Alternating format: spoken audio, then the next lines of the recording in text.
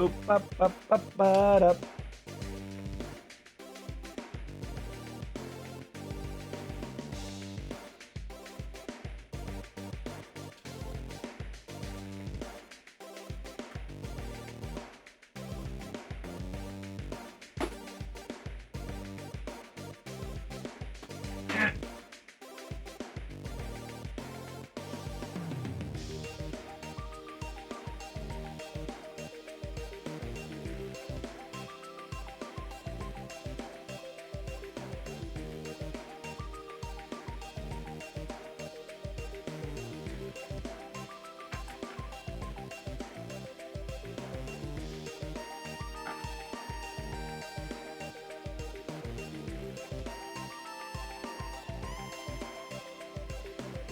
Okay.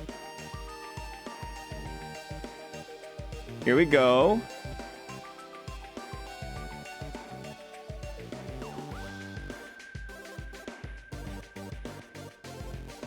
Bam, bam, bam, bam.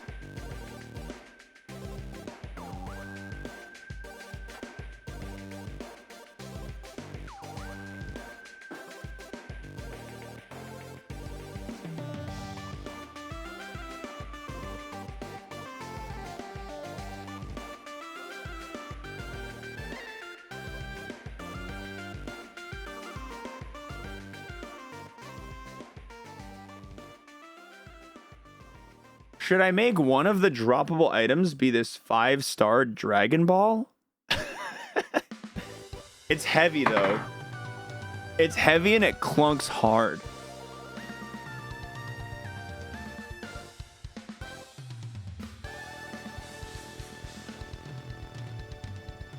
Chill, partner. Chill. I need like a little bowl for these guys. Oh, actually, I got this guy I can use.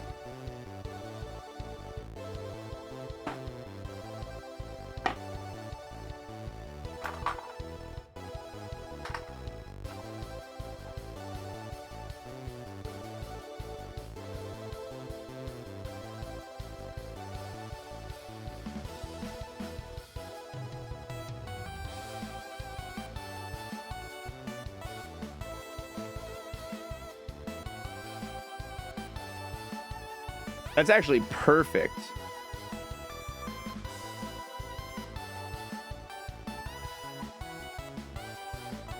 He's a Dragon Ball. All right. Let me get my... Okay. Let's get all the pieces in place here. Got to get the Plinkomania wheel on the screen.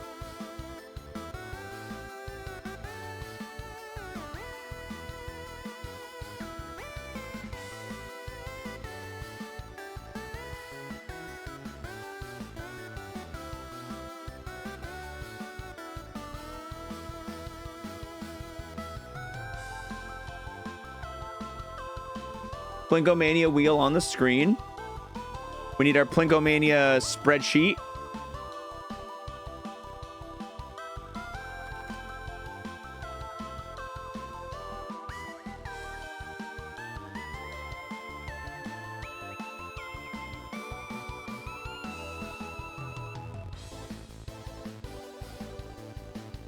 Oh, perfect. Yeah, there it is right there. Easy.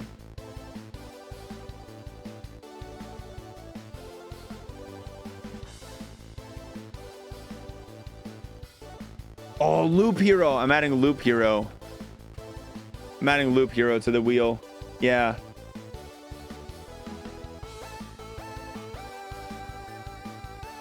All right. I think we're ready to Plinkomania, guys. I think we're about ready to Plinkomania. I think we have until about 7 p.m. for stream today. So we got about 7 hours of Plinko. We're going to be swapping out games. Everything's going to get at least an hour today. I can promise that much. Every idea. We're going to need a bigger... Dude, the wheel is good. The wheel be good. We got a big moist suck in the middle, too. That big old Kirby boy. All right. I'm going to go ahead and spin this wheel. We're getting started. If there's any last-minute ideas, guys, any at all, give them to me right now before I start spinning. I will accept last-minute ideas if you have them and you want to share them. If you don't have an idea, go ahead and vanish yourself from the chat. ! Vanish. Smith Rune. Thank you. Leisure Suit Larry. No. Pet Polly for 1 hour on stream. She'd hate me. She'd get tired of it. Mobile gotcha games. Not going to do that one. Dungeon Explorer Sega CD. Going to pass. All right, we're spinning the wheel. The rule was 4 passes in a row and we just start spinning. Let's go ahead and get it going. All right. Idea number 1. Actually, hold on.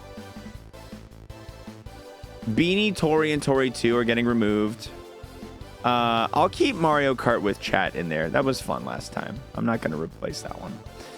We're doing it. We're spinning. 100 items on the board.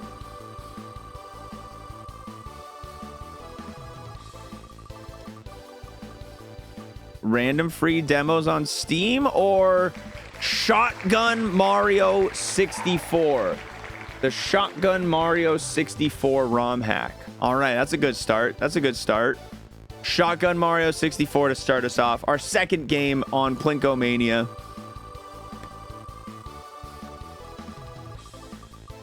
Gex.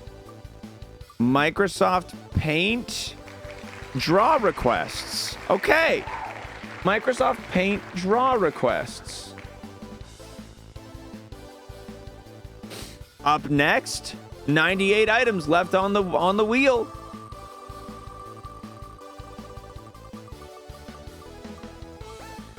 Pokemon Stadium rental randomizer? Yo, that's huge. That's a fun one. That's a fun one. There are some games on here, aren't there? Lots of games. Yeah. Hentai Minesweeper's on here. Backpack Battles. Nope, it's going to Teardown. The Voxel Heist game. Teardown was on Game Wave once, and I'm telling you guys, it's good. 28 months, Barton. That is a long time. Thank you for the resub. 3 left on the board, guys. Thank you very much, Barton. Bomberman 64. Just kidding. Placid Plastic Duck Simulator. All right. Up next, 2 left. 2 left on the board.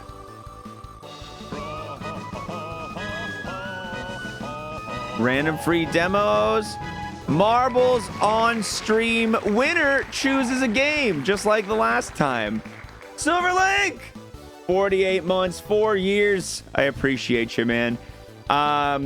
Guys, while that's a little reminder, I posted it in the Discord, but Silverlink released the episode of Streamer Quest with an interview with yours truly. If you guys want to go check it out, give Silverlink a little bit of love on that link right there. E-girls are trying to go put his heart and soul into this series. Jump in there, give him a little up thumb. Watch this video, put it on your to watch later, so you can keep watching my stream instead, but watch it eventually.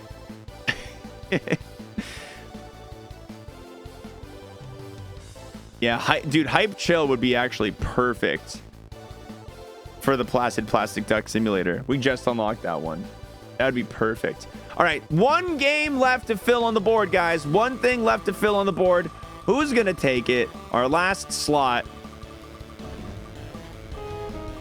is going to random free demos of games on Steam. Young J. 34, baby. Thank you, Young J. Appreciate it greatly, dude.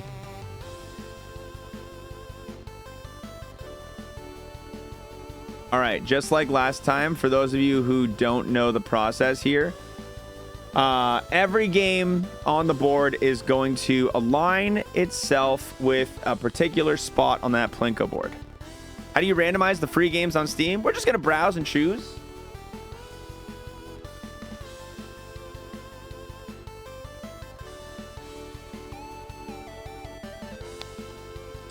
Test, test. Hello, hello.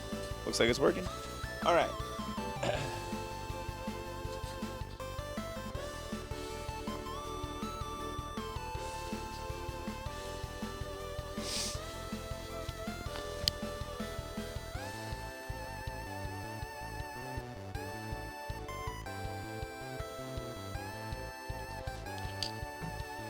Get anything good for Boxing Day? Oh, funny you asked that, Silverlink. I did get something good for Boxing Day. It's my brand new Plinko hosting jacket. It's my brand new Plinko jacket.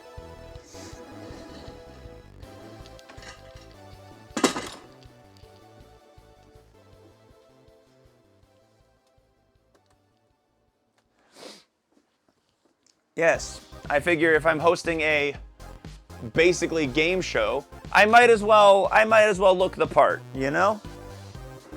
Let's go ahead and get everything situated here.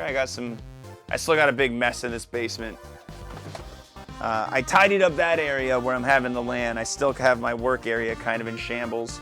Funny how that goes. It's like I care more about everything that's not the stuff where it's like me that just I use is the lowest priority. The stuff where anyone else goes, I'm like, I gotta make sure it's nice. Ugh.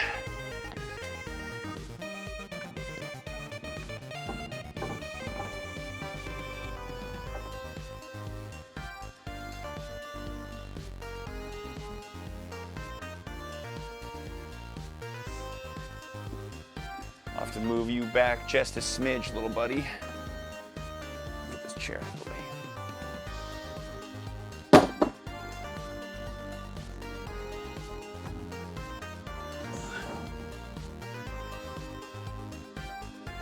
There we go.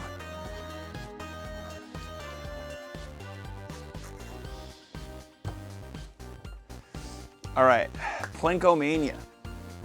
Plinkomania. Oh, mamma mia.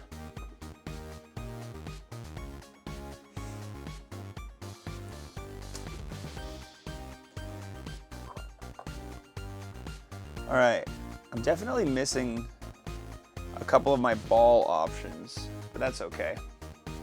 We've got 5 in there. Yeah, we've got 5 in there. That should do for now. That should do. All right, let me get chat bigger.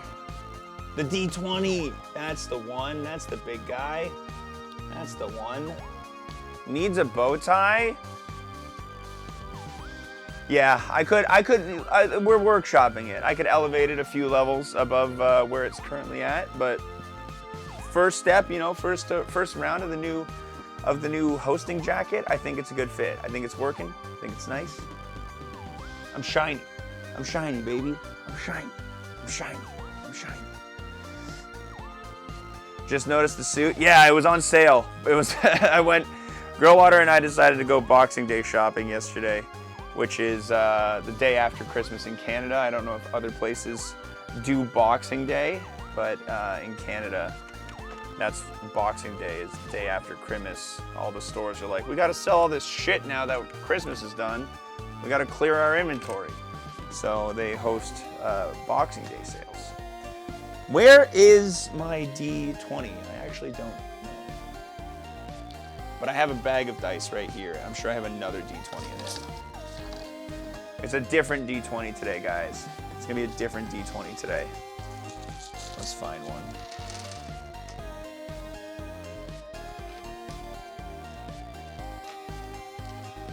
We've got 3 choices of D20s. We've got 3 choices of D20s here. I'm gonna go with this cool see-through guy. I like the see-through guy.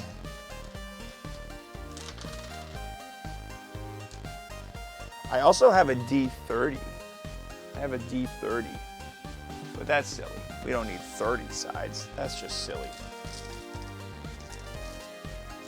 That's just silly. It's too many Ds. Too many of them. All right. Plinkomania is beginning, guys. Let's, no more delaying. Let's go ahead and start this game. Starting off, I'm gonna need you guys to help me drop the items inside here.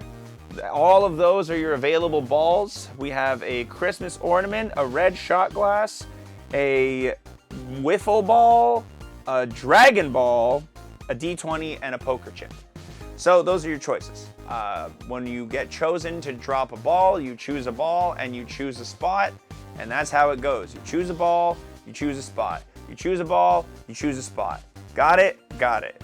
All right, first choice is gonna go out to one of the mods, because why not show a little bit of mod appreciation? during the holidays. Whichever mod speaks up first. And there she is, Kevin. Kevin, where are we going to drop it?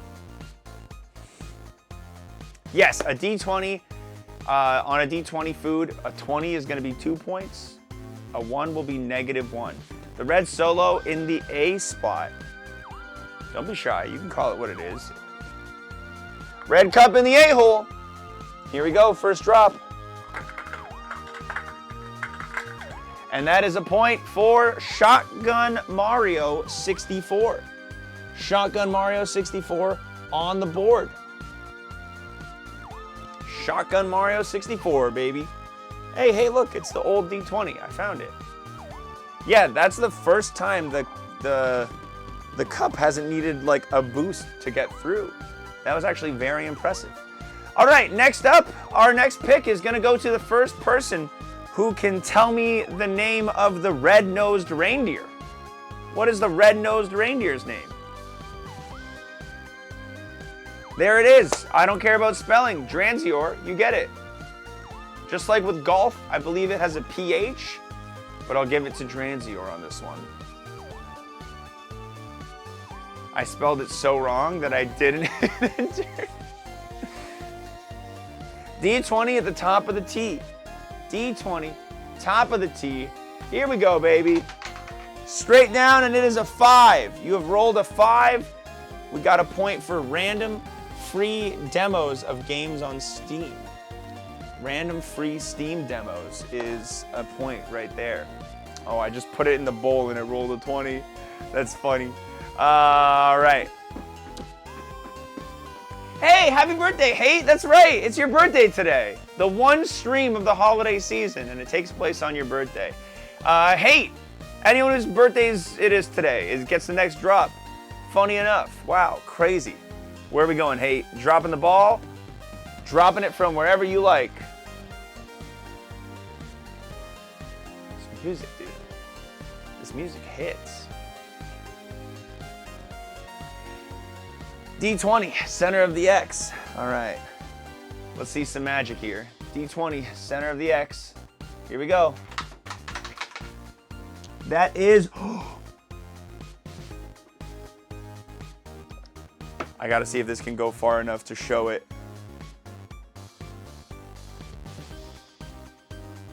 This cord is tangled.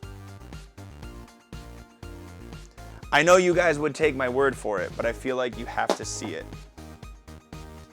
I feel like you have to see it.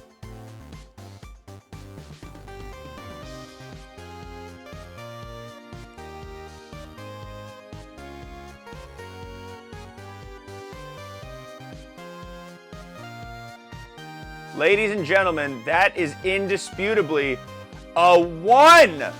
That is a 1. -1 point on the board right there. -1 point on the board right there for whoever is in the middle for Teardown in the red. Teardown is in the red.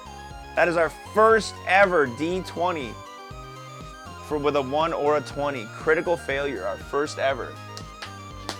It really is your birthday. You got the special one of a kind. All right. Let's give it to whoever can tell me the name of the ice princess in the movie Frozen.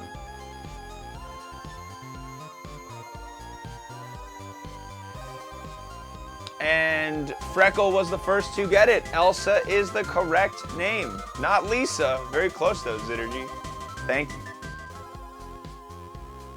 Very close. You're very close.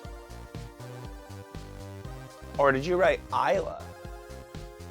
If you didn't say Frozen, I don't think I could have named an ice princess. Very fair. Dragon Ball from the A-hole. This guy's heavy. This guy's got some weight to it, so I'm curious to see how this is gonna go. Dragon Ball from the A-hole. This thing might break something. Damn, dude, that's a heavy fall. That thing clunking around. What is that a point for? Pokemon Stadium rental man. That's awesome. That was a good fall. The Dragon Ball kind of works nice. I like the Dragon Ball in there. I was ready to say Rosalina, who I think is just blue and not an ice princess.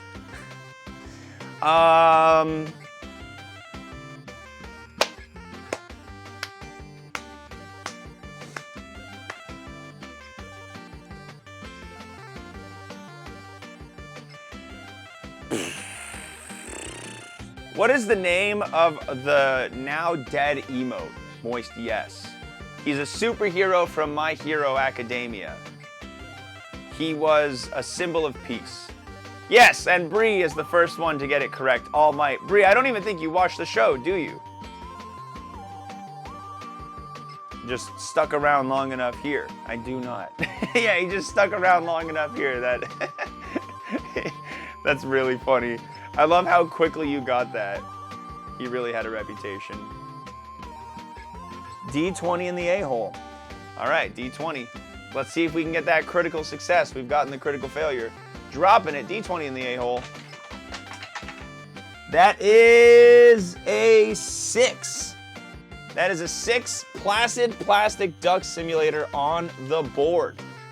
Congratulations, Placid Plastic Duck Simulator. All right, our next drop is going to go to the first person who can tell me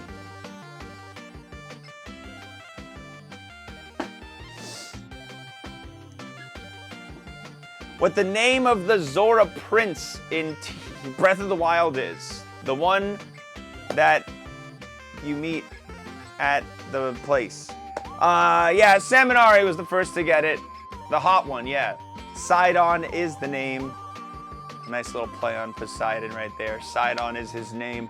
Seminari, where are we dropping this Plinko ball from on this lovely Plinkomania Wednesday? It's Wednesday, right? Yeah, it's Wednesday.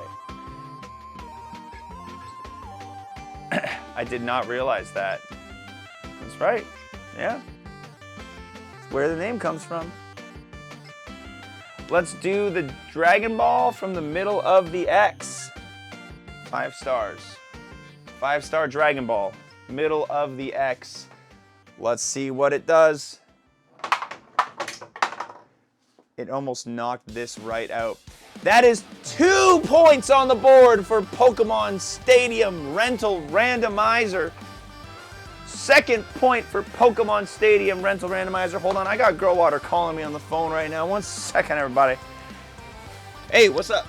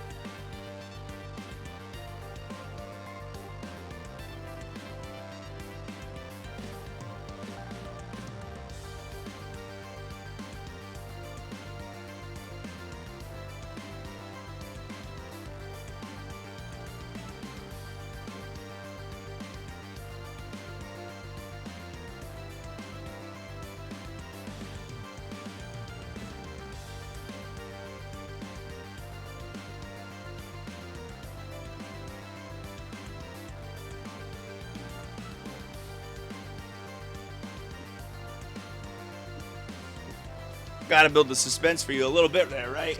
All right. We are 1 drop away.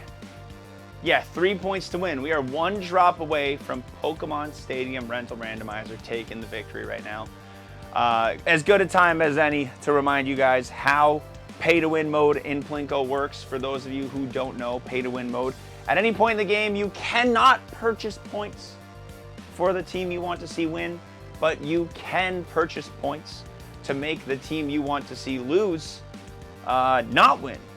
5 gifted subs or the equivalent of a $25 donation through PayPal or a 2,500 bits will get you 1 removal on any slot, 1 point removed at any point in the game. That is open at any time during Plinko unless stated otherwise. But Pokemon Stadium Rental Randomizer is going to be a good time. I say leave it alone. All right. Our next drop is going to go to whoever Woodsy chooses. What's up, Woodsy? Good to see you. Whoever Woodsy chooses for the next drop. So it's pay to lose. Exactly.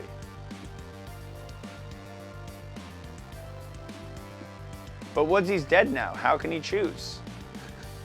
I still miss him. Okay, I'm coping. He'll give it to You Can't Eat Cats, Kevin. Nice.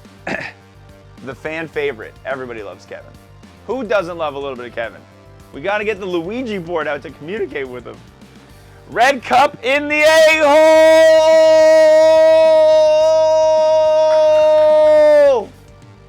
One moment.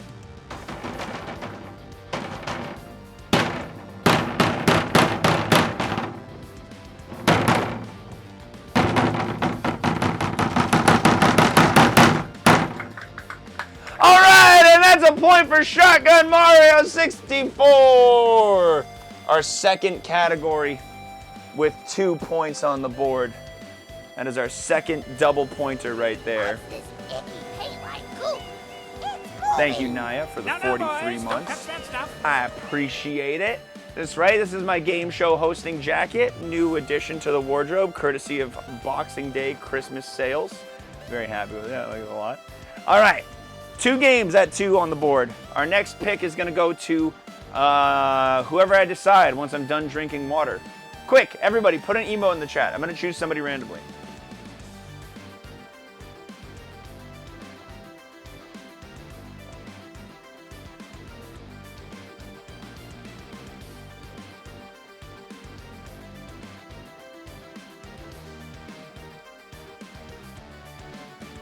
I'm going to give it to Moshock. I don't see the Vohio that often anymore. That's a nice emo. I'm going to give it to Moshock. Yes, we do be a Dragon Ball. Moshock, you got any one of these balls to choose from. That includes a Christmas ornament, a wiffle ball, a Dragon Ball, a shot glass, a D20. Everything you see in the box. And you got the board, of course. Any one of those letters you can drop it from. D20, and from where? From the X, W, A, T, E, R, one of those letters. Feel free to be as specific or general as you like.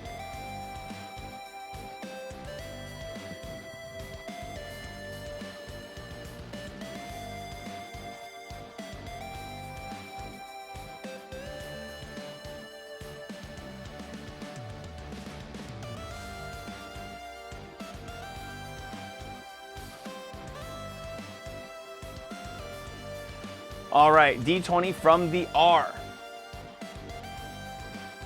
Here it is. He went straight down and he rolled a 13. Random free demos of games on Steam, our third category to obtain 2 points. Any one of those categories gets hit, we're going into our content for the next couple of hours. So let's go ahead and get our next dropper. Marbles for the roll. No, we're not gonna do that. We're not gonna do that.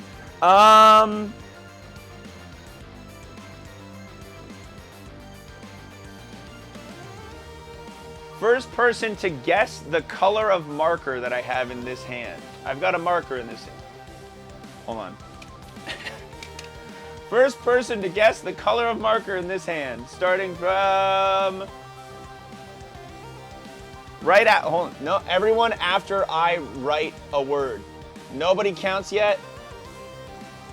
Everyone after me. Wow, that was actually very fast. Karath got it, it is red.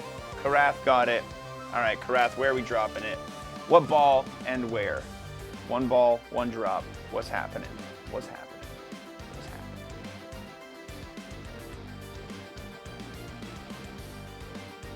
Dragon Ball in the a-hole! Dragon Ball in the a-hole! And smack dab down in the middle! Congratulations, we have taken Teardown out of the negative Teardown is back to a neutral 0 on the board. Congratulations to Teardown. If that D20 would have not been a 1, it would be right on its way to a victory right now, just like the rest. Or just like a bunch of its others. Marbles on Stream and Microsoft Paint have not been very lucky here. Marbles on Stream and Mario Paint have not been very lucky here. Okay, let's give this next drop to the first person to give me the name of the electric bird from Gen 1 Pokemon. Real Freckle. There it is. Zapdos.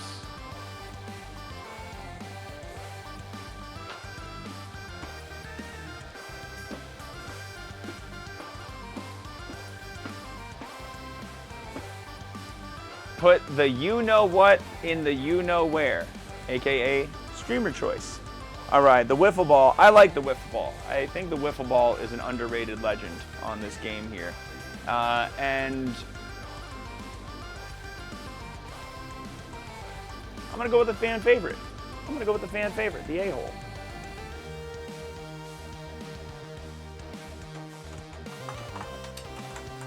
Wow, the movement at the end there went all the way down the left and skirting all the way to the right.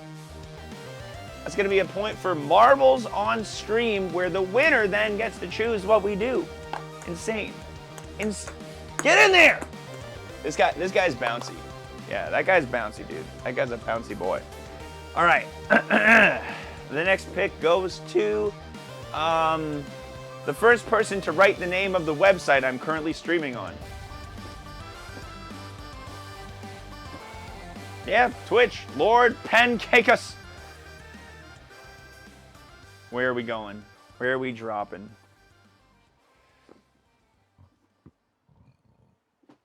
Poker chip from the tip of the tee. Our first poker chip drop of the day. Tip of the tee. Tip of the tee. All right, are we ready?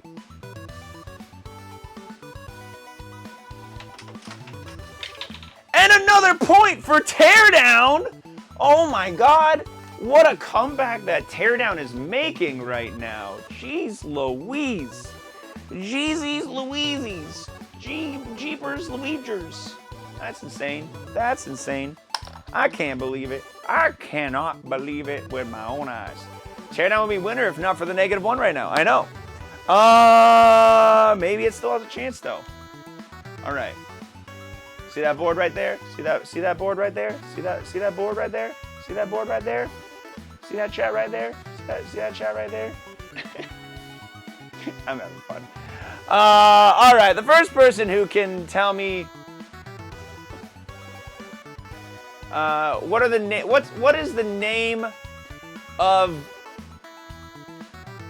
what is the type of cards that Nintendo produced when the company first started back in the 1800s? Yeah, Hanafuna? I don't know if Hanafuna is acceptable answer. I'm gonna say it might be a typo, it might be an incorrect, but either way, you were a letter off. I'm gonna give it to you, Lord Pancakeus, because you were fast. I'm gonna give it to you. Spelling doesn't count. Spelling doesn't matter. I also would have accepted Fortnite cards. Yeah, I also would have accepted Fortnite cards.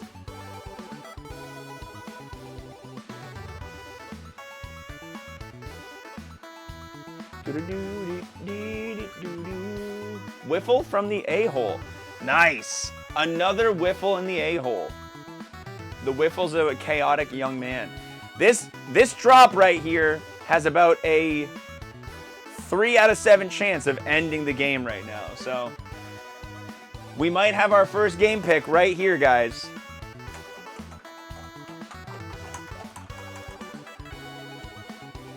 But no.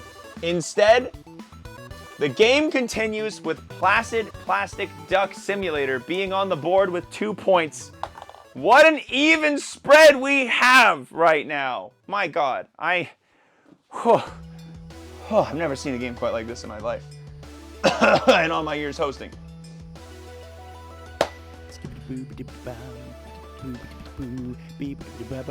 Swiss cheeses with 45 months. Thank you very much. Thank you very, very much. I appreciate it.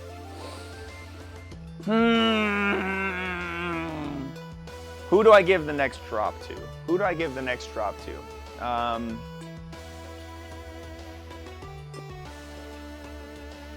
hiding behind the Plinko board because I'm shy.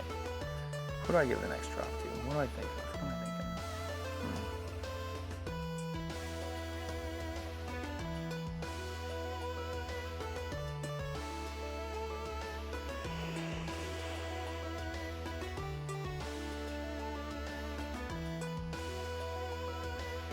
The first person to name the Magic the Gathering card that costs a single red mana and does 3 points of damage to target creature or player. Yeah, I'm going to give it to Freckle. I wanted Lightning Bolt. Bolt was not enough for me. I did want Lightning Bolt. I did want Lightning Bolt. All right, Freckle.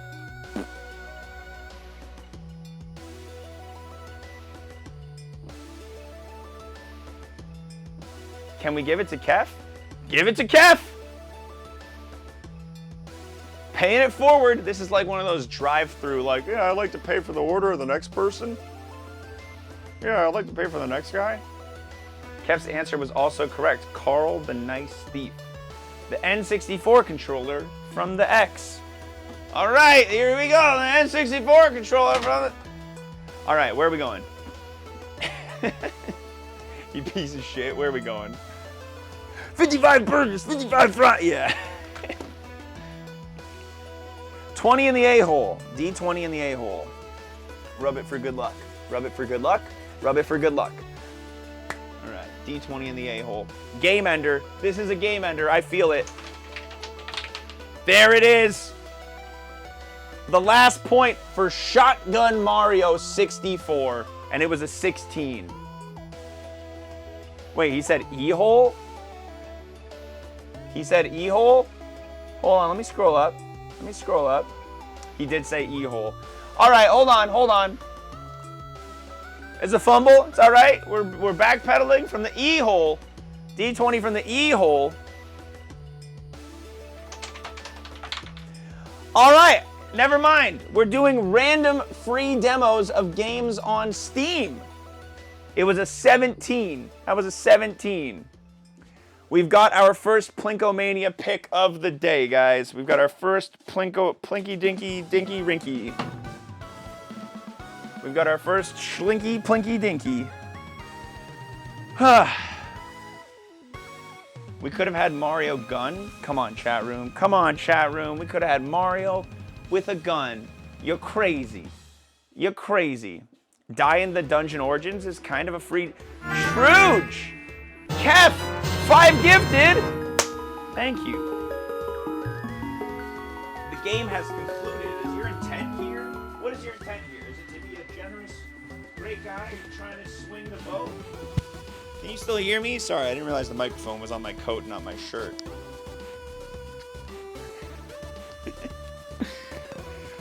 When dropping from the e-hole with the D20, what was your play? What was your play? Thank you very much, Kev. Backpack Battles has a free demo, and it was on the wheel.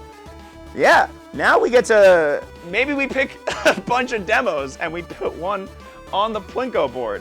Maybe that's how we play this. Maybe.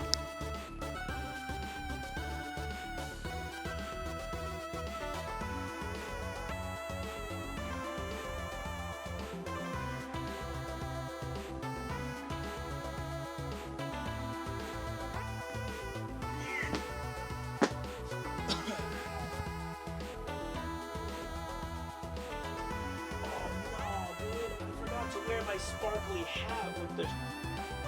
Oh, gotta make sure I have that for next time.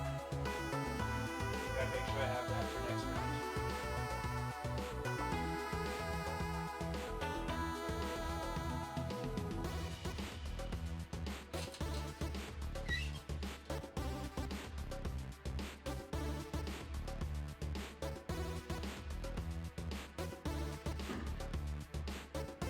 Ugh.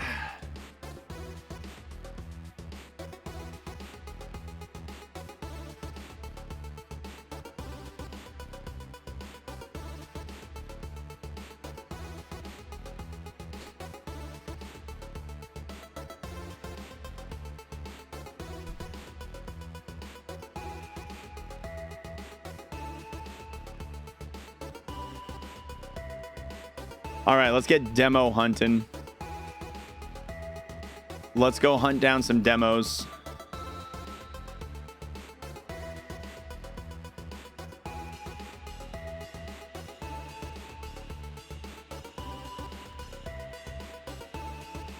Tag demos. Drug Dealer Simulator 2.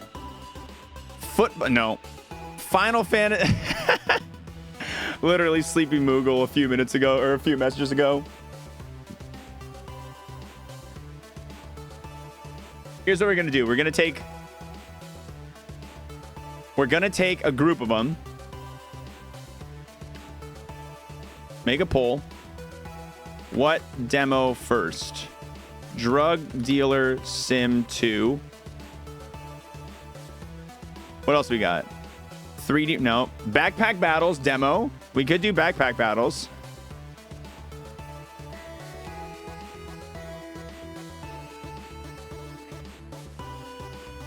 Bopple Battle demo? Owned by Zach. What is Bopple Battle? What could Bopple Battle be?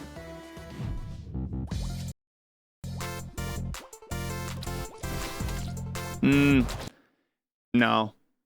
Looks like it'd be fun with friends. Moose Miners demo?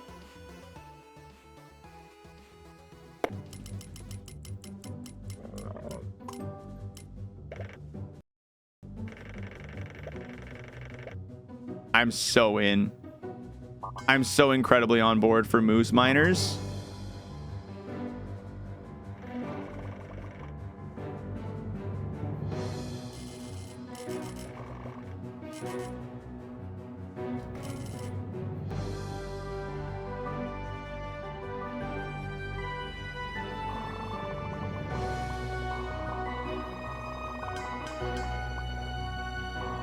I'm confused watching this.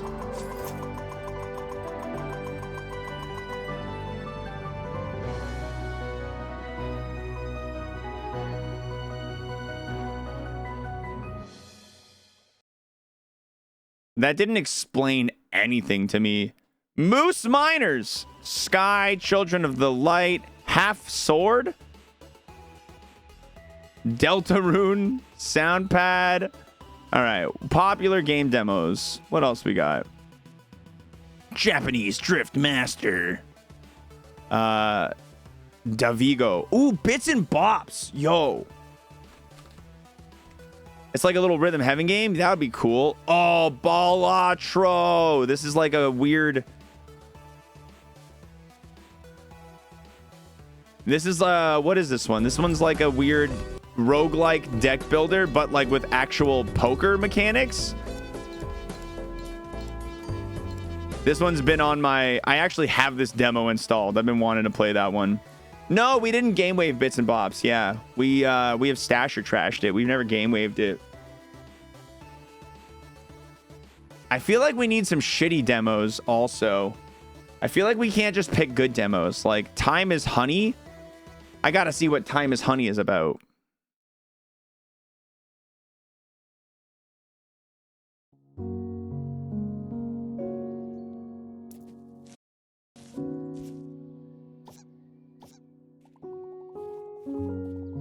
I think I found what we're playing. I think I'm taking away your right to choose, guys. I think we're playing Time is Honey.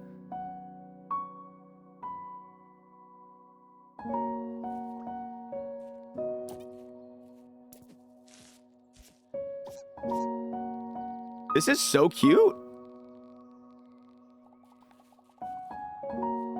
Super Muscle Cat. Hold on, bees. Oh, Jesus.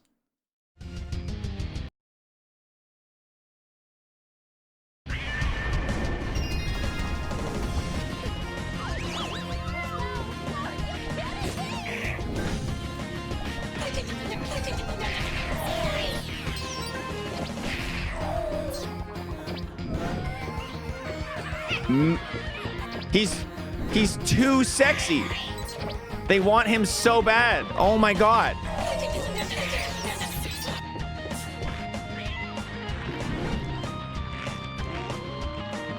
All right, let's do this right now. Yeah. I don't need any more convincing than that. I do not need an ounce more convincing than that.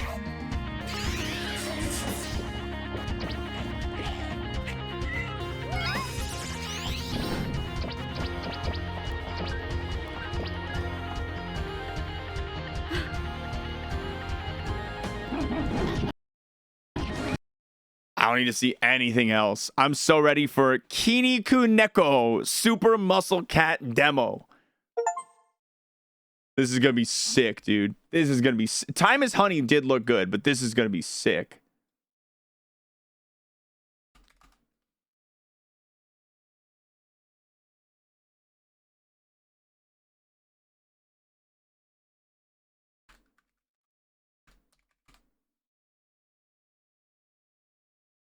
Weird game demos. That's going to be the title. Is there demos? Games plus demos. Yeah, that's a good category for us for a while. Kinikuneko! The best experience is a controller. Okay. Where be my controller?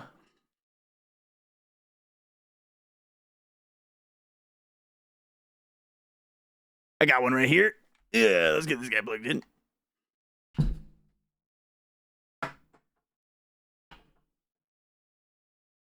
One hour, 33 minutes into stream, about to start the first game. That's right.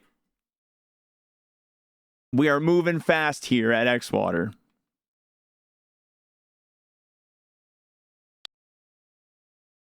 Yeah.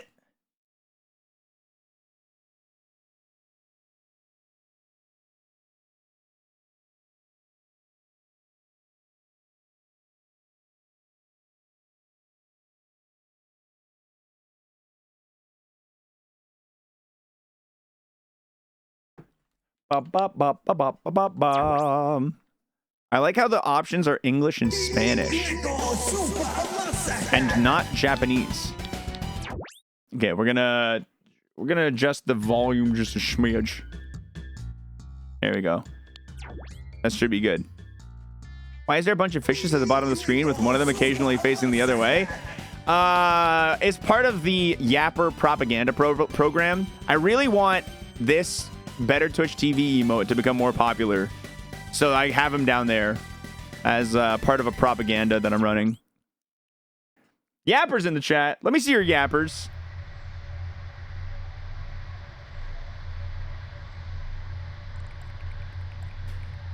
You've done a good job capturing the species of the planet, as usual. But the main mission has not been executed.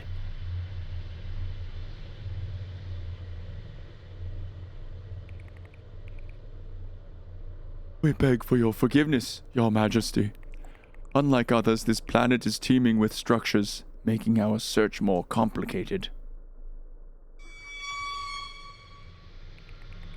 I shall tolerate no more excuses. We cannot wait any longer.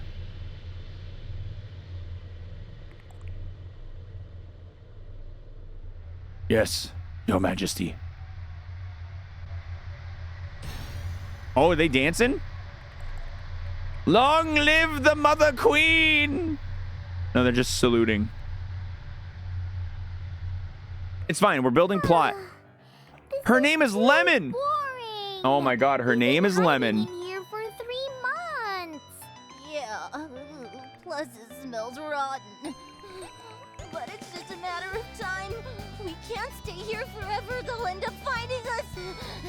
I went out for food tonight and I saw a space shuttle right above us. It was terrifying. Don't worry, Keita. Remember, we have Kinikuneko with us. We have Kinikuneko with us. He still gives me the creeps. What's discomforting about him? He's super cute. Are you kidding me? Hey, yo, all the tiers 2 is in the chat. Let's see your moist buffs. Besides, Dude, I gotta bump moist buff down to tier 1 specifically for this game right now. It's actually so important to do that right now. We need moist buff. I need my man. Moist Ha, you're taking a break, buddy. Sorry, buddy.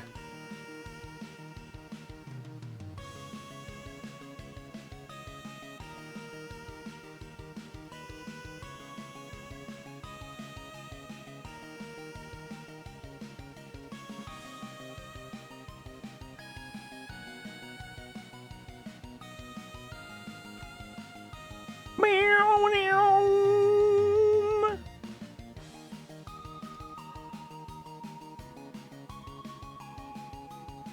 Something went wrong and we could not complete your request?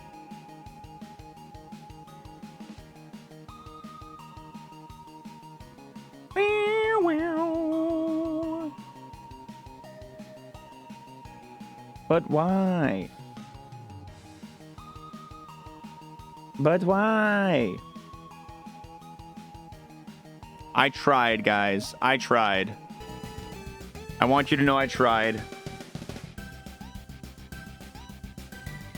As long as he's got his underwear on, we're safe. That's a weird thing to say. We've got them. Ah, what the heck? Finally, some action! Kinaku Neko will save us.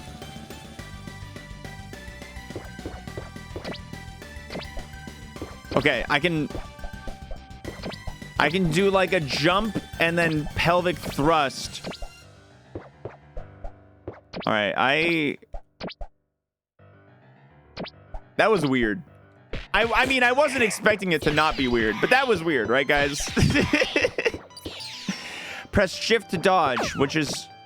Okay, hold on. Which button translates to shift in these controls?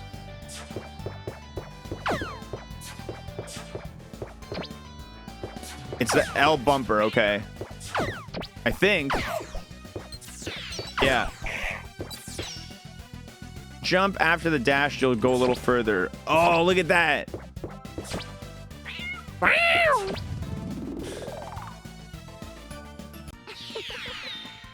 Of course, you gotta have... Look at the cloud in the background. But those... Bust those silly aliens' asses. I will say, it's legitimately a little bit... Some of this game has been a little bit legitimately concerning thus far. But you know what? I'm having a good time so far. I'm a big buff kitty. Wow!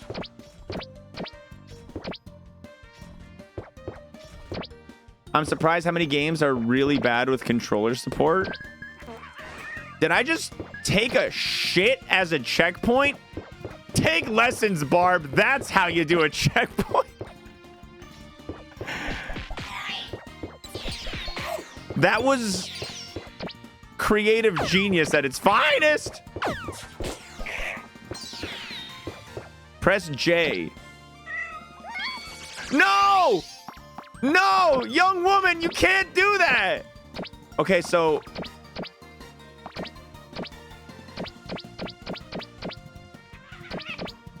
The cat noises when you take damage are actually so good because it does sound a lot like a real cat taking damage. Did she rip his underwear off? Yeah. Ah! Wait, what? They're shooting each other. Look at that tree. It seems that there's a hole right in front of... Yeah, okay, so I am a cat. Oh, I'm short enough to dodge these.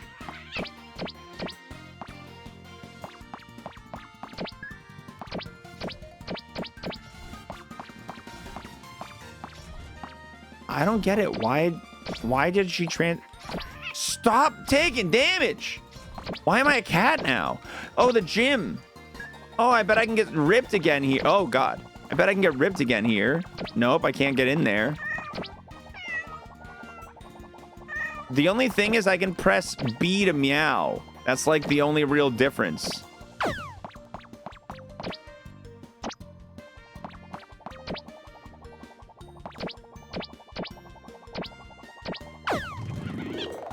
I think I got that checkpoint earlier. Okay, I'm a muscle man again. What the fuck? I set up these traps and got myself stuck.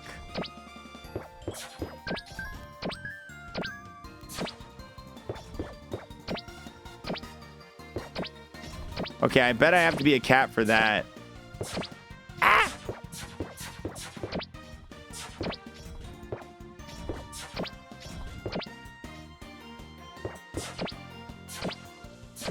Where did it spawn me?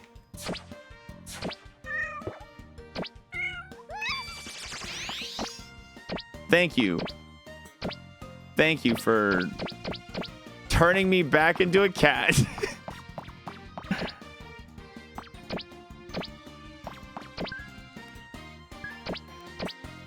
So the big thing is that Kitty, shit. Kitty has the powers of a regular cat, while Super Buff Muscle Daddy has the powers to beat up people.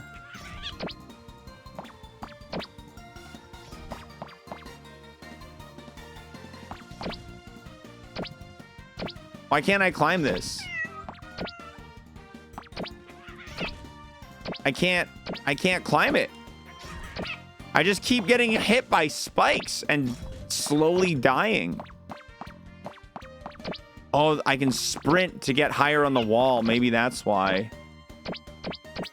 Yeah, okay. I didn't know I had to sprint. Nice. I beat level 1. Kinikudaku! What a beautiful sunset. Did you know that in the solar system, only Earth and Mars have sunsets? I know a lot about astronomy. You're a box of surprises, Lemon. Oh, I like that the shading is all different even on the cat right now. That's great. Let's hurry up. You know how aliens get at night? I don't, actually.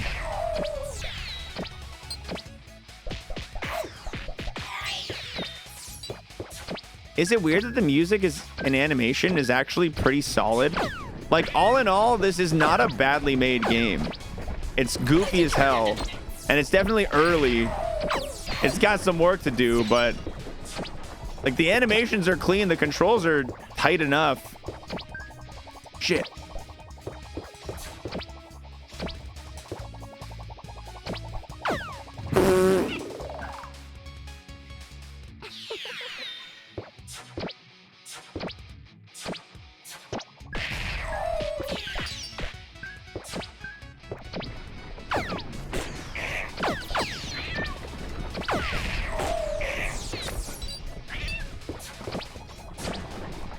All right, stay in the thing this time.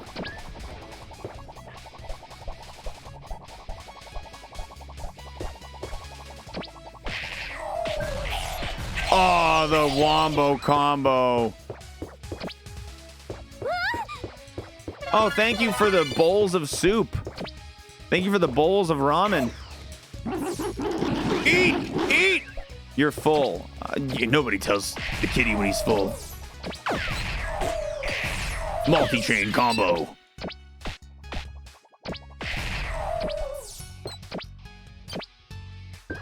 I'm going down. Wow. There we go. Seems like your strength is level 1 and you need level 2. Hold on a fucking second.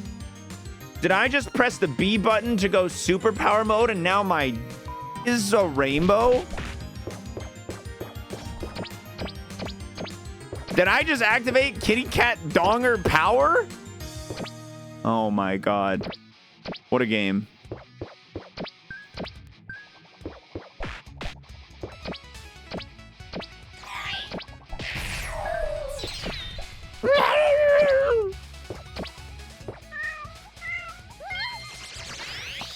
All right.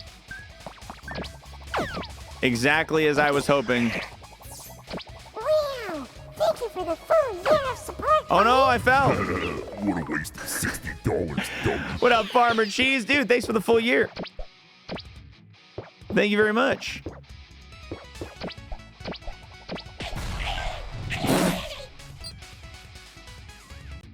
This is the greatest thing you have seen all month. This was a tremendously good find, Bree. How did you stumble upon this? Did you just open up Steam? Did Steam have this in its like recommended for you?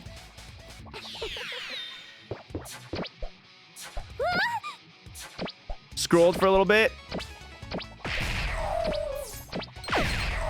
Steam's like, based on your gameplay habits, we have determined. Dude, that is annoying as shit. That guy is annoying the shit out of me.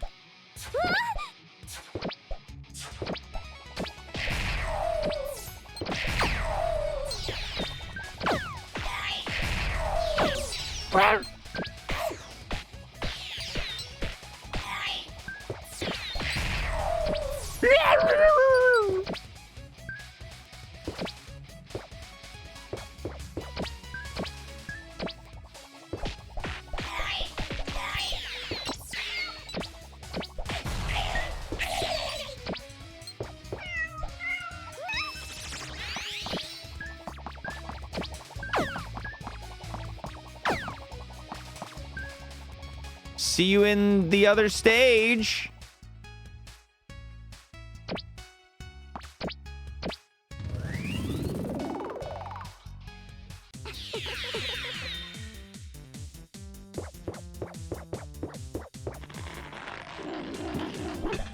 Okay.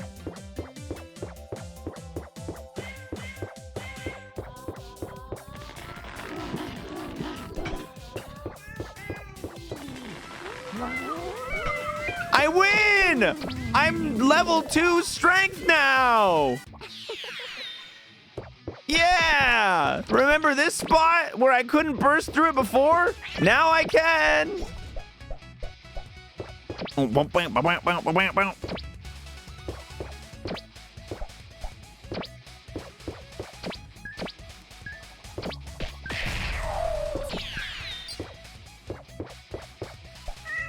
gonna be a cat again.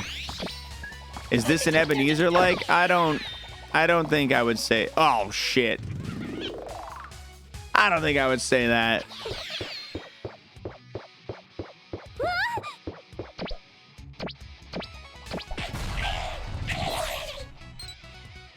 I do need to stop falling into those holes quite as much.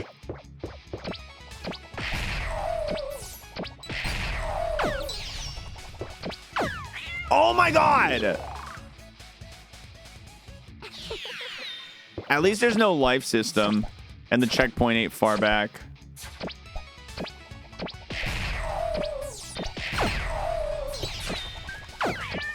Oh my... Come on!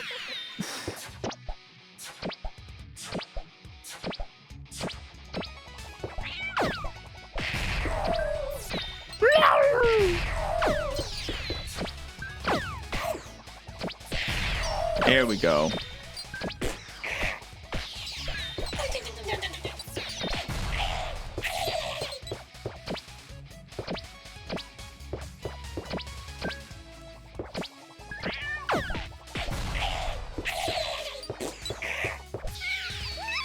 The sound effects coming out are hilarious. Like there's a guy screaming, just a random fart, muscle catting it up. Oh, nice. A cat house? Or no, a dog house, of course. That makes a lot more sense.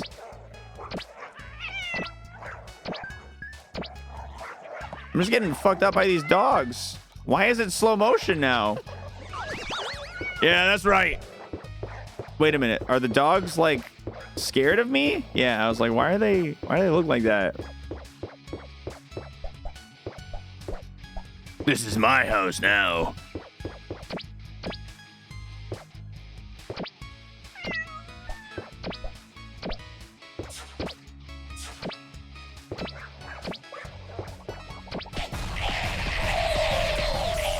Aw.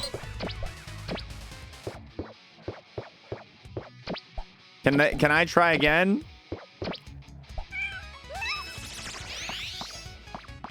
No, I'm just gonna have to climb it as a cat. The old news, it hasn't been here in a while. New room? Yeah, been about a month. Oh, he's proposing and she's super not into it.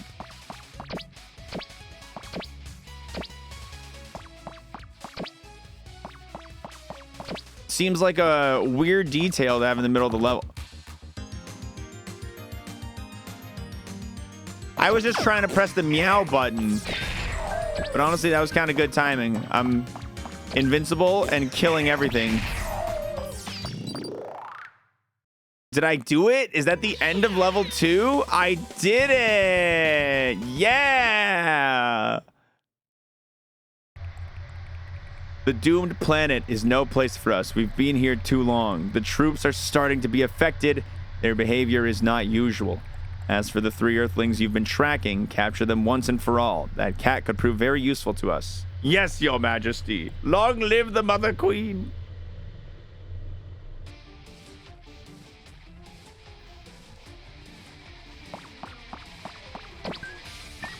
This little kid's driving a car. You gonna hit them? Oh.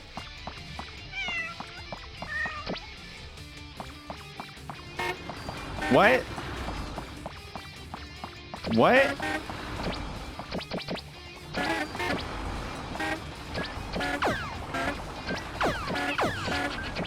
This is so weird. These guys are just in bumper to bumper traffic. These guys are at a these guys. Oh my God, is that a dog? What's happening in there? Hey, it's a sexy alien guy. I don't like this. Oh, you little pervs. What's going on with this dog though?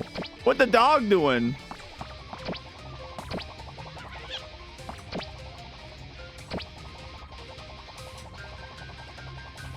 Is he holding like a... What is he holding?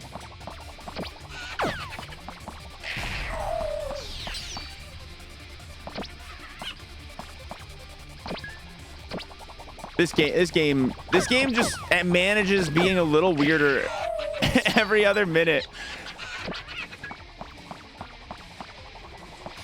It's just the same lady.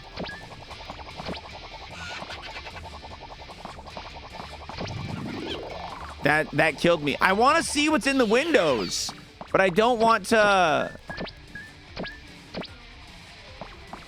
I don't want to die. But I'm curious. I'm a little Tommy Peeper.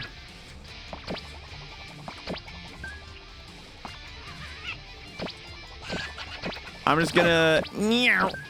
There we go. Meow. I feel like they're starting to become the same. This one's just a dude hanging out with his buddy, and his buddy's crying, and I'm falling in this hole a lot. I'm gonna take a shit. Sick.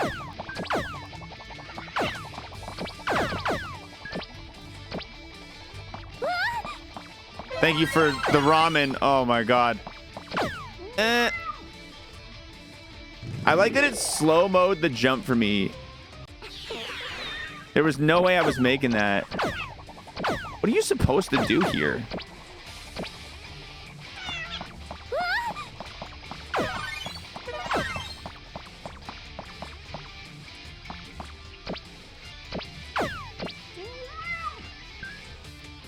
Oh, okay, you can make it. These guys are just pissing in the background. Seems like a nice party they're having. Thank you for giving me my underwear back. The alien ramen, noodles beyond the stars. Oh.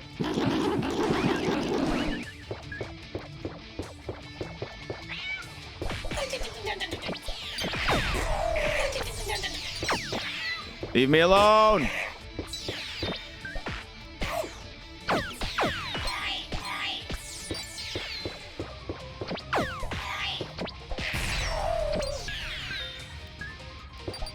Is this guy about to... Yeah. Oh, look at him go. Vomiting rainbows.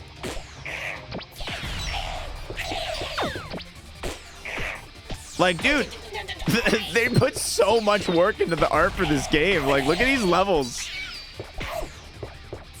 It really went all out. I hate this strobe effect. I'll say that much. I hate this strobe effect right now.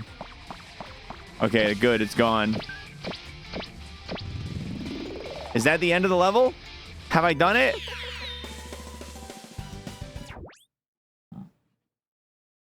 I don't think I have heard of Anode Heart.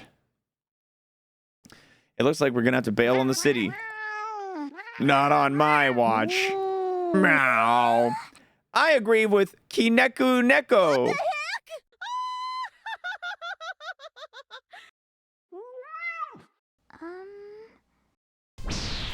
Oh no. You can tell she's the boss because of how big her bazongas are. It's General Pitaya.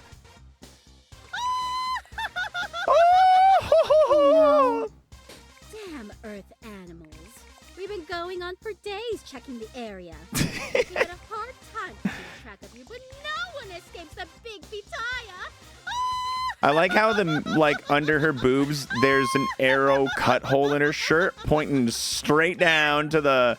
Is that a zebra print patch directly over her gooch? Directly over her hoo-ha? Some character design out of something right here. This is the horniest cat game I've ever played. I was informed of by my useless soldiers. He's not a weirdo. He's a regular boy. Hey, you! She's talking about Kinniku Neko! Huh? I like that kid's face. He's making a spanch face, kind of. Well, where is she? Who? Don't mess with me. You know. I don't know what you're talking about, this, but I don't want to die!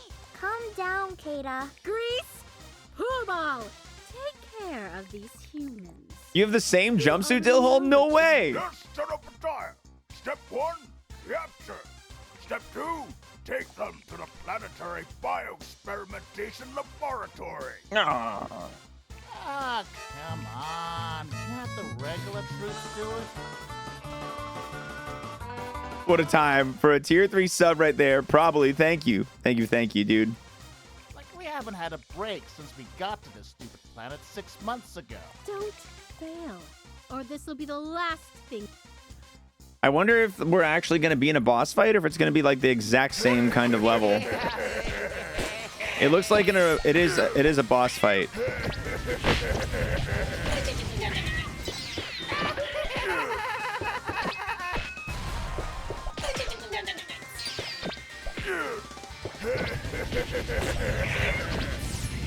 I'll take damage. Oh, I got him. Hit the upper engine of the ship. Oh. I don't like that I can't multi-bounce off him. That's stupid.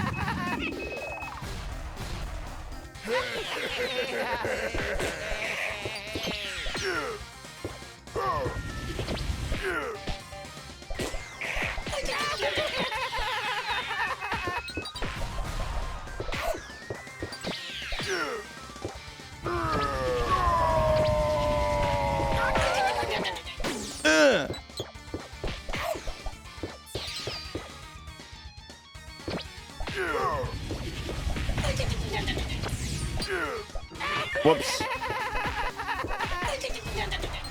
I'm not... The sound effects kind of remind me of playing Mega Man, I think 8 on the PlayStation 1. Uh-oh. It's breaking, maybe? The moon is very cute. Great job, Kinniku Neko!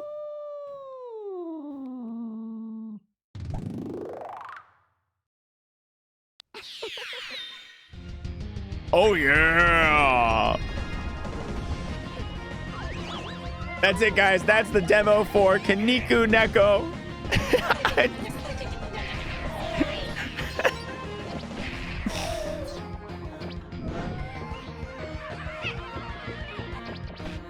This game was made by the person who just wanted to draw these things. Yeah, I totally agree.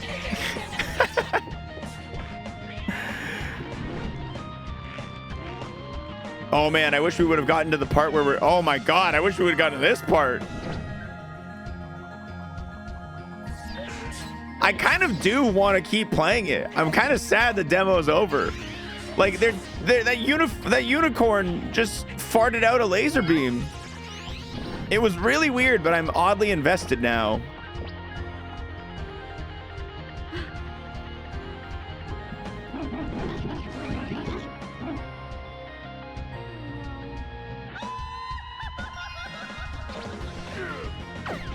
That boss fight was pretty rough, though, I will say.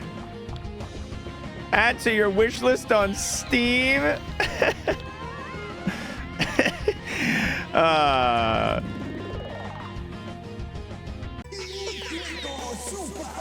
Is the full version of this game out on Steam? It is not. No, Kinniku Neko is planned for a... I'll look it up for you.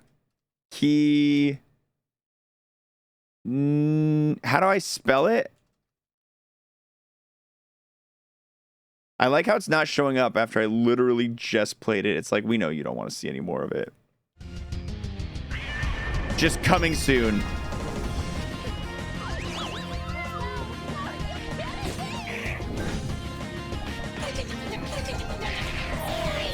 Sexy buff cat game. All right, that's our first demo, guys. That's gonna be our first demo right there.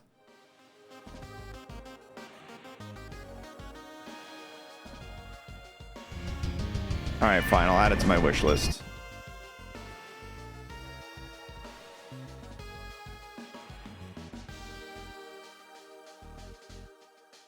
All right, we're going back into the demos page. We're gonna keep digging. I want to keep digging. I want to find more weird shit like that. That was great. Alchemy Origins, Octo, okay. Drug Dealer 2. Drug Dealer Simulator does have me a little intrigued. I'm not gonna lie.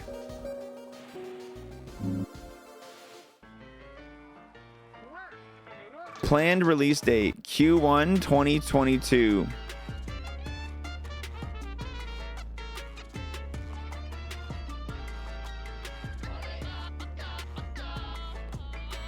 Why does this game's graphics actually look pretty decent? Yeah, this doesn't look like the right vibe. No, I think we just click see more a few times like Bree did and we find something zonky wonky.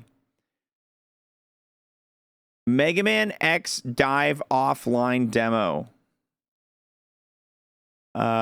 Protobots, Sky, Children of the Light, Project Nyx, Untamed multiplayer creature survival game that takes place in a post-apocalyptic fantasy world.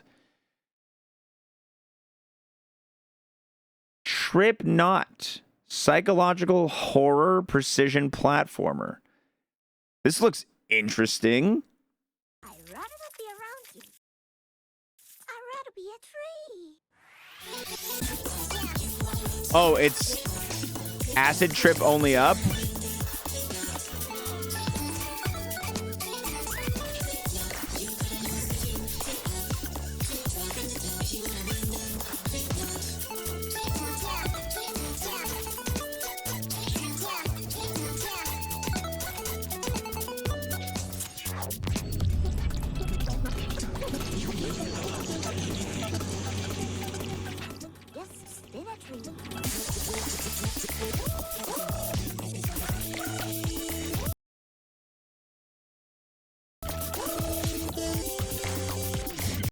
Oh. No.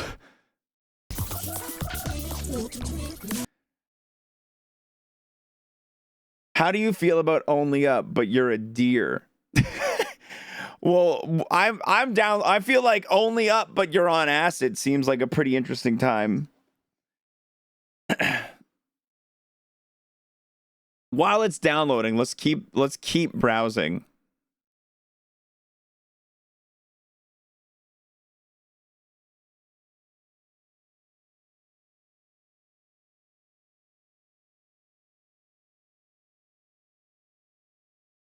Well, here's Half Sword. That showed up for me.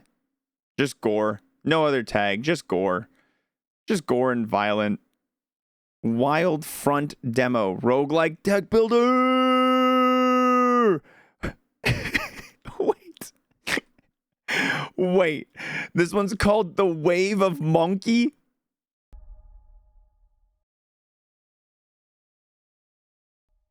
Captured in game.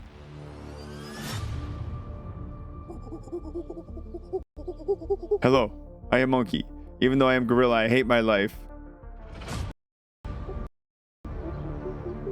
All I do is eat bananas, sleep, and hang out with my friends. I needed to stop struggling. It's probably because I'm downloading the game, maybe?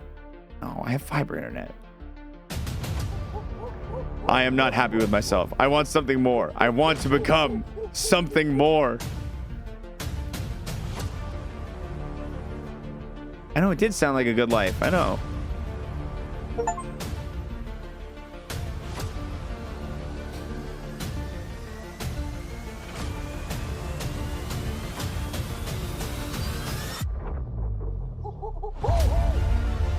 Monkey, become human.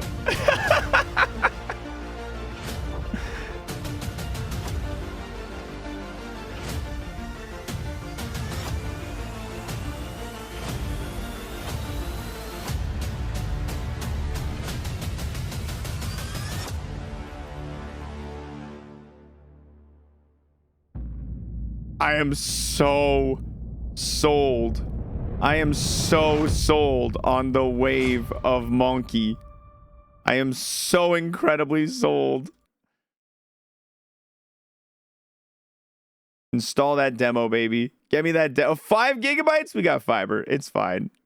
That looks so stupid. I love it. All right, what else we got? Suika shapes. So Tetris. You made Tetris and you branded it with watermelons. Sophie Origins, Gore. Temple of Rust.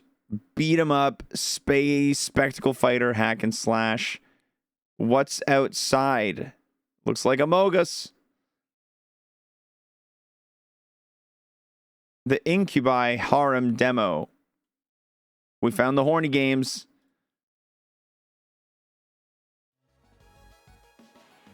Completely fictional story about a city inside a whale. Quest for gold, for the crown. Multiplication Mayhem, a thrilling narrative educational puzzle platformer. Install demo.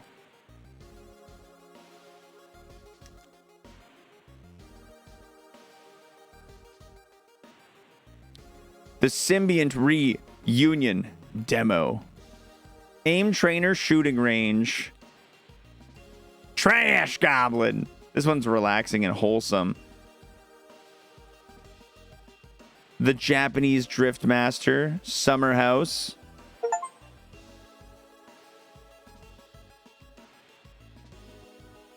Super Retro Box Bot. Match Poop. Step into a world overrun by mischievous poops. Rally allies. Employ match end mechanics to battle and flush them down the drain.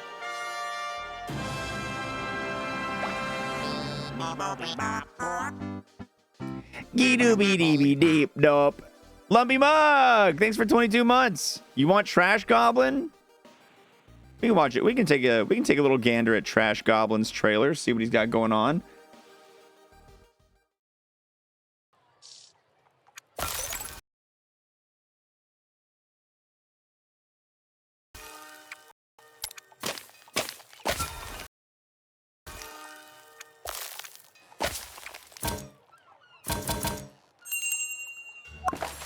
A cozy shopkeeping game starring you, a goblin. It actually looks better than I anticipated.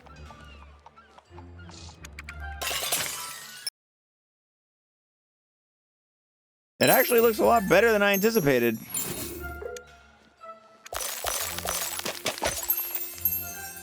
You've uncovered Grandma's egg.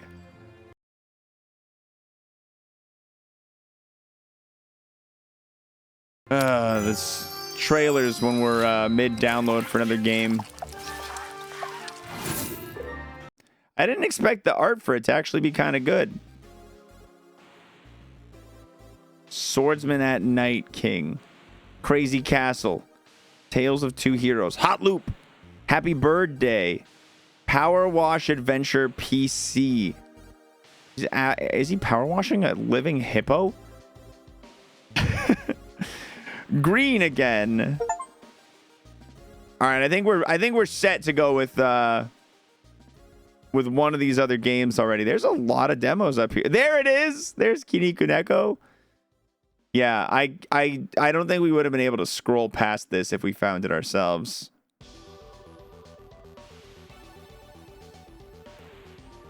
All right. Tripknot. We're trying out Tripknot. Oh no. An error occurred while launching this game. Mixing executable directory moveUpIdiot.exe was not there. The moveUpIdiot.exe was missing from the install. Properties. View Yeah, let's see the local install. Move up idiot.exe. Ah! Turn it down!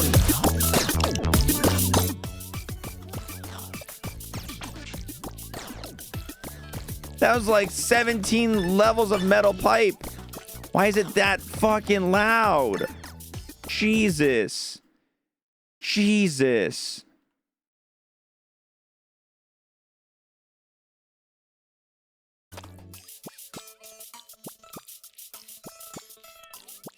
Oh my god.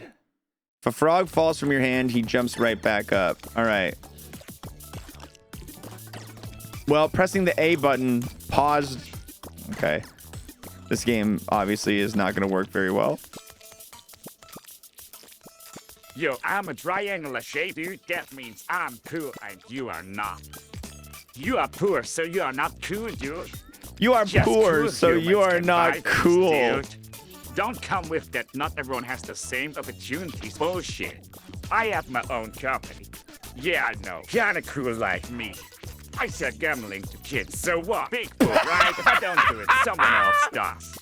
Oh no, I'd rather go and program a game for 10 hours per day for 4 years and accumulate that. And every day I get reminded, if I don't succeed, I'm homeless. That sounds like a great idea. Not totally dreadful and gloomy.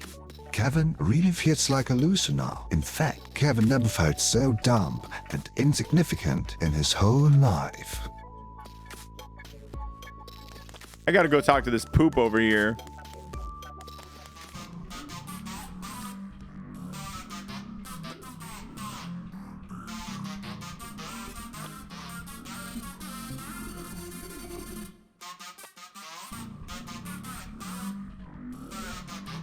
This is fucked up, man. I can go down. Oh, maybe if you fall further down, this is where you go. Is this water? No, it's... Okay.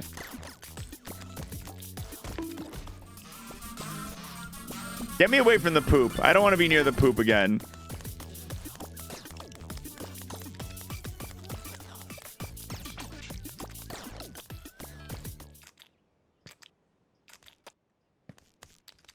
Why did the music stop? Knows, the more booze you drink, the quicker you grow up. That's true. My uncle drank so much, he aged to a skeleton. Money to take shortcuts. What? He said... Through the devil with money. Money. Money makes the world go around. All right, we're gonna start climbing.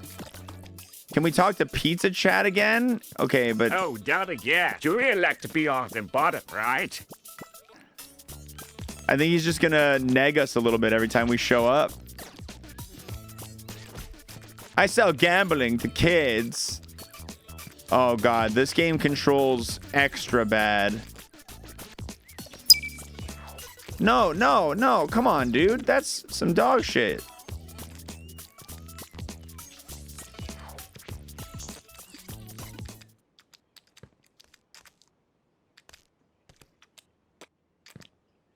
The noises that this fish is... Oh, come on.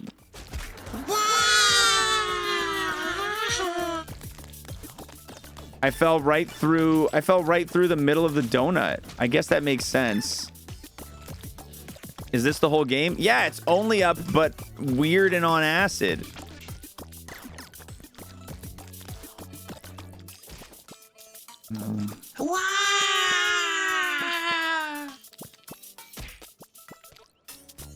And it plays really badly. It plays like a lot. Like, actually, no, I'd say about just as bad as the other only up kind of games. I'd say it plays a similar level of bad.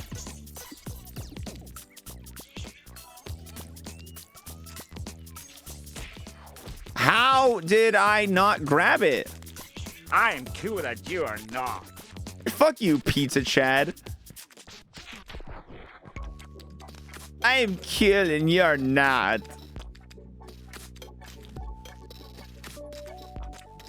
I'm riding the pizza discs. Golden banana. Borger.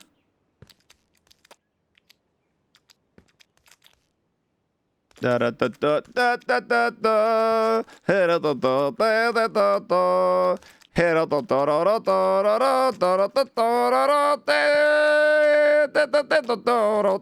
I'd rather not be around you. I'd rather be a tree. What? I didn't even see you. All right, you guys ready to ride the poop cupcakes? We're riding the poop. Oh, there's like they're bullying each other over here. Like something weird happens over there. Yeah. Oh, they fall from the top. Do they have? Does that happen here? It looks like it's gonna happen here. I'm scared. Da da da da da da da da da da da da da da da da.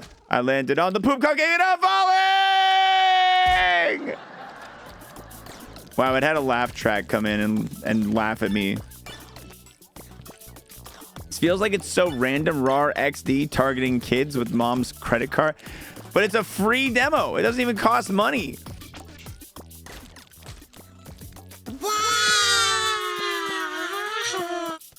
I think the original game, maybe they'll get away with it, but this, I think this isn't going to make a lot of money. I don't think this game is going to do incredibly well. I just have a feeling it's not going to do incredibly well. The only uptrend has kind of died down, right? I don't know how much success they're going to find. Oh, geez.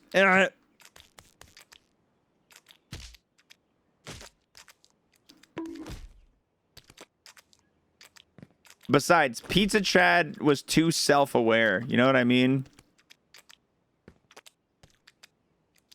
That was a self-aware piece of pizza.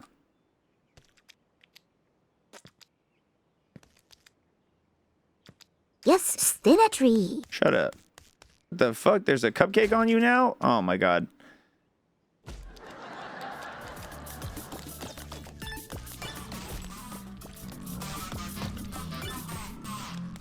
I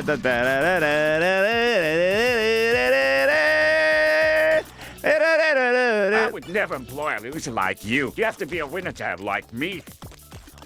You have to. Not again. You really like to be on the bottom, right?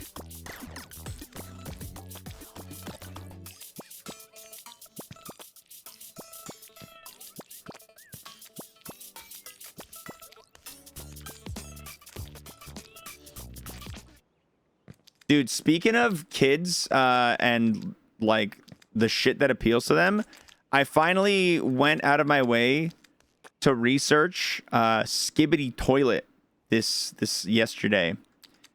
You guys have heard of Skibbity Toilet, right? You guys have heard of this Skibbity Toilet that kids love right now?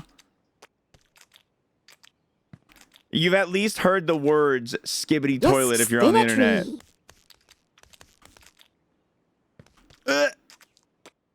Honestly, I get it, dude. Skibbity Toilet kind of kicks ass. So it started off as I can't pause. I want to actually show you guys, but if you go on like if you're ever on like TikTok, you've probably heard of that, you've at least one time run into that remix of that one song. It's like skibbity dub dub dub, yes yes, skibbity dubbity deep deep. You've probably seen that at least once. Skibbity Toilet is okay. Where do I need to go? Maybe over there? Maybe over here? Anyway, Skibbity Toilet is like an entire like 700 video series at this point that is built off of the that one dumb sound.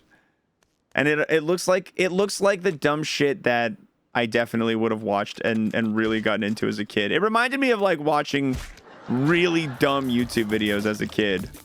Okay, now that we've fallen again, I can show you guys Skibbity Toilet. Dude, my computer is like chugging for some reason. Like not for some reason, just my Google Chrome. Like it's like running at like 2 frames a second. Somehow my internet is running badly. Oh, it's not just my internet. It's like my whole fucking computer. Dude, I'm probably running a crypto fucking... I'm probably running a fucking cryptocurrency miner by running this move up idiot. I gotta make sure that I'm not like running some dumb shit now.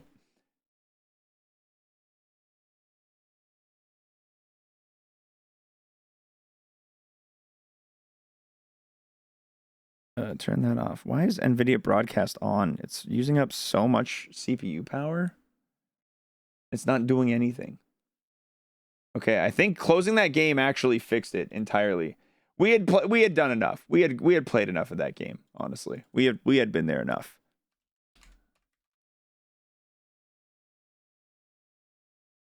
Okay, hold on. What the heck is going on? Let me just... We're not going to watch a lot of Skibbity Toilet, guys. I just want to show you a little bit so you understand where it comes from and why I legitimately think it's funny. What the heck is going on you?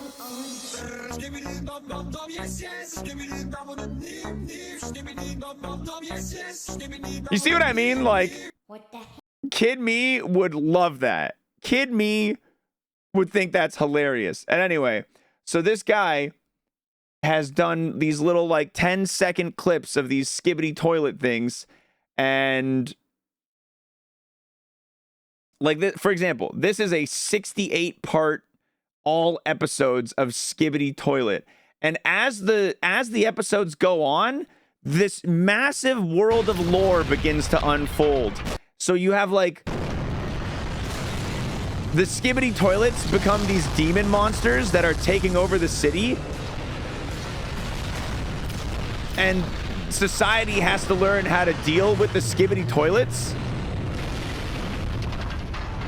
Yeah, it's like Charlie the Unicorn, or Llamas with Hats, or some dumb shit like that. It's like that today.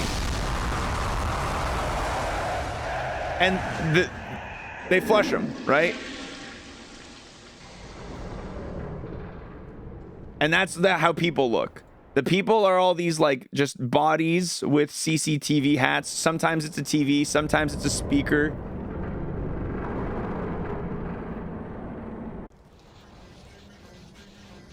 But it gets very creepy. Like,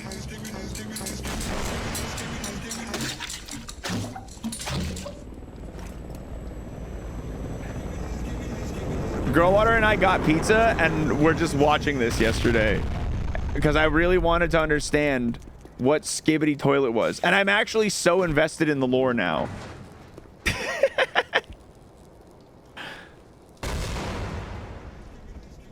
There they come. There they come.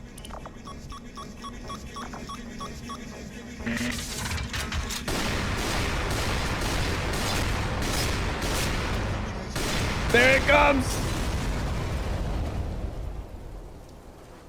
And they always give the thumbs up. I love the little thumbs up. All right, that's it. That's it. That's all. That's all. That's all we're watching. That's all we're watching. Let's play Way of Monkey demo.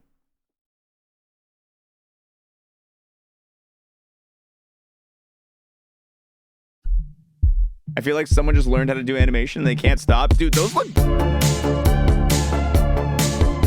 You can tell the person who made those definitely learned a lot as they were going. I'm trying to get the audio quick. I'm sorry. I'm really doing my best here, guys.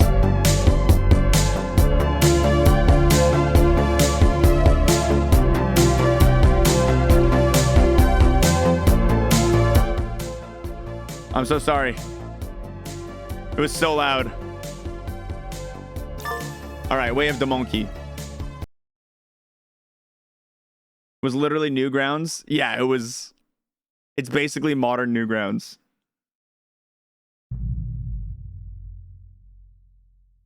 The Brolog. Somewhere in East Central Africa.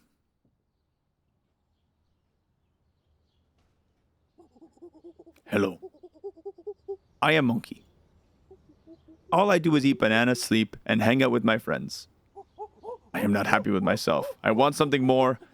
I want to become something more.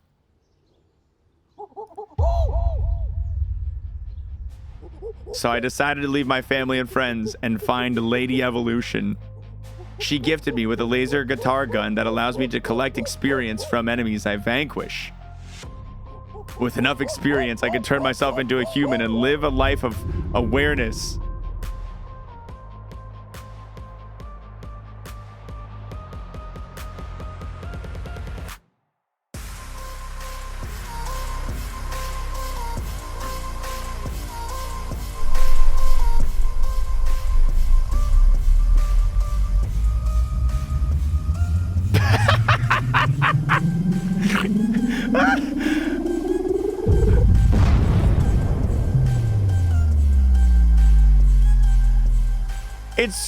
It's such, I feel like I'm watching the intro to like PlayStation's, like this feels like the intro to like some shit Kojima would do. It's taking itself so seriously. What is the metaphor?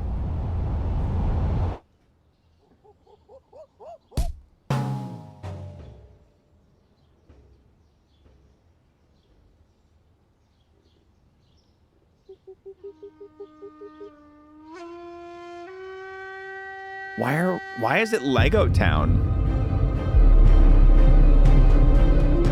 Change the title to Monkey. Good.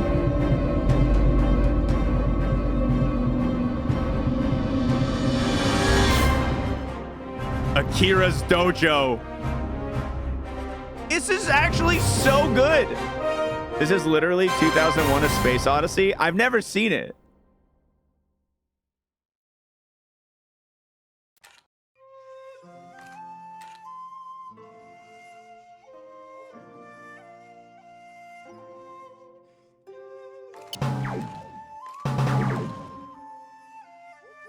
With sad move, space jump, Q roll, C crouch, R reload, left click A shoot, right click aim.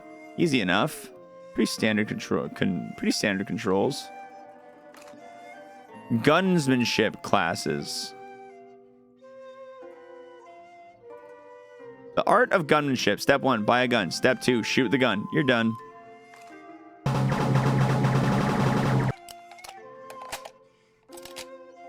I gotta say, the intro cutscenes were a lot more badass and intricate than the game.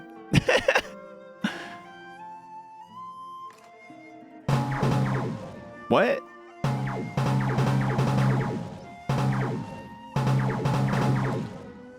Just a random bullet hole right in front. Okay.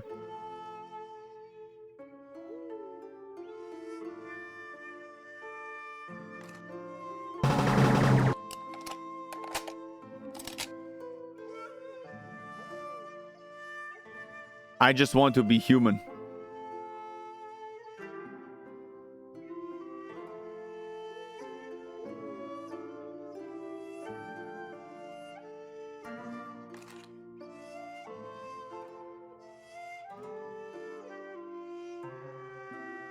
All right, let's keep moving towards that way, I guess.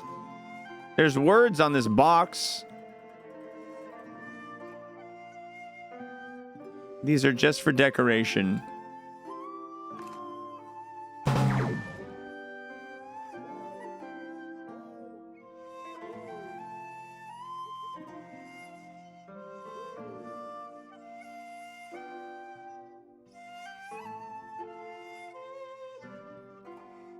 Am I taking suggestions for demos? Yeah. I'm looking for really dumb.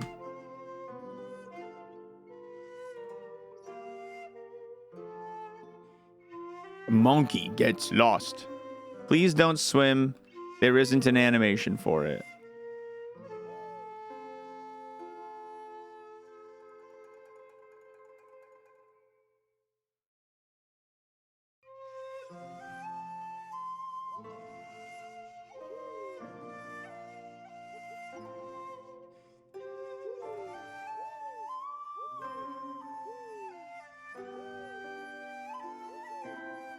I like the noise he makes when he jumps.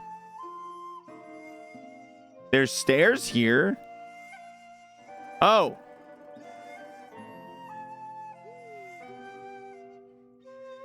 Monkey. What the? It's just demos or games that are free? I'm leaning on demos. Definitely leaning towards demos. But now that, like... I'm gonna press 2 to Oh, pressing 2 to restart doesn't actually work. Never mind. I just want to be human. I hate that you have a stamina meter.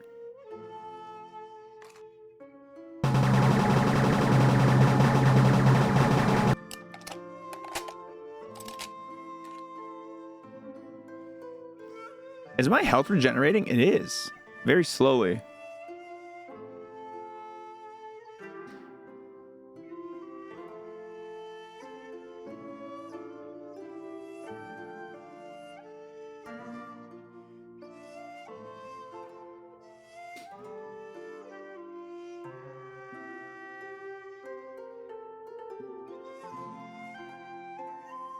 All right, we've made it somewhere.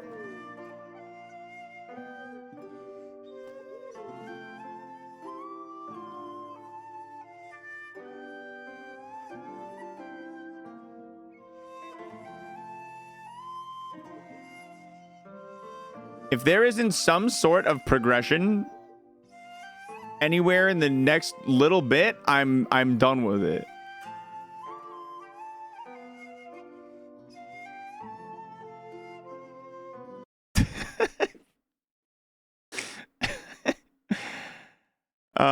This looks cursed. I'm gonna try multiplication mayhem. This looks cursed and I already installed it. Okay, you can click settings, but when you click settings, nothing, it just stays lit. I don't think it has settings yet.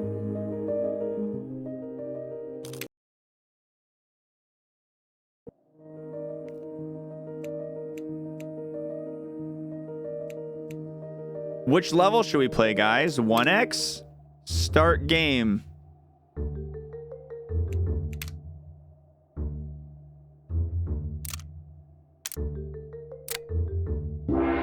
One times one. Ah! This is like that Fall Guys minigame.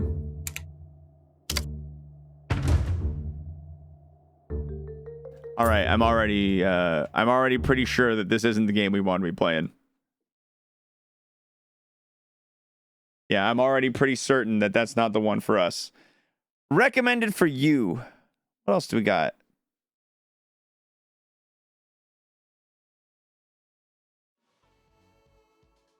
Nice disc. What's missing? Furballs Racing?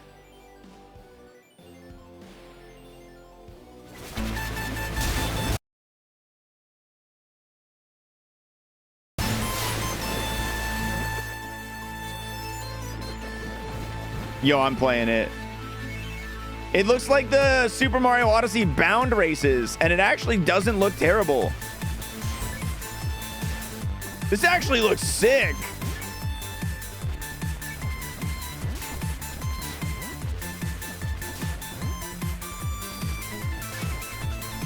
Is this how Kirby's Dude, I'm downloading this right now. Is this how that Kirby game? Oh, it's out? And it's 80% off?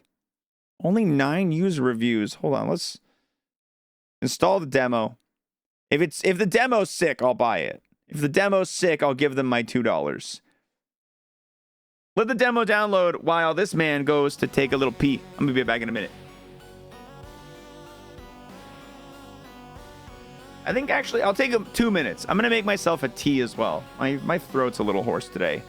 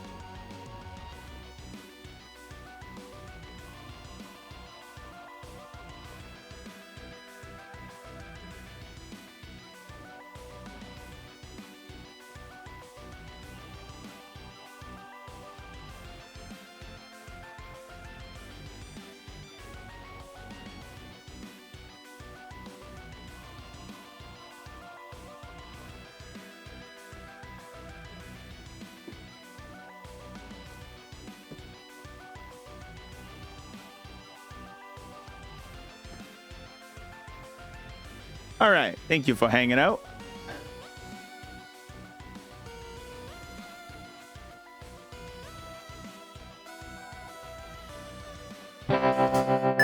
Let's check out Furball Racing.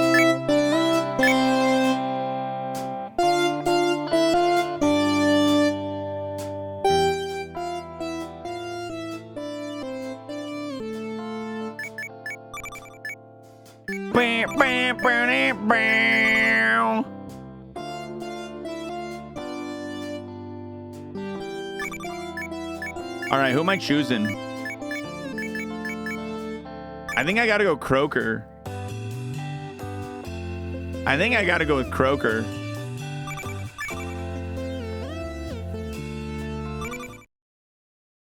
All right, I don't know how to play yet. I like the music a lot.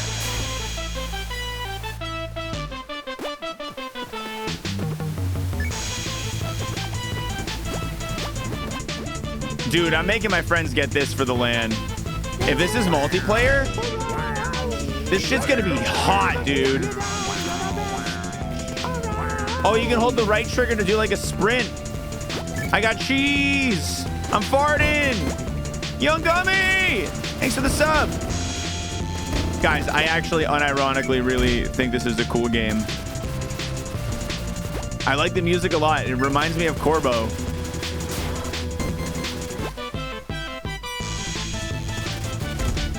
No! No! I'm gonna have to learn the controls so I can be as smooth as the dude from the trailer. We gotta cut corners. Yeah, look at me cutting corners. Oh, we made it to third, baby. Oh, the poop is like shells spinning around me. Oh, and I can use the Y button to boost, I guess.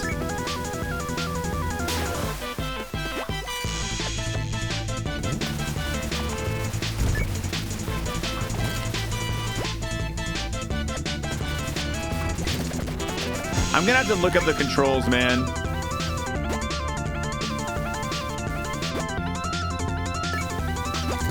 Oh no, why did I have no height on that jump?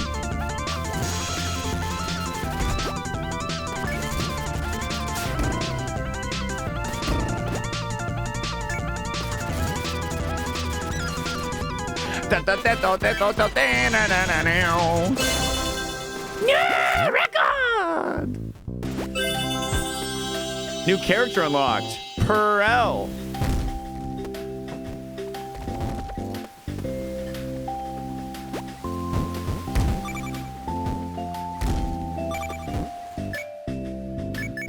Next stage. Let's look up the controls. Shoot is the triggers. L is jump. R is drift. Zoom in, brake, and jump. Okay. All right, it's drift and jump. And A is also jump. Okay. And then shoot's the triggers. I see. Drifting. Oh, and that's how you get the boost. Oh, okay. Yeah, and that's me taking a shit. I just threw the shit. Oh, that was slow.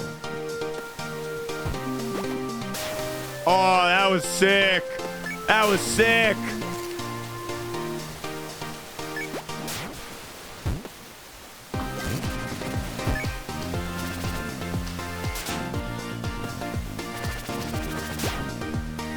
Damn, I was gonna cheese that.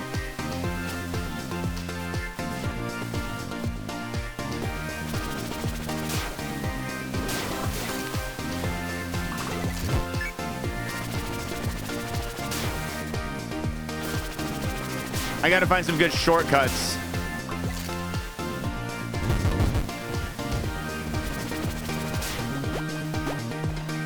That was good. I got up that thing a lot faster that time.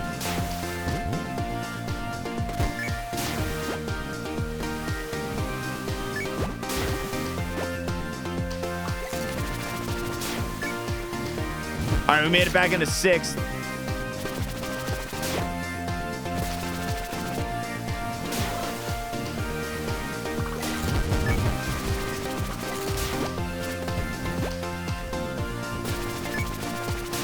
I wonder if you can drift in the air. You can.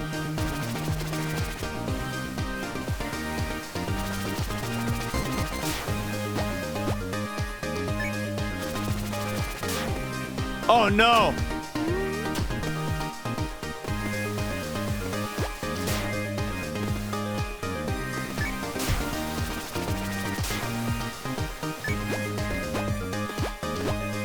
Oh, I went too high.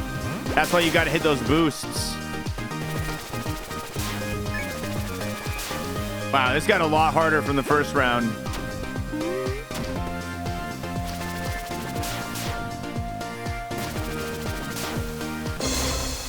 Wow, that was embarrassing.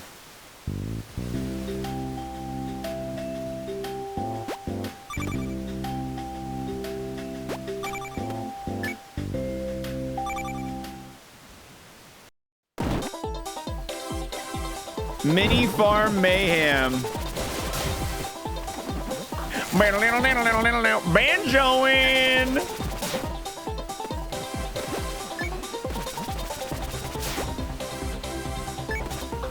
Oh my god, it is mayhem. This is like Baby Park.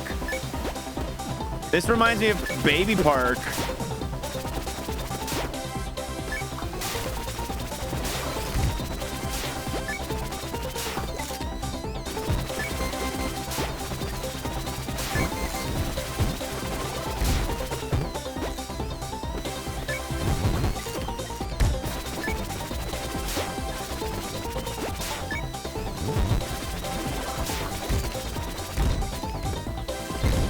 Oh my god, stop! Everyone's pooping on me!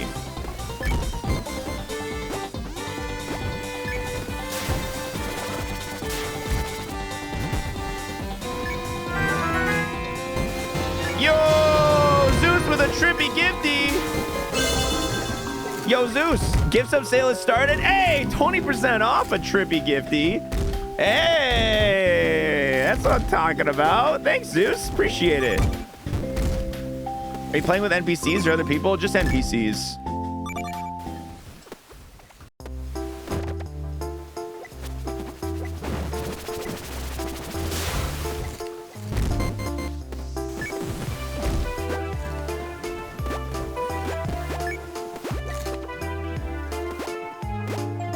Oh, I'm crushing it now, dude.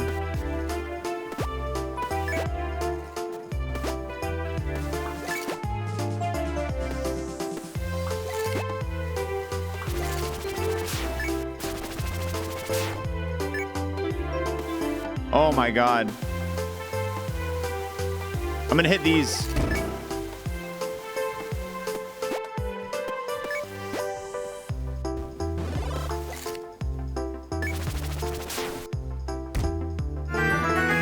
Whoa! Sparkling Parfait with another $5 on top! Dude, thanks so much, Sparkling Parfait. And that costed less than the price of 4 regular gifted. No! Shit. And we got a organic and real scam train live right now. Guys, thanks so much, Bree, for 5 gifted. Oh, you guys are sweet. Thanks so much, guys. Yo, to everyone getting those gifted subs, I hope you enjoy them. They're fantastic emotes. Make good use of them because they're good guys. They're good guys. I'm still in first, which is good, despite my kerfuffle in that last lap. Girl Math told me one of them was free. Exactly. Yo, another $5. We got a 5 train going. Theo, thanks so much, Theo. Oh, shit. Oh, I did hit that checkpoint, though. We're going to respawn at that checkpoint. That's huge.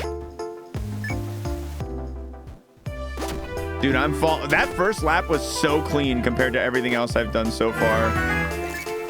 Another $5 on the 5 train! XR, thank you so much for 5 gifted. That brings our hype train up, too. We're getting some free emotes on with these, too, guys. Meow. Meow. All right, here it is. Last one. Is this the last stream of the year since New Year's Eve is Sunday? Yes, I will not be. I'm having a LAN tomorrow, so I will not be streaming for the rest of the week. This is the only remaining stream of the year. That's why I brought out Plinkomania, because I wanted to make the stream a little more exciting than just a regular day.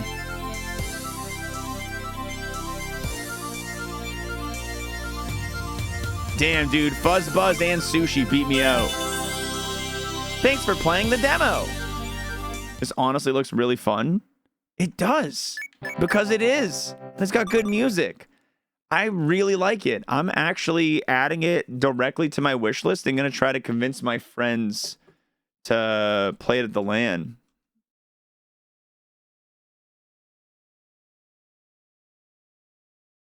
Furballs Racing store page. This music is so good too, yeah. And there's so many more levels. Oh, I really actually like that one a lot. We found a good demo there. We found a really good demo there. Unironically. Please check the one Bree posted. Did Bree post another demo? How many of these demos made it to the wish list? I don't know. Bread Attack.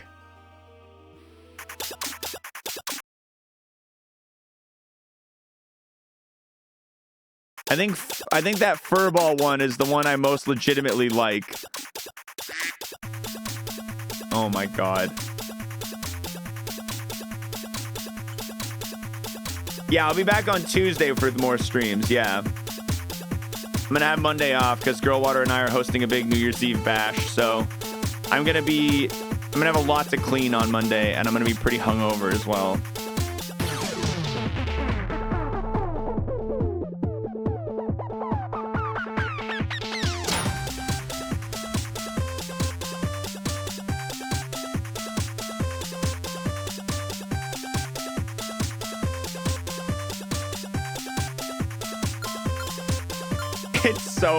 It looks so bad.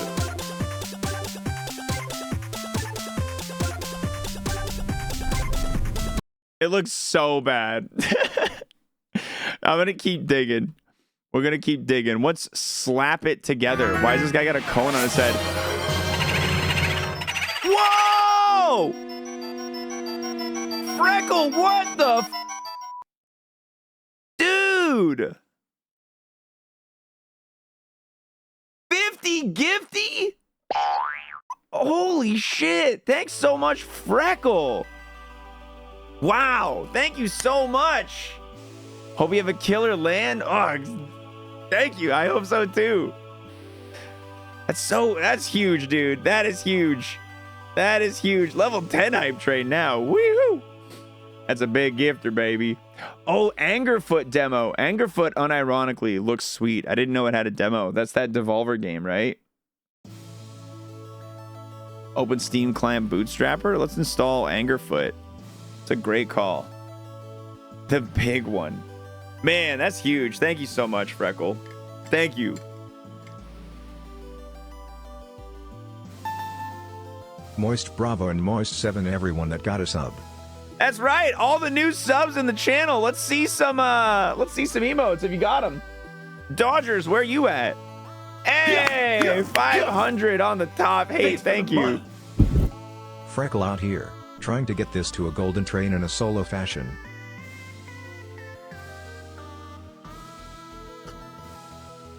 I hate the first like 5 minutes / 10 minutes of pouring a tea when it's still too hot to drink.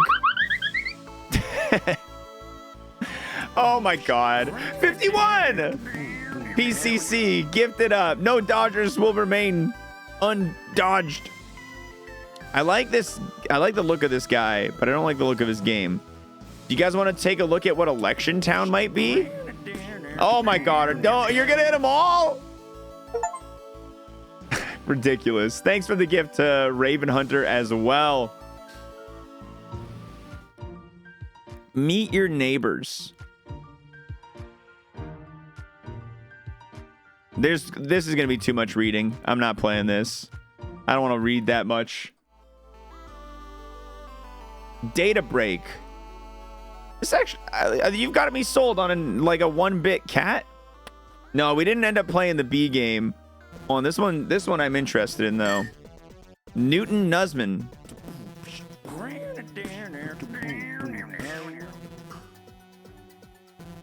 No, no Dodgers shall remain ungifted. This looks like this is giving me like edgy teenager game vibes.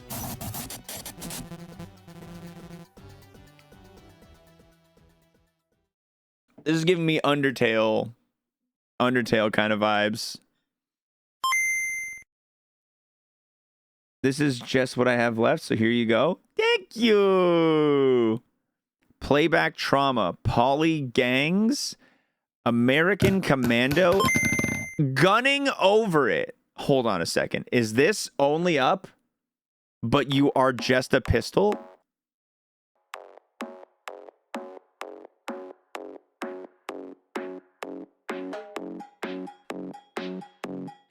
Oh my god. It's Getting Over It, but you're just a pistol. And you just gotta shoot the gun at the right time while you're spinning in the air?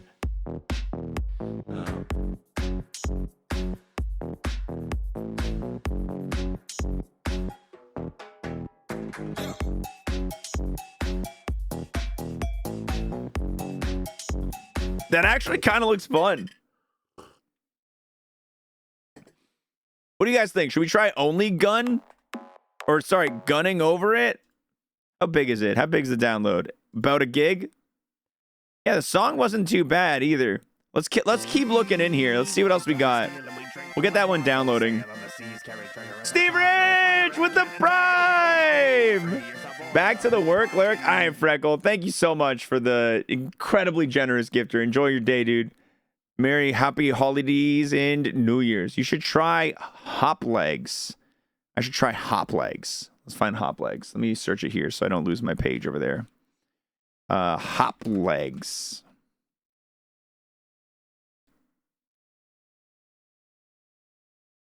Do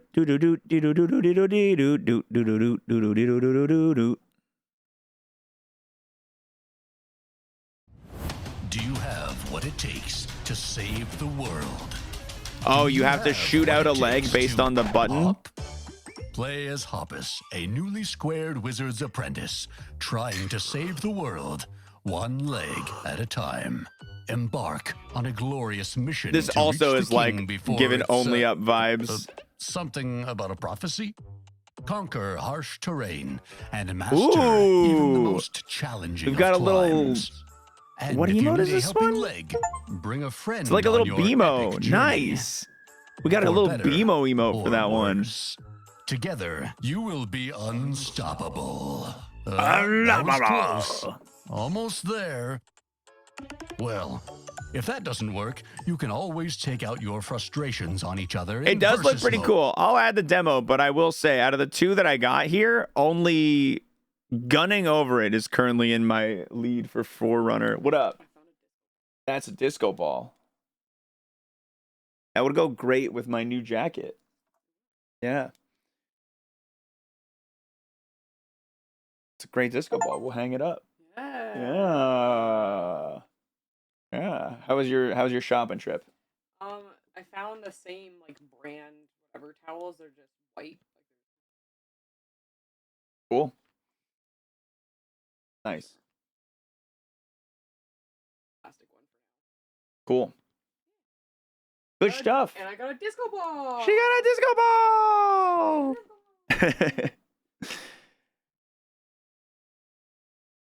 Ooh, this para perspective looks like a cool puzzler.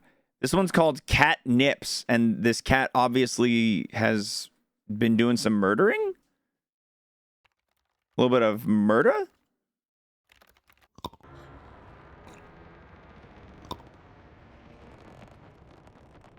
Oh, the cat's entire head comes apart as a gigantic set of teeth.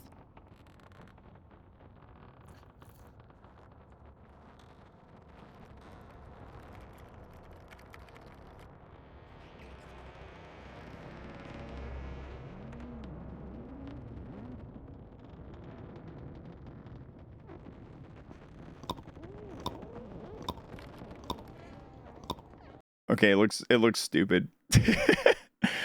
Gore it. And this Time Punk one actually has a pretty cool. They've got pretty good looking art.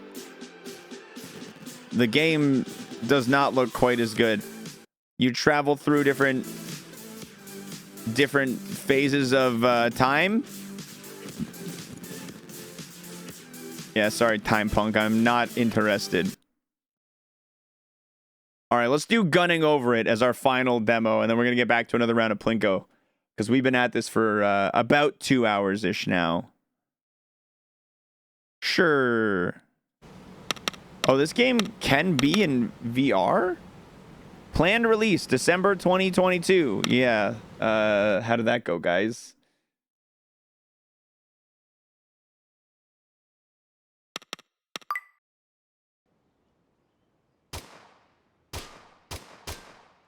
So it's just... It's literally just, yeah.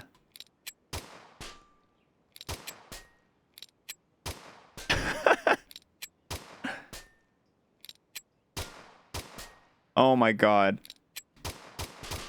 It's actually kind of great.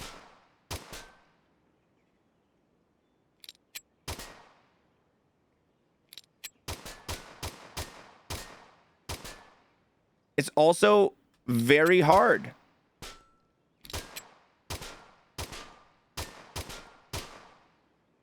Oh, that's going to be a really hard one to get up. Dude, watching a speedrunner do this would actually be sick. Execution? Damn it. Needs some music. Yeah, what happened to the music? Oh, you can change guns?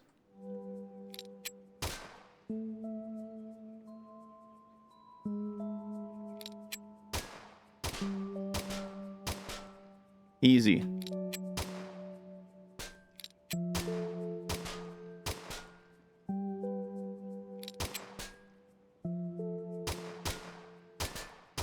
Oh, I almost got knocked down there. Woo! Nice.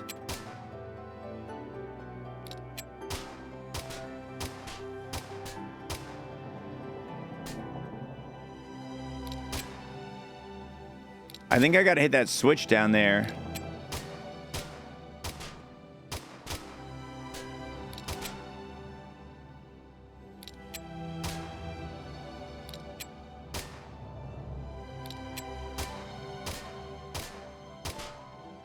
Ah!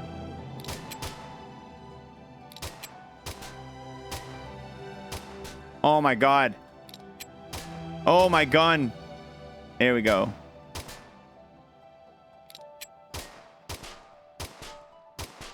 Oh, you gotta shoot it. Of course.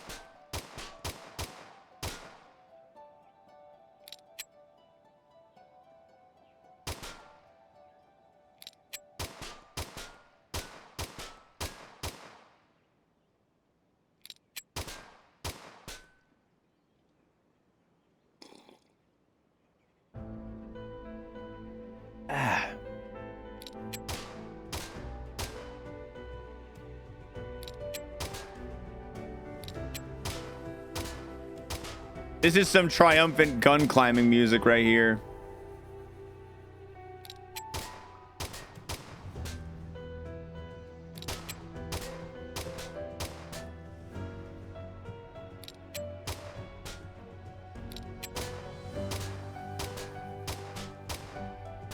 Oh.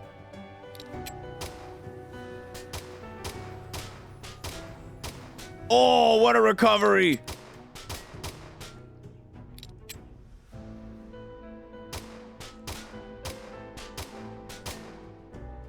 Meow. Why is this song familiar? My Spotify is playing a song from Death's Door right now.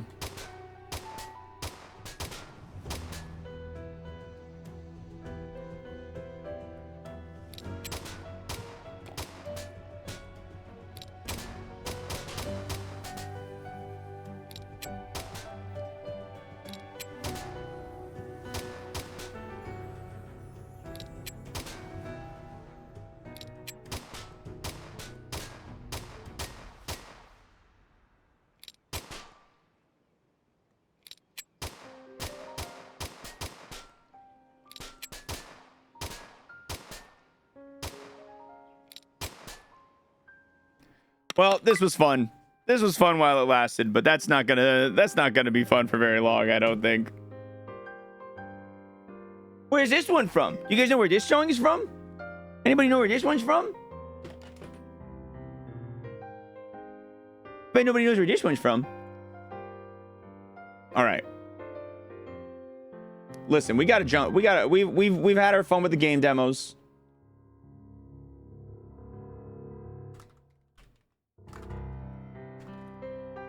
But now we're going back into Plinkomania.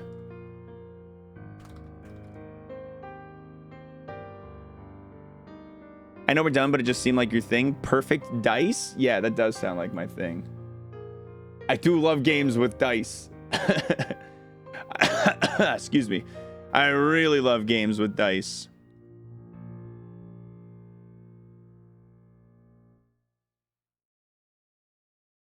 All right. There's our Plinko wheel. There's our camera. There's our board. And there's everything that we need for Plinkomania. Let's go ahead and clear out the board here, guys.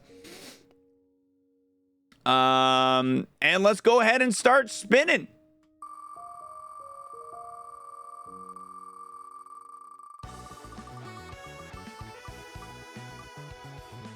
What do we got?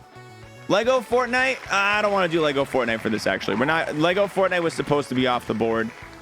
Lego Fortnite without a crew is going to be not quite so fun. Not quite as exciting. Respin. I reserve the right. It's my wheel.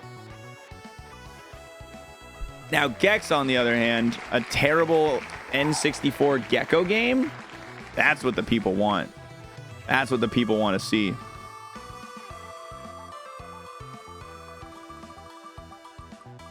Parappa the Rapper? No. Super Mario Maker 1? The original Super Mario Maker?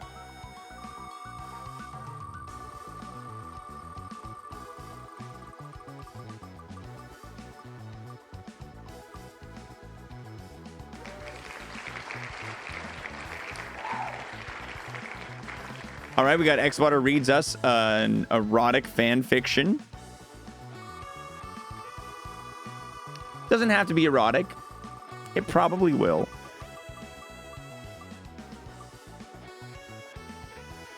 Finish Little Nightmares. We started it on Game Wave. We can pick it back up and finish it.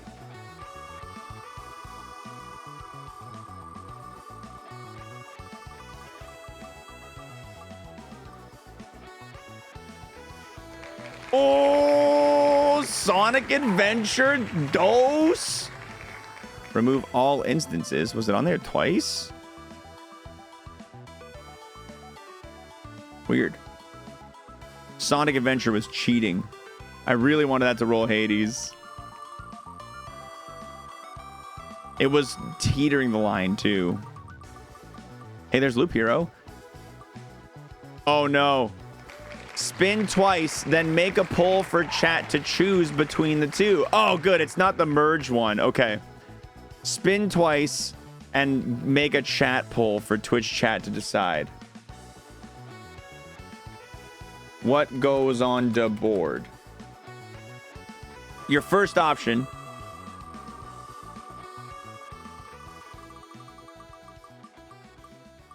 Oh, look, Hades. We got Hades. And what's our other option?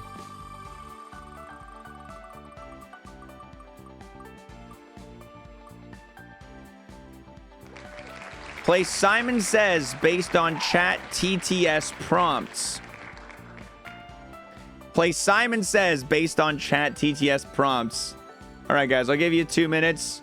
Drippy drop voting is allowed. It is going to be 5,000 drops per additional vote. Have fun.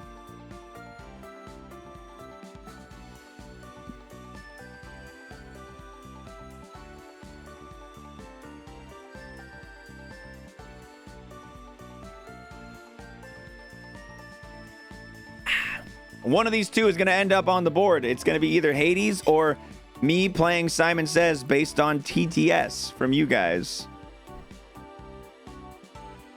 We fight and we steal and we drink from the bottle. Sail on the seas, carry treasure as our cargo. Fire the cannons and a yo-ho-ho. 3 years aboard with the pool party.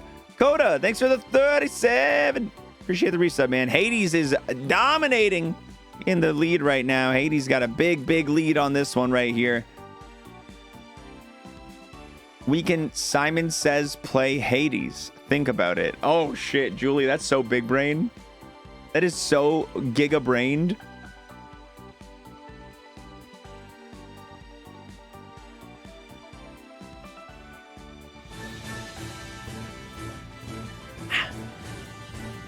Da da da da do dee dee doo doo doo.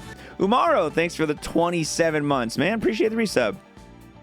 All right, voting is at a standstill right now. 71% to Hades, 29 to Simon Says based on chat. 30 seconds left. The votes have not moved anymore. It's looking pretty locked in. It's looking pretty locked in. I think we're adding Hades here.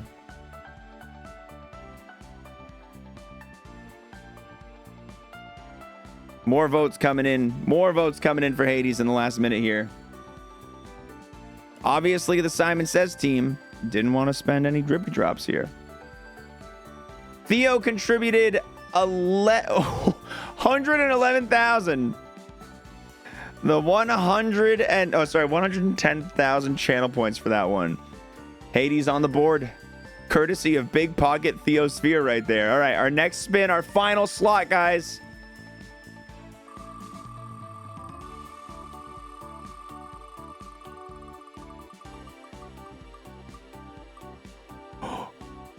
Diddy Kong Racing! Huge. Huge. This is a good board. This is a good board. This is a strong board.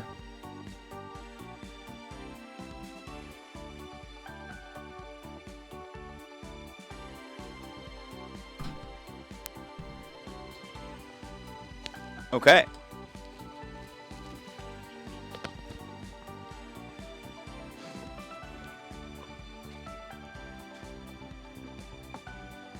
You'll have to excuse me. I need to prepare myself for my role as game show host.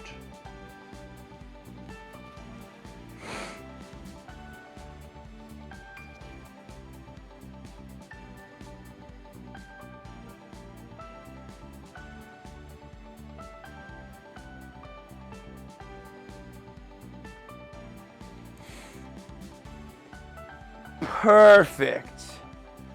Perfect. All right. Plinko, come on out here, buddy. Get on out here, partner.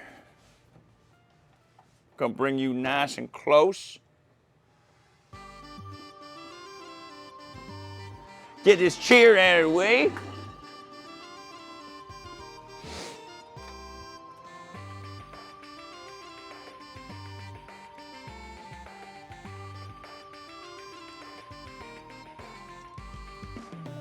All right. And I'll aim the camera up a little bit.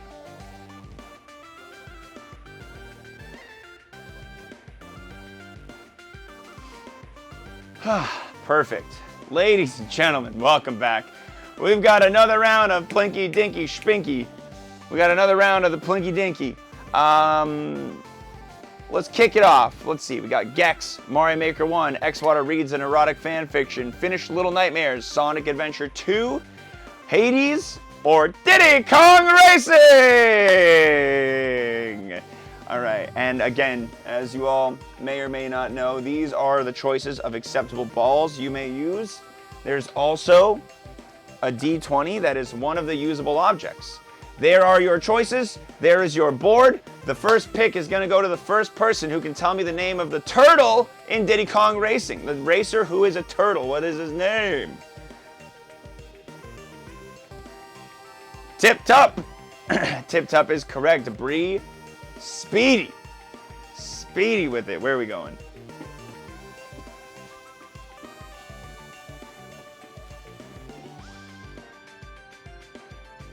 Pickleball in the A-hole. D20 rules are still in play, of course. All right, D20 in the A-hole, perhaps the least predictable drop there is. And it falls all the way to the right for Diddy Kong Racing! The pickleball will not let you down. All right. Our next question.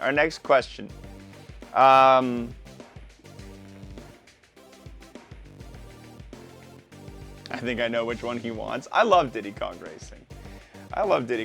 It's one of my favorite games on the Nintendo 64. It's one of my favorite games, period. I like Diddy Kong Racing. All right. How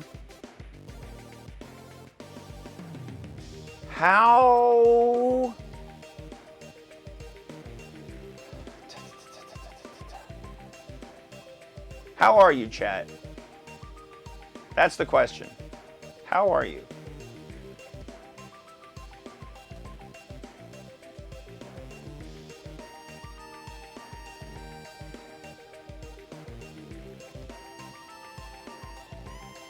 I was looking for fine, how about you?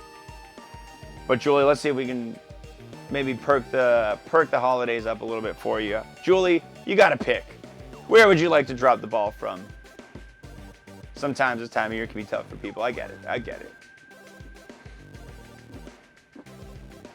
A little bit of Plinko to soothe the soul. I'm ho-ho happening. Money Matt's really in the Christmas spirit. 2 D20s from the A-hole and the bigger number gets the point. All right. If it's a tie,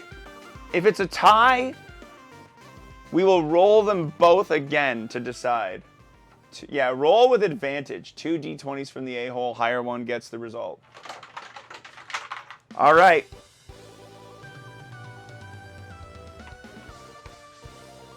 Oh my God, you guys aren't gonna believe this. I know it looks like I tampered. I had to align them so that you could see it. I know it looks like tampering. I promise on all of my honor that there was no tampering. We have a 6. And my cord doesn't go far enough to get it from a good angle, but it's another 6. We have 2 6s. All right, so it's gonna be between Hades and Little Nightmares. It's a tie. I'll decide where you would like the point put. In the case of a tie, I'll give you the decision of where the point goes. Give one to both? No.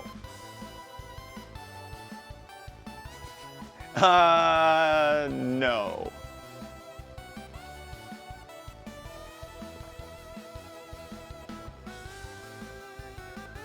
All right, Little Nightmares. Point for mid-gang. I'll just put Little Nightmares there. I don't need the finish in there. People know. You know. Seeing finish makes me think it's going to be in a different language. All right, our next drop is going to go to, hey, Hender Dragon. Thank you for the raid. Welcome. Our next drop is going to go to the first person who can tell me the main character of popular anime, Naruto.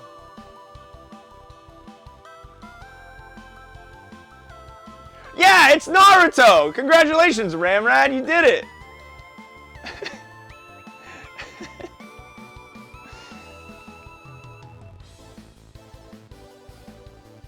Between the E, wiffle between the E and the R. Wiffle ball between the E and the R.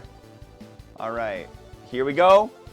This looks like a drop that's designed to go in Diddy Kong. I feel like I see your intent here. Between the E and the R. But instead, another point for Little Nightmares. Wow, that is a quick lead. 3 points on the board, 2 of them under mid-gang right there.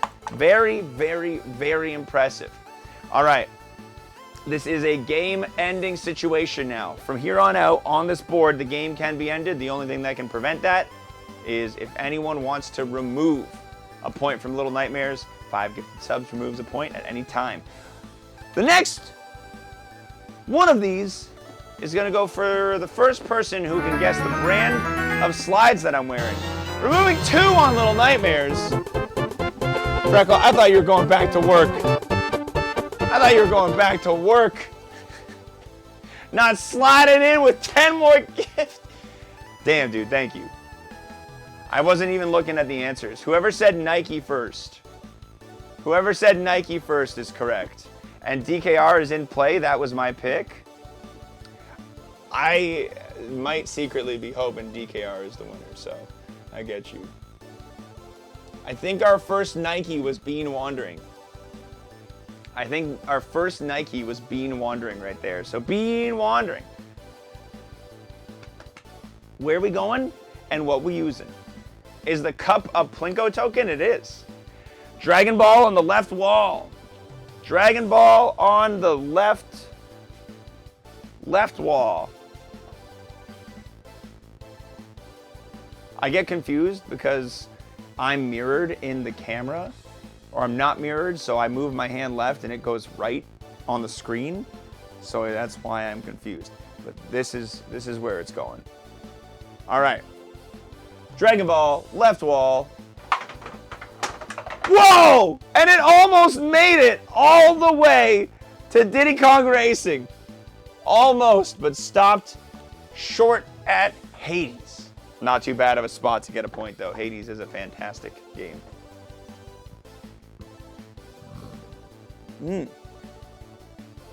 Okay.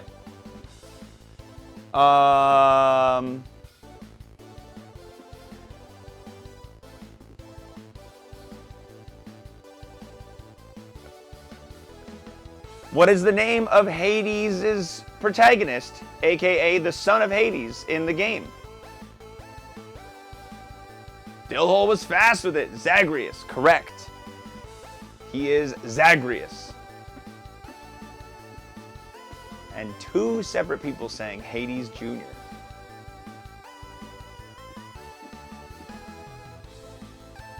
Dragon Ball A-hole, clockwise spin.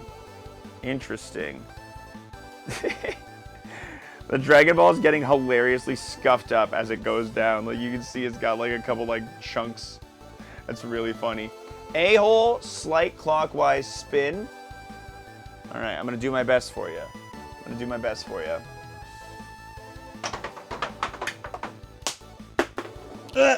That's a DNF, a falling out of the board. That is a DNF, it gets a redrop. We're gonna try this technique for the spin. All right, and that is a point. That is a point. The Dragon Ball stood in. It went kind of close to its first attempt, instead landing on Super Mario Maker Uno.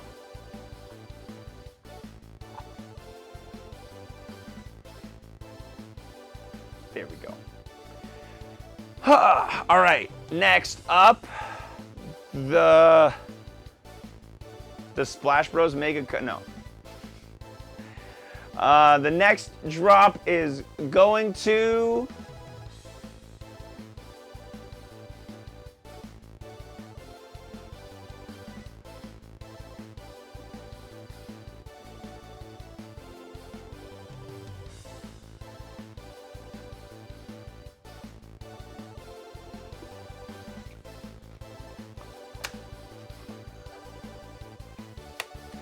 the next drop goes to the first person who can guess the color of shirt I'm wearing in this random picture on the top of my desk.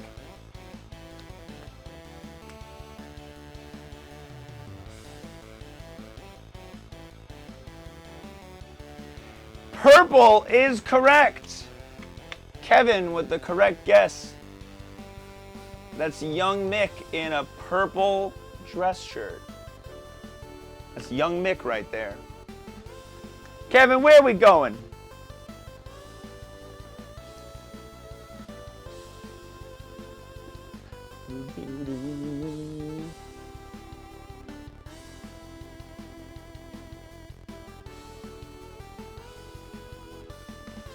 Do I have a pickle racket? Pick something in the box. Pick something in the box.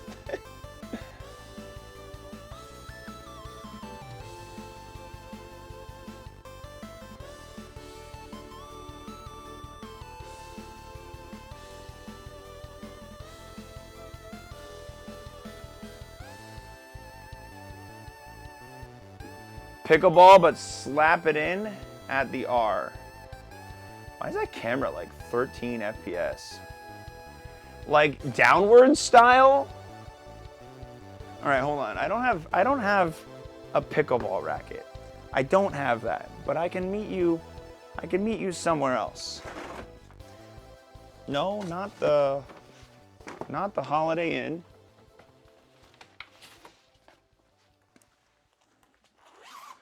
No, not there. Of course not. But I do have this badminton racket. So you'd like it smacked in right there. Power and speed. Oh, what the fuck? This triangle's all crooked.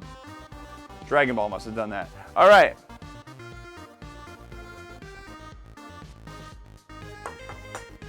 Ah! Let's try that again. Diddy Kong Racing!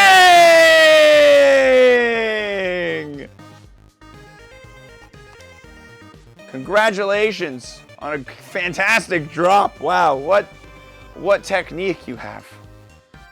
What technique you have.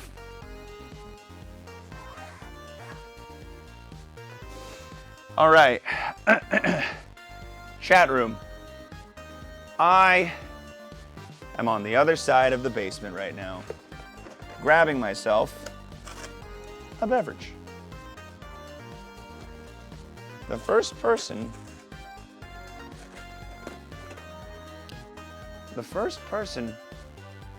who can correctly guess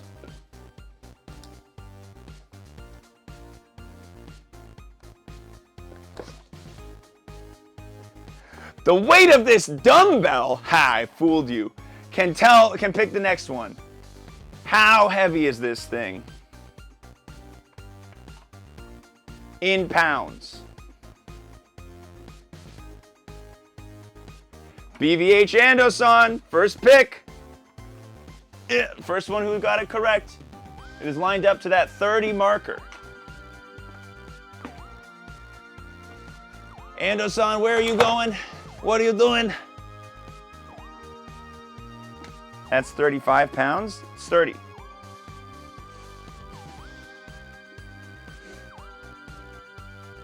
Beef Dad Esquire got it. Beef Dad Esquire was first, apparently. Sorry, Ando. Beef Dad. Where are you going? I did grab a Michelob Ultra.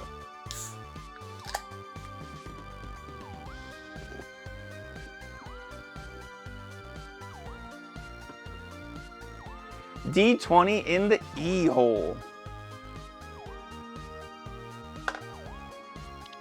D20 in the E hole. All right, another point for Super Mario Maker. It rolled a 16. We got two gamers on the cusp of victory. If you have a 70-pound weight and attach a balloon to it, would it be 69 pounds? I don't know.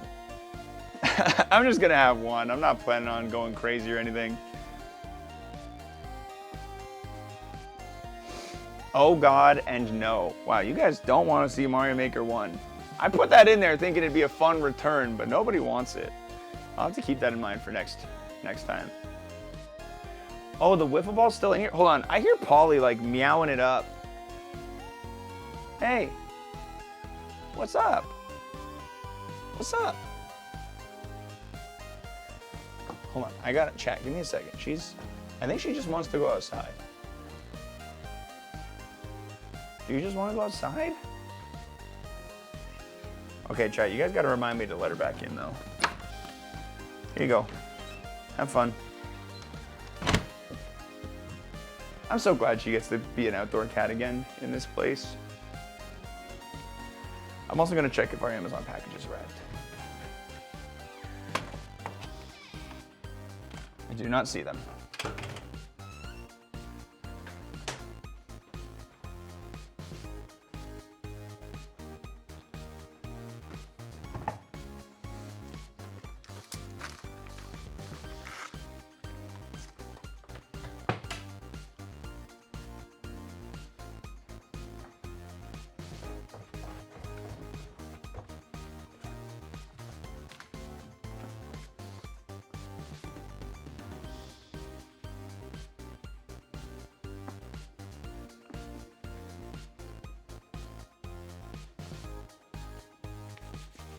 All right. The baby is okay. Polly is okay.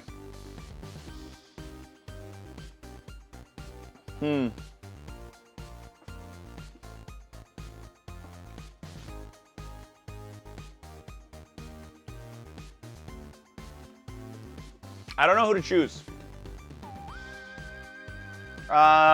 Bree, choose anyone.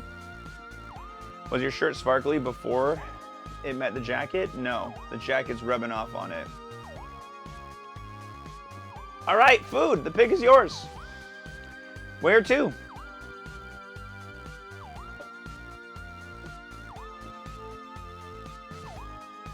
And what ball, of course.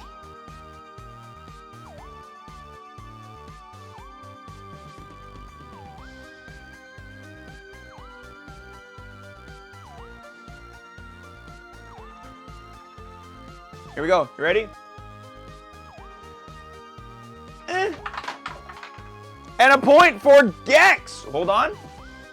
It is a 10. I saw a 2-digit with a 0 on it and got excited for a second. I thought that might have been a 20. I thought that might have been a 20. Okay. You know what? We're going to keep this train rolling. Food. Pick the next person. Gex rolling a 20 there would have been wild. The first 20 is going to be insane. All right, Dill, you're up. Let's go Dill hole.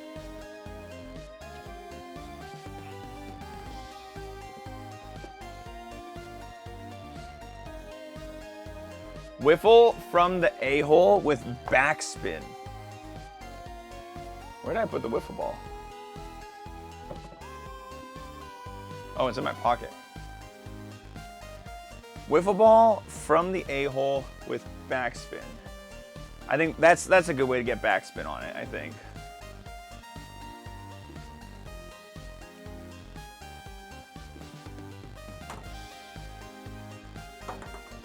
It's gonna take me a couple tries. This is a high technique execution ability right here. All right, there it goes. And that is a point for fan fiction reading. Reading some fan fiction to you guys.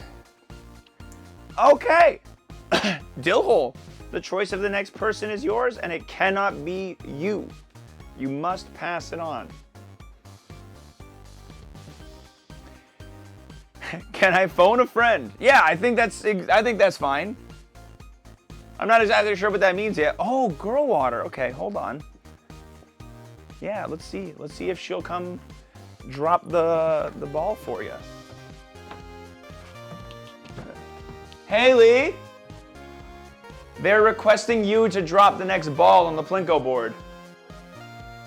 Okay, she's coming, chat. I won't come up there. I'm already downstairs. I'll see you soon.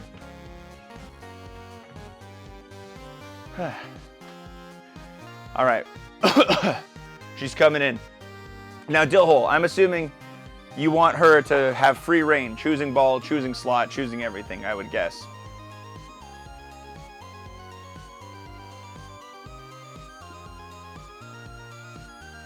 Gotcha. Gotcha.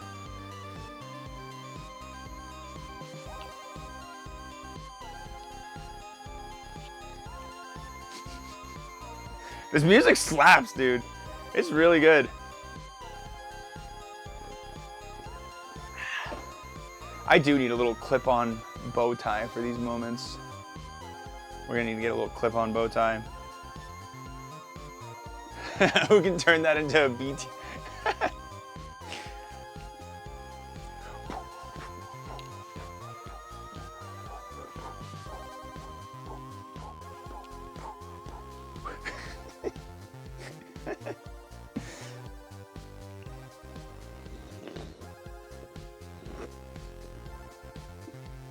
Someone's got the talent. Someone out there.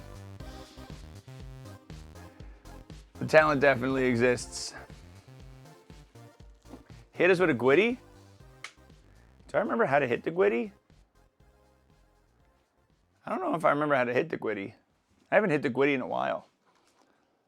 Maybe Girlwater knows how to hit the Gwitty.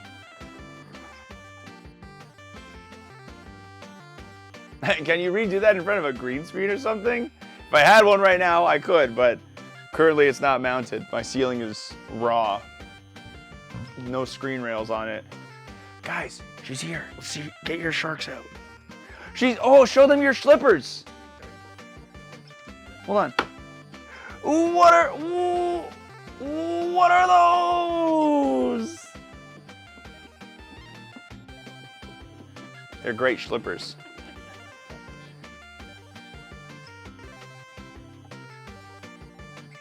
Okay, so this drop is entirely yours. You choose the ball, you choose a spot, you drop it, you can put backspin on it, whatever you want. Okay, I feel bad. I'm dressed kind of like a scrub right now. You're just Have like so fancy. Have you ever seen the game shows? I'm the game show host and you're one of the contestants. You know, they always show up wearing whatever. Chat, doesn't she look great? Three rounds of applause for Girlwater. Shark dance in the chat if she looks great.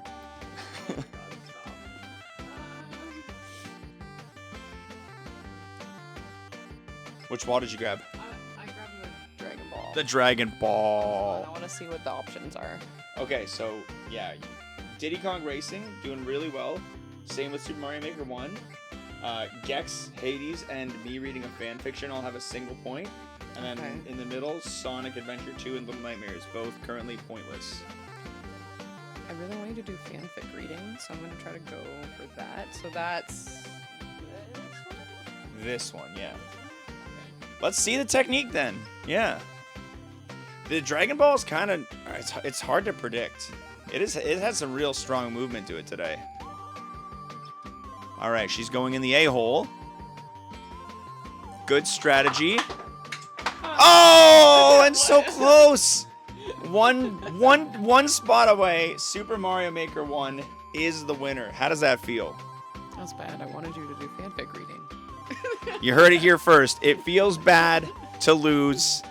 But Mario Maker 1. Yeah, time to dust off the old Wii U gamepad. This will take me a second to dig it out and find it.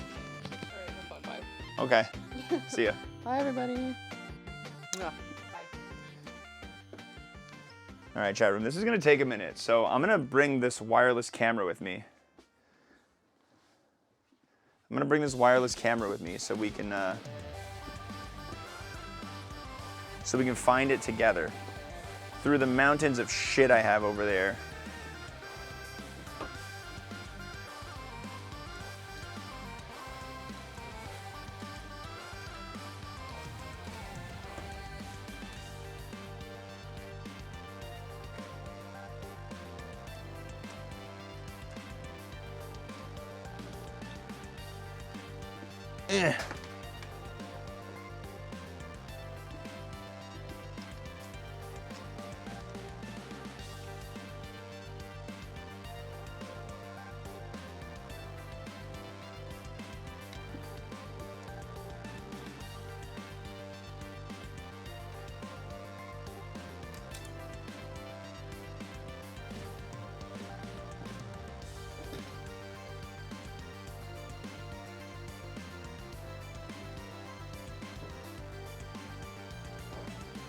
All right.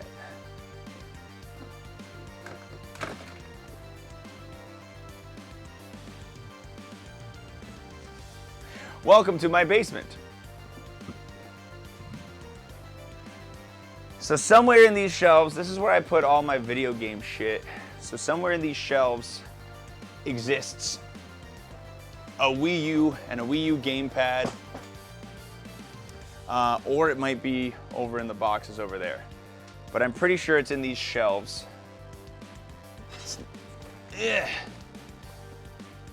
The move has been going nicely, but there's still a good amount left to unpack all that jazz. All right, this is old Moistathon cards. It's a big box and I have way too many of those cards. These are blankets. Ugh. Don't look at my butt. This, I actually just organized this last night, so I know it's not in here, but you guys may enjoy my box of assorted consoles. You got an Xbox, PlayStation 2, 2 GameCubes, 2 NESs, a SNES, Xbox 360, bunch of shit in that box. Just kind of hanging out, you know? Just kind of hanging out. Okay, I think I actually might know. I have another idea of where the Wii U might be. I think it might be somewhere in one of these boxes. I think it might be somewhere in one of these guys. I've got 2 Guitar Hero controllers for some reason. I've got a lot of One Piece manga. I've got a SNES. Those are just decorations. This is an old random laptop. Old Meta Mario calendar. Buff Diglett.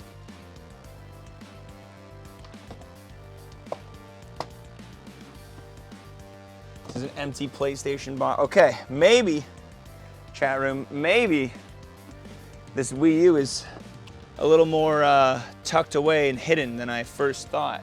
Maybe this idea gets bumped off the board. If I don't find it in the next couple of minutes, I'm gonna bump it off the board. I'll do a quick little scanny guy. Look, a PlayStation. Just kidding. It's a Sega Genesis. It's not a PlayStation at all.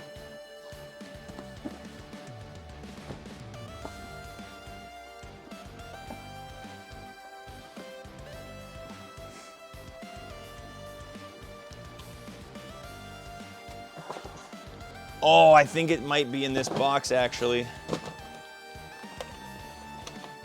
No, but there's a lot of old games in this box. NES games, a couple of Genesis games. There's a power brick for a GameCube. Oh, it might be in this box that's underneath all this other shit. That'll be the last box I check. If it's not in there, we're gonna take the L on this one. Doesn't seem like too many people will be devastated with us doing something else anyway.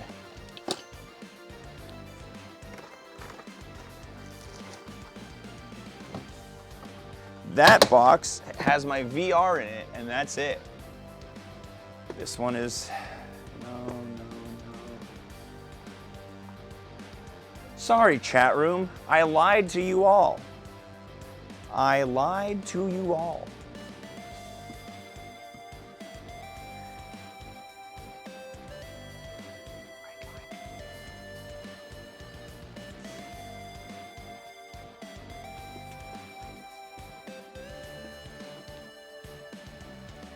All right, we're gonna change that first category that just won to xwater lied. And we continue until another game wins. I know, you guys were so looking forward to Super Mario Maker. I'm so sorry to have done this to you. Gotta move that point to the fanfic? You know what, I think that's fair. Could do a spin to fill that category. Yeah. Or we could give Diddy Kong Racing a chance. As the one who makes the rules, I'm gonna go with that option. Next up, we got one more drop coming in. I would tell Girlwater to choose someone, but she's gone. So instead, I will choose someone for her. Let's give this one to... let's give this one to...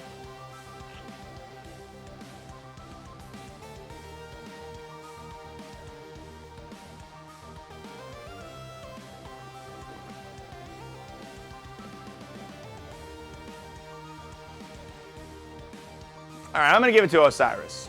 I'm gonna give it to Osiris. It's all yours, Osiris. Where to? Where to what ball?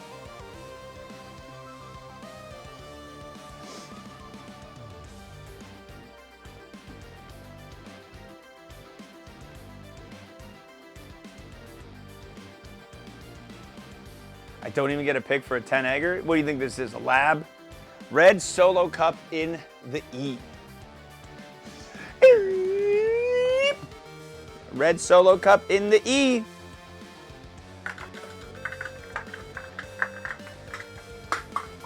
Another point for xwater lied. Just kidding, it fell out. Redrop.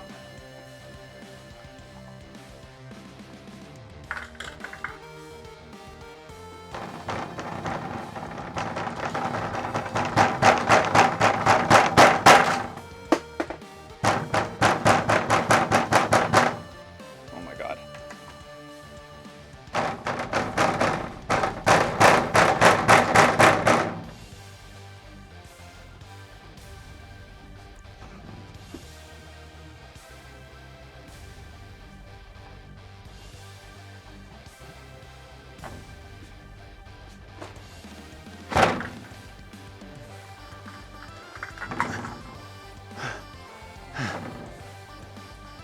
I think I'm reading a fan fiction.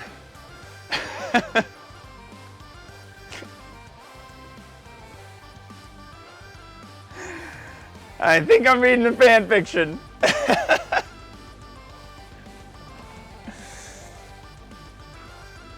This guy's getting retired. This guy's getting retired real soon. I tell you that much. I tell you what. I'm gonna go pee real quick, guys. I'm gonna go pee real quick. I'll be back soon.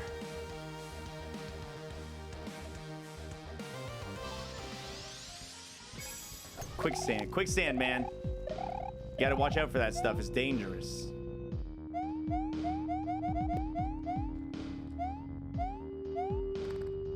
Oh my God, more bats, dude. Barb loves his bats, man.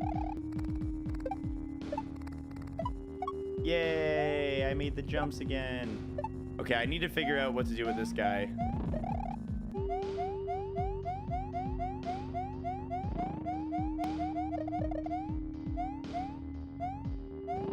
No! Oh, I'm still alive. Red dog. All right, I'm gonna wait for the fire. Let's go. Glue, glue, glue, glue, glue, glue.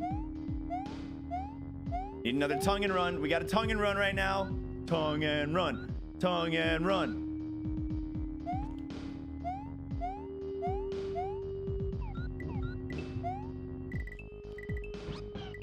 Why are you supposed to make it there?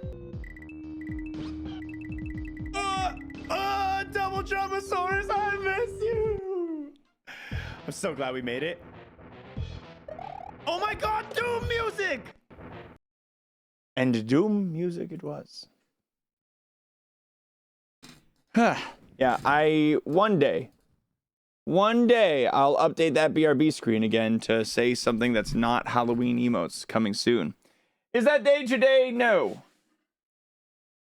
It is not.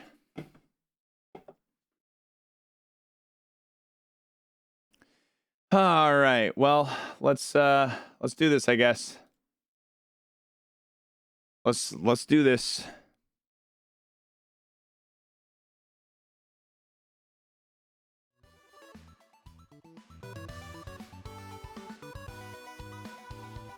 How do I even start? Fan fiction websites. Here we go. The ultimate guide to fan fiction and fan fiction sites. No, I don't have one in mind at all. Yeah. You have a pick?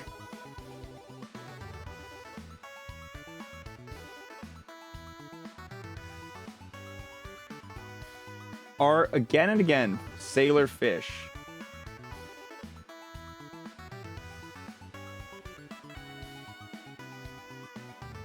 Achilles stood up. He had been expecting the stranger since Megra had stalked past him, elegant despite the anger and blood ripping from her. This is a decent one. Okay, it's inspired by... I gotta make sure I'm allowed to show this. Okay, I can show this. This is fine.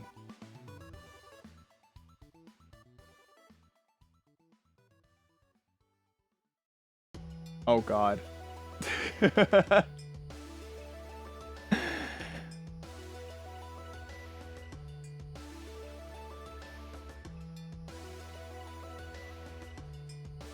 Teen and up audiences. All right, what do you guys think? I like the Harry Potter fanfic. Read it again. Why is that a link?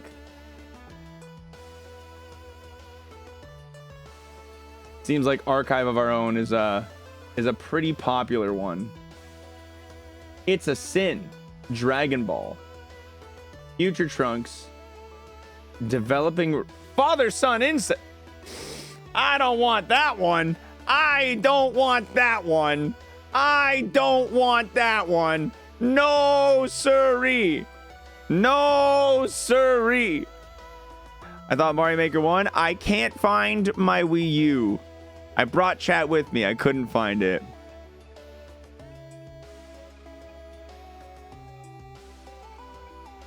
What about the Pounded in the Butt series by Chuck Tingle? I don't know what you're talking about. All right.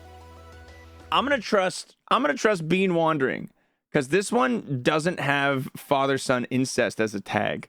So we're going to take this one. We're going to take this one.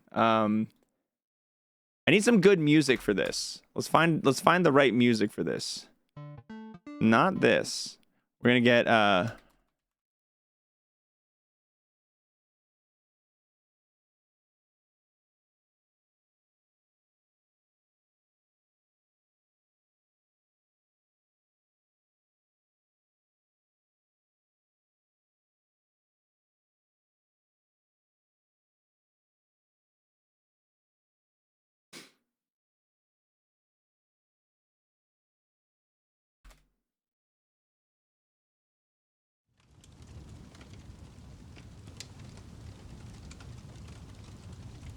okay, I think that works.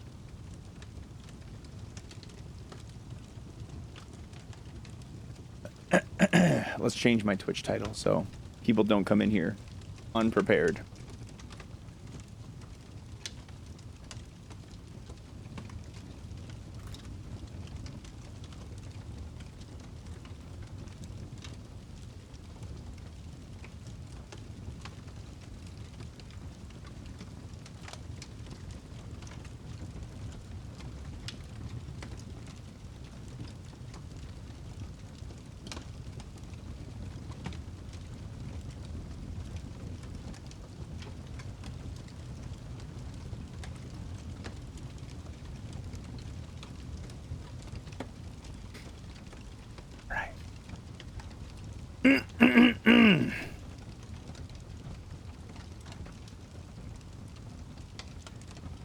Achilles stood up.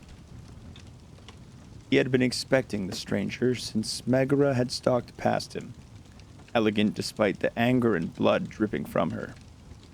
If he could send a fury to the pool of Styx, he would make short work of the shades of Tartarus eventually. What Achilles had not expected was that the stranger would be so short, almost human in fact. Was this not some great new god, sent by Olympus to wreak destruction on the underworld for unknown reasons? Regardless, he would go no further. He was already limping. Achilles twirled his spear idly. I congratulate you on making it this far, stranger, said Achilles. But none may enter the master's hall without permission. The godling's eyes, one green, one red, were transfixed by the spear's arc. Are you Achilles? He said hesitantly. I am. The godling's face broke into a wide smile, and Achilles was taken aback. Did the best of Greeks still have a friend on Olympus? Or did the gods speak so fondly of Achilles' wrath that the new one sought a chance to prove his mettle? I'm glad to have finally found you, sir. Patroclus is well and sends his regards. I'm only sorry it took me so long to pass on. He continued on in that vein, but Achilles no longer heard him. Rage. Rage. The sort he had thought he had left behind in his rotting flesh, the sort that pulsed through him, drowning out all other sounds like the waves of earth shaking Poseidon. How dare he make a mockery of Achilles, of Patroclus, who was lost to Achilles for eternity? Sir? Came the godling's voice, faint and loathsome. Achilles moved. In the blink of an eye, he was on the godling. Another blink and his spear was in the godling's gut. No, wait! But he was already fading. Achilles twisted, and the stranger was completely gone. Dissolved into a shower of spring rain, Achilles panted harshly as he collected his thoughts. As always, after the fury came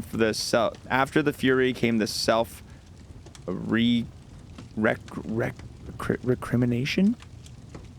It was no longer his job to get angry. The master would be displeased. Pat. Still, feet soft as snowflakes, a sword like a wicked icicle, and now sweet-smelling rain. This was Demeter's work. He had something concrete to warn the lord and lady of, at least. And the stranger would be back. That kind always was. Achilles sat down once more to wait. The next time, the godling eyed him warily. No more wide, bright smiles from him. Good. He looked better, his skills clearly improving with every attempt. No mortal could improve like that. A mortal would have to pull back when the godling could leap forward instead. Unlike mortals, he could always try again if he failed. Was that a note of jealousy in his old age? Achilles laughed silently to himself. He had never pulled back in life either, and he most certainly would not in death. Why, he had a job to do. Halt, stranger, Achilles said. You will go no further. The stranger sighed. Sir, must we do this? Getting out of the underworld is forbidden, but I'm trying to get in. Won't you let me through? He had a point. This soft-spoken lunatic. Nevertheless, the master's orders are absolute. Turn back now, stranger. The godling's voice was half plea, half oath. I can't. Then you will need to pass through me. An unsettling green-red flash of eyes. Where had Achilles seen those colors before? No time to think. The godling was fast and well-trained. That thrust was Ares. That sidestep was Athena's. One day the godling would grow into such power that mortals would press their faces into the dirt at his ice-blue feet. But for now, he could not match a man who'd fought 10 long years at the walls of Troy. A spear point to the heart, and Achilles stood alone, again, in a quiet drizzle. It took longer for the godling to come back. Rumor was that the master had sent Megara's sisters, either to replace her or to back her up. It was only whispers. Nobody was fool enough to speak of Megara's failures too loudly, but Achilles believed it. The Fury was in a rotten mood, and he took care to stay out of her way in the halls. But the stranger managed to make it past Tisiphone and Alecto eventually. Achilles greeted him with a nod. You are very persistent, he remarked. Only two have come this far before, one to seek his own wife and one to seek Lord Hades. And what do you seek? Achilles had meant to continue with, but he had seen the godlings flinch. So, he was here for the queen, was he? The queen who stayed the worst of the master's angers. The queen who had a kind word for everyone who served in Hades' hall. The queen who was weak still from the loss of her child, and cried bitterly when she thought no one heard. The anger filled his veins this time, and it was an icy cold as the godling's sword. It left Achilles remarkably clear-headed. Ah, said Achilles. Come closer, stranger, so I can cut you down once more. The godling was too used to fighting stupid shades. He had not expected Achilles to sweep the legs out from under him. His neck crunched satisfyingly under Achilles' sandal, With a delicate sneer, Achilles stepped out of the puddle of cool spring water. Yo, is this gonna get sexy at any point? I hope this gets sexy at some point. In Greece, Achilles' anger could blaze red hot for years on end. Here, with no mortal vessel to fill up, it ebbed and flowed like the tides. That was lucky for the godling. Achilles, alive, might have torn out his tongue to shut him up. Achilles dead, listened with a raised eyebrow. I mean the queen no harm, said the godling, lying with the same earnest, open face as he had about Patroclus. Perhaps he was the god of untruths. I am here on behalf of her mother, who misses her dearly. And why did she send a messenger and not herself? Curious. Here the godling floundered. Well, of course, everyone knows the Olympians cannot enter the underworld without an express invitation. Do you not think there is a reason for that, stranger? Green red eyes narrowed. The godling was loyal to Lady Demeter and her kin. He did not take in slander against them lightly, no matter how veiled. But Achilles was loyal too. Loyal to the master, who was fair in his dealings. Loyal to the queen, who deserved to grieve in peace.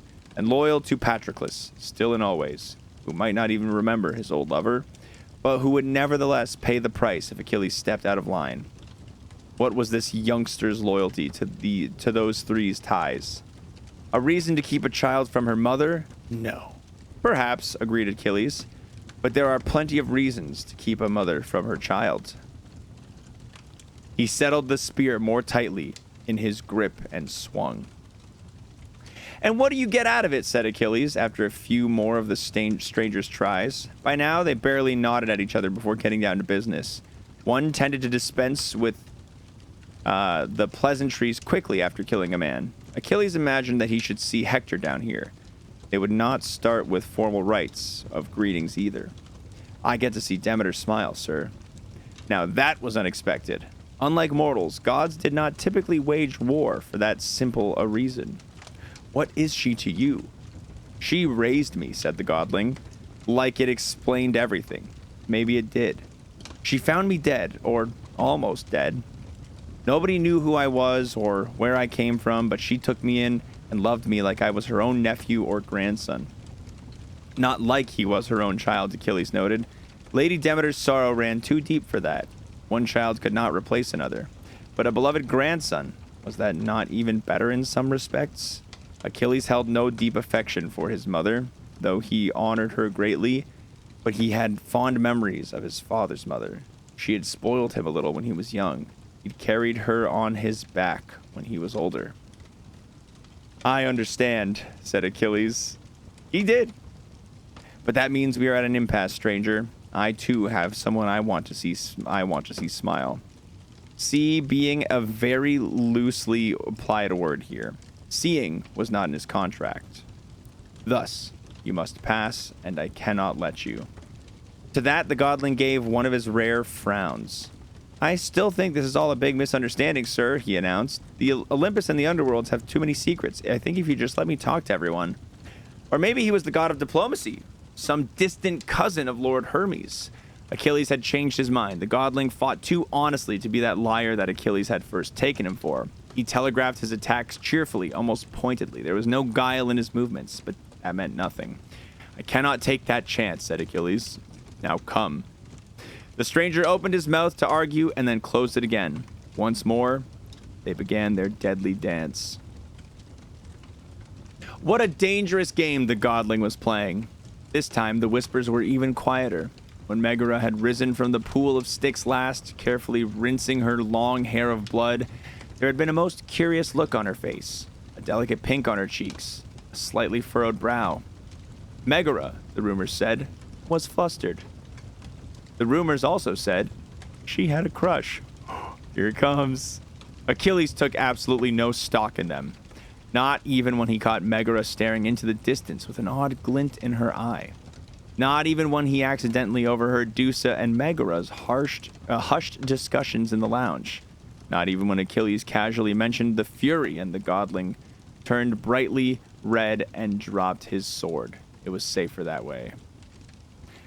but he had to stifle hysterical laughter when he stumbled upon Thanatos, Death himself, with the same glint. Ah, youth. Death and Fury remained cordial with each other, perhaps even affectionate. Achilles comforted himself that at least the stranger was not a complete fool. "Why can't I beat you?"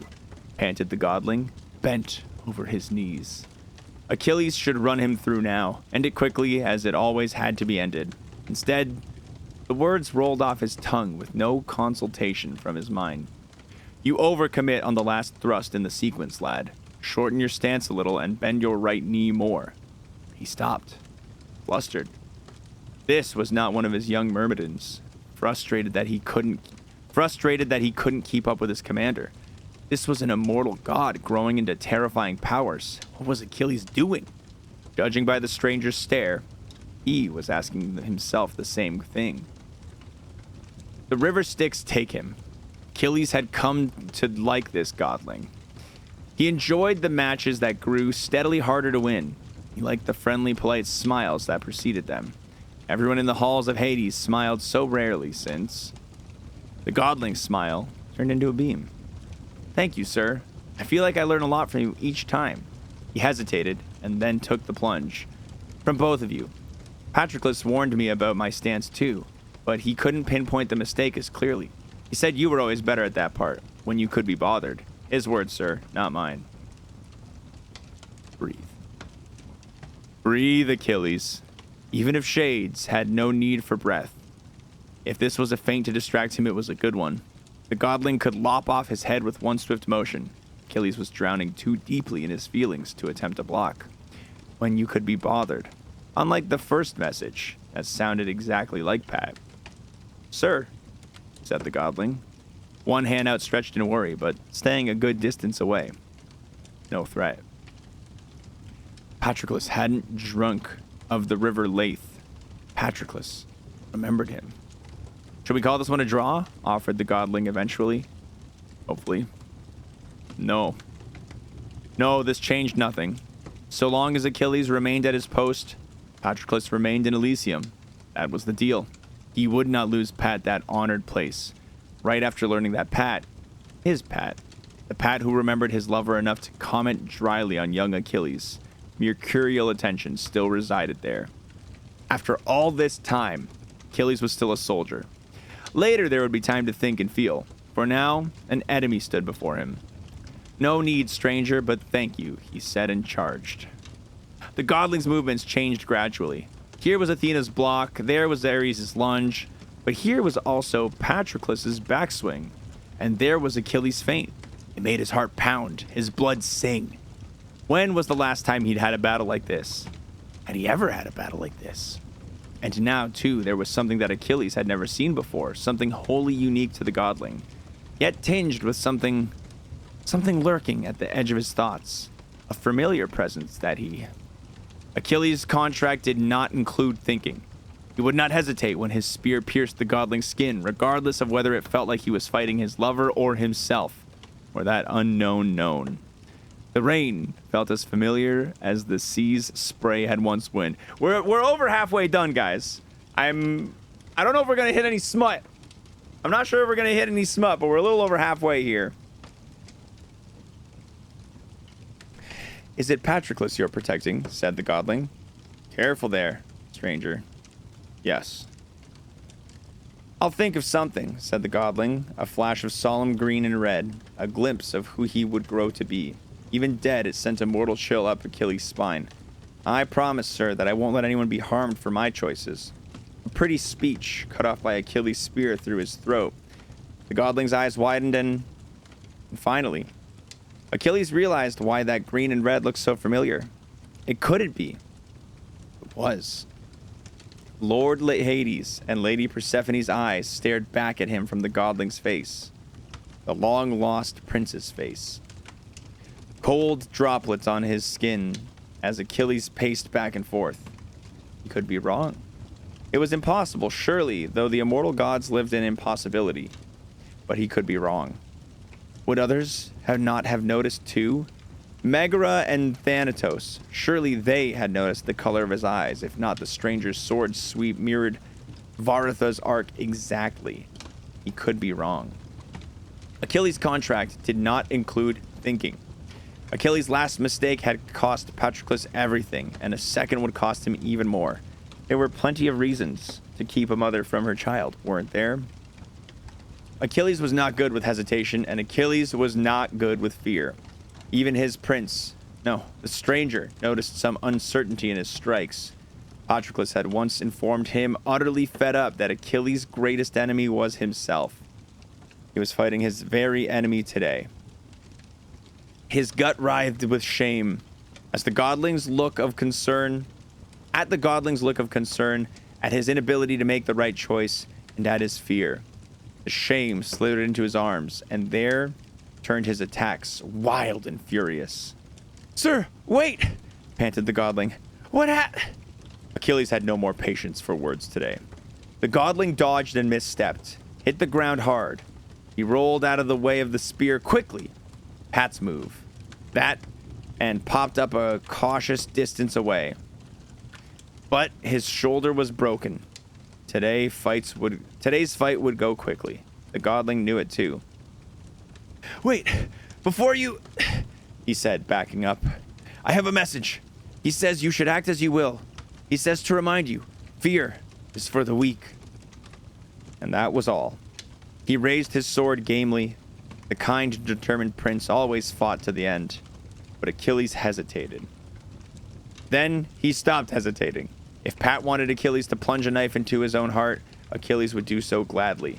If Pat wanted Achilles to plunge a dagger into Pat's, then he would weep and rage through the tears and still do so. Fear is for the weak. He parried the prince's first thrust. Despite his injury, the attack was lightning fast, masterful. The prince had grown strong. Achilles was proud of his role in that, if nothing else. But he was still no match for Achilles. It was no boast. There simply had not been and would not be one such as him. Achilles could still step left and slash the prince from throat to groin. He thought of Patroclus, who trusted him despite everything.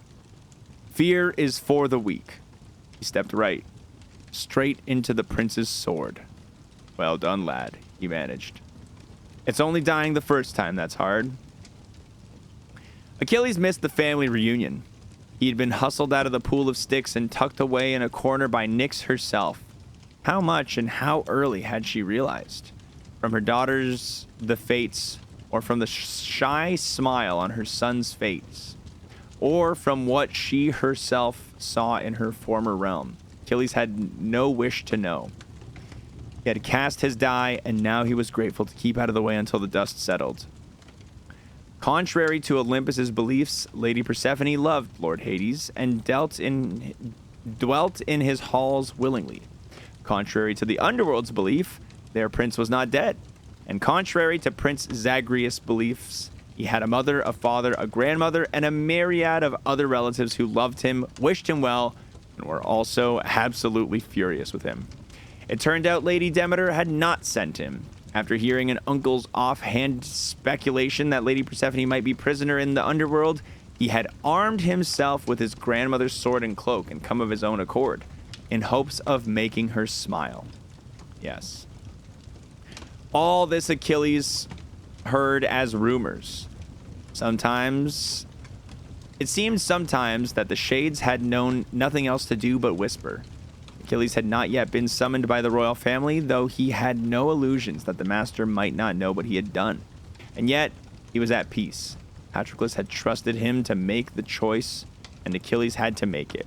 He would await the fates, content.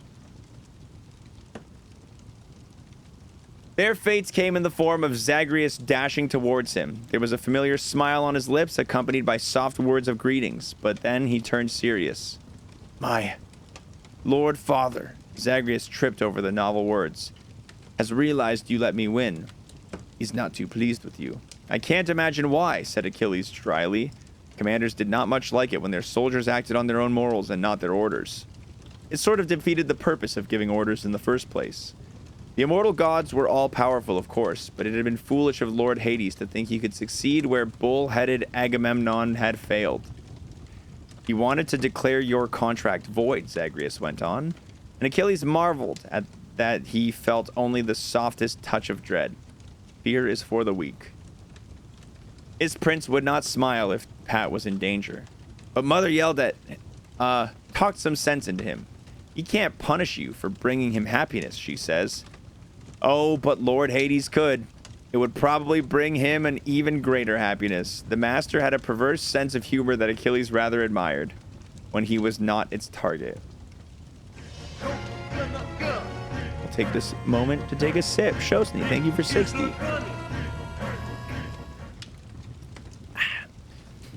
The prince's thoughts seemed to be heading the same way, so he moved on hastily. Still, we both thought it'd be good for you to keep scarce for a while, so I arranged for you to be temporarily exiled to Elysium. Shades had no need for breath, so why did Achilles feel that his had been knocked from him? He found he had to lean heavily on his spear as he stared at Zagreus. Could it be that simple? The gods were known to deceive mortals, to spin with clever words their greatest desires into their worst fears. I hope I haven't overstepped, sir, fretted the god who casually fulfilled Achilles' dearest wish. But not Zagreus, who stumbled over lies of omission and called lowly Shades sir. There was a reason the gentle queen had sent him in her stead. From Zagreus, it could only be truth. Not at all, my prince, managed Achilles. I thank you. But that did not seem enough. He bowed low, as he had not bowed to anyone in life, and only to the master in death. Above him, Zagreus waved his arms frantically. We should be thanking you. The whole royal family is forever in your debt. That was not how it worked between gods and mortals, but the prince was still young, and Achilles would hold those kind words close to his heart for all eternity. He straightened, smiling. Then I look forward to our next meeting, whenever it may be. Actually, it might be closer than you think, Zagreus grinned. Lord H. Well, Father asked me to check the underworld's defenses. He wants me to make sure getting out remains harder than getting in. It'll be odd going the other way, but I'm glad I wanted to fight you anymore, sir. Achilles laughed softly. I'm glad too, my prince. A few more battles and you would have beat me fair and square. This way, I get to keep my pride. He would treasure this forever too. Zagreus's look of pure wonder and delight. He thought of it often on his long, careful journey up Elysium, and finally, to Pat. Achilles could lie far better than Zagreus could, but not to himself. If a few days was not quite the truth, it was close to enough of it. Achilles was only human after all, and he was content with that too. For a long time, though time was meaningless in Elysium's green fields, their hearts turned to other matters, but eventually, above the rush of the clear, unfathomable waters of Lethe, Achilles and Patroclus. That first time, did you really send your regards with Zagreus? Patroclus laughed. I believe I said, tell him to not be an idiot if he can help it. Achilles smiled too and brought their intertwining hands up to kiss Pat's knuckles. That he would have believed. Their sweet, polite, ever-surprising prince. How much trouble he would have saved if he had been a little less diplomatic. Ah, well. Achilles leaned in for another kiss. One of the fathomless myriad the eternity together granted them, each one unique. Who cared how many tries it took when the result was so sweet? Fini! Not smutty, though. It was not very smutty. It was not very smutty. So we're doing a raunchy one after this, right? Let's go pop in. I want to do a shorter one. I'll try and find something short. How long was this one? Words, 3,000. Okay, I'm going to sort by word count from 0 to 3,000. And Let's throw the romantic smut tag in. Romantic fluff? No, let's just smut. Let's just throw smut in. Hit completed only and explicit. Okay, hold on. Where is completed only? Oh, completion status. Complete works only. Sort and filter.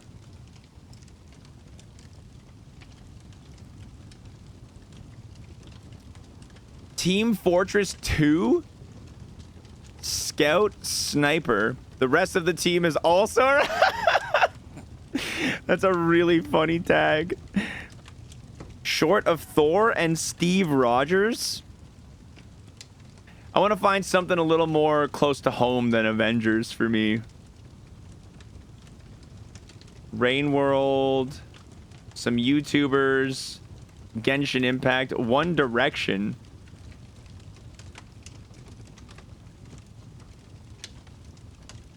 Mortal Kombat.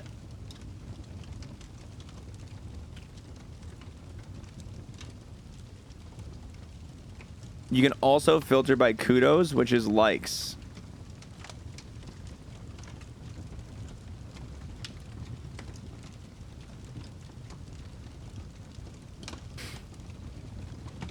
Yeah, this one has a lot of kudos. Okay, so Hannibal TV, Witcher.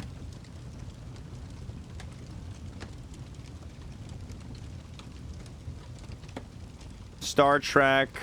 Haikyuu. That's not... Minecraft. Teen Wolf, okay.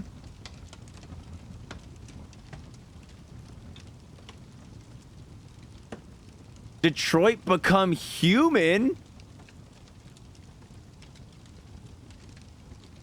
Gavin Reed and upgraded Connor.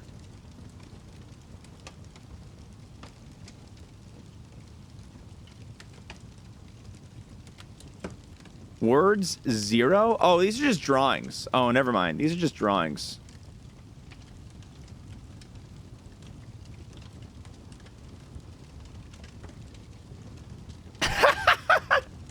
I love this one. Oh, shit.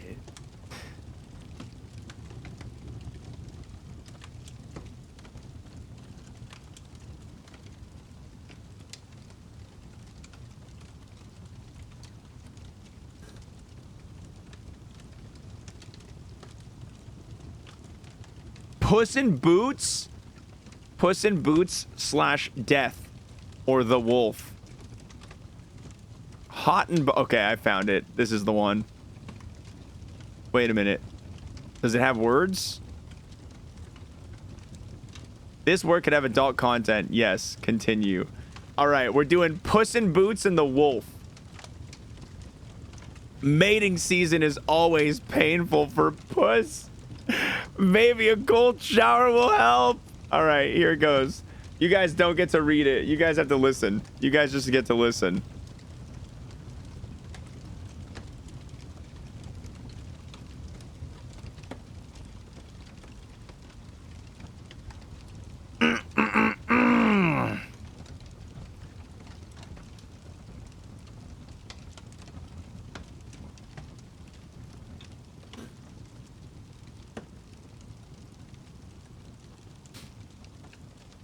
Read the secondary warning first.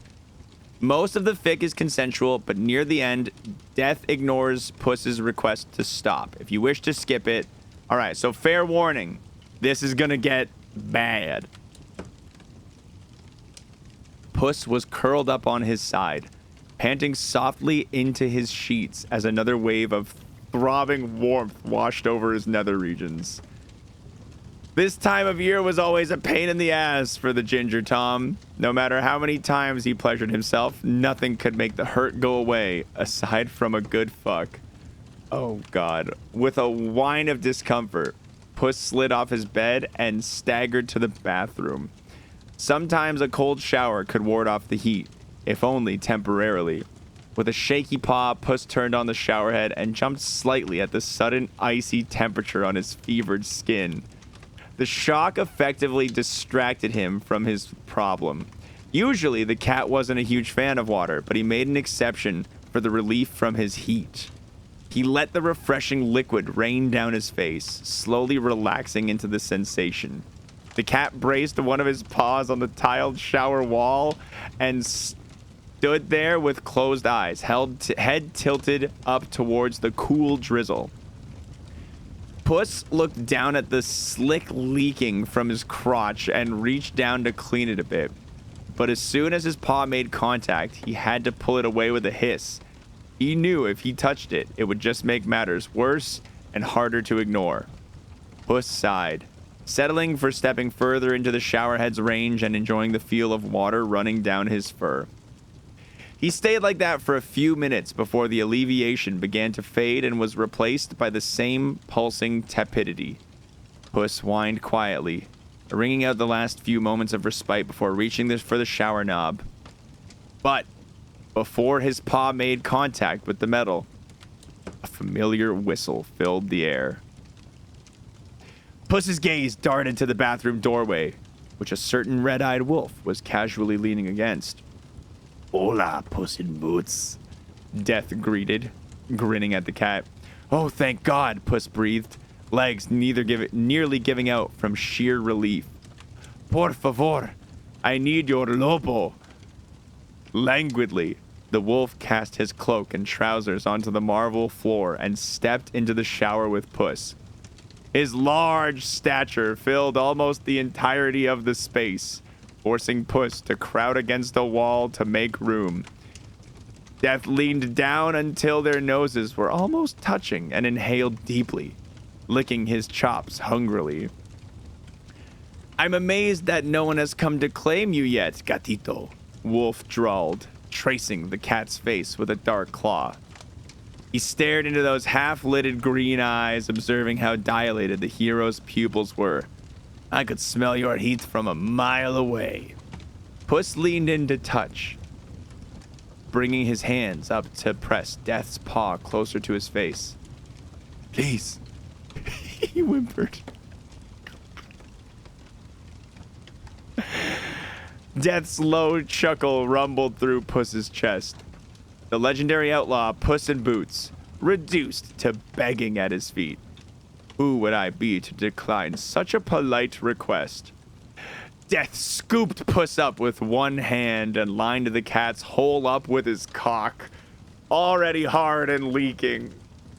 Puss was breathing hard in anticipation as he felt the blood protrusion poke at his inner thighs.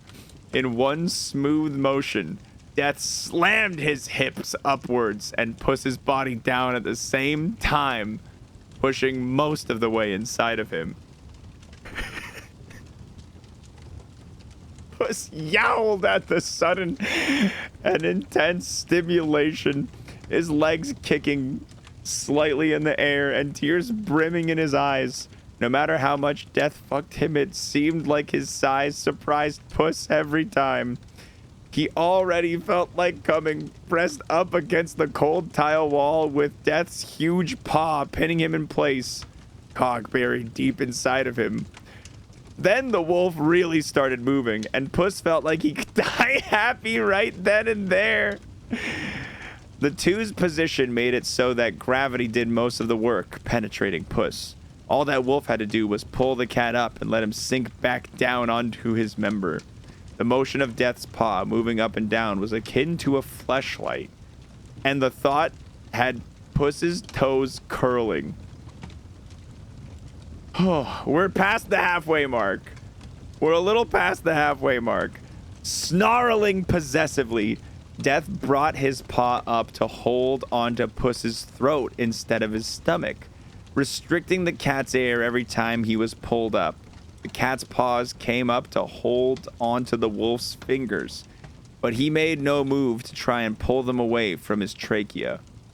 Puss's head was tilted up as he gasped for air that could seldom flow through, and Death felt a pleased grin split his face as he reveled in the fact that Puss was rendered completely helpless by his hand.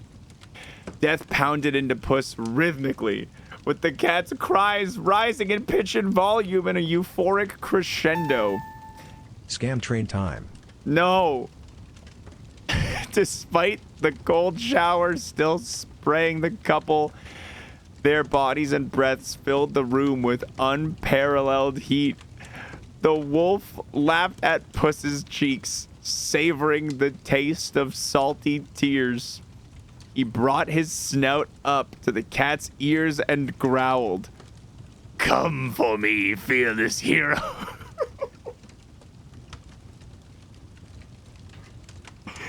Why are we doing this? So he did, shuddering as the strongest orgasm of his life ripped through his body from head to tail.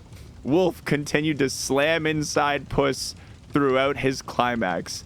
By the time he was done, he was completely limp in Death's hand, only stirring to pull at the wolf's paw once he noticed that he wasn't stopping.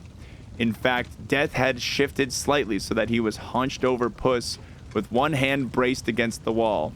This allowed the canine to use his hips more effectively to rut into the cat mercilessly. Oh my god. Puss mewled as he pushed against Death's paws weakly. "Ah! Lobo, wait!"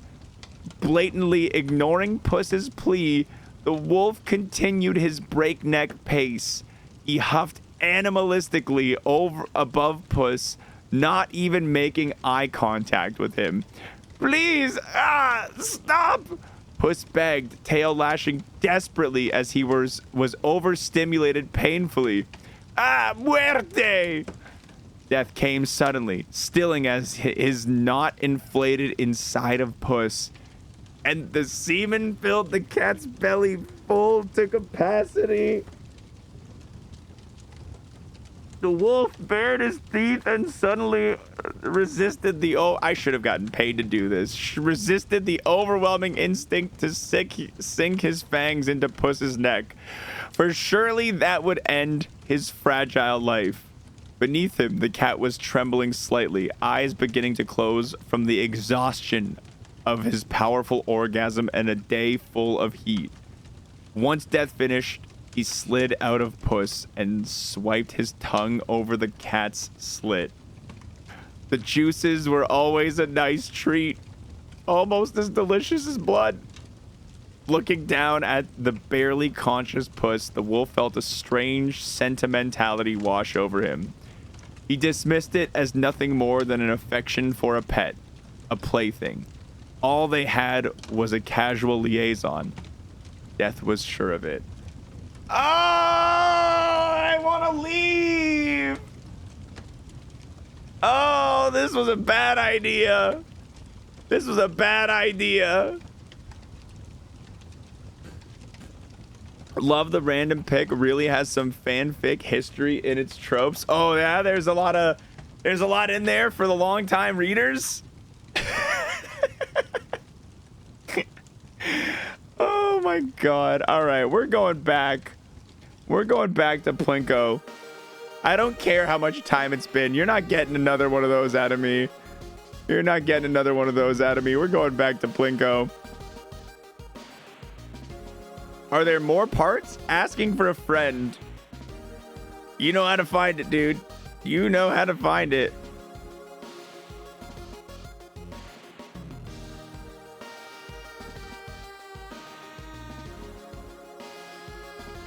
The start, the fucker die in supernatural heats.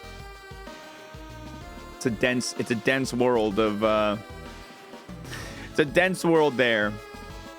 The iceberg go deep. All right. We got to refill this Plinko wheel, guys. We got to refill this Plinko wheel.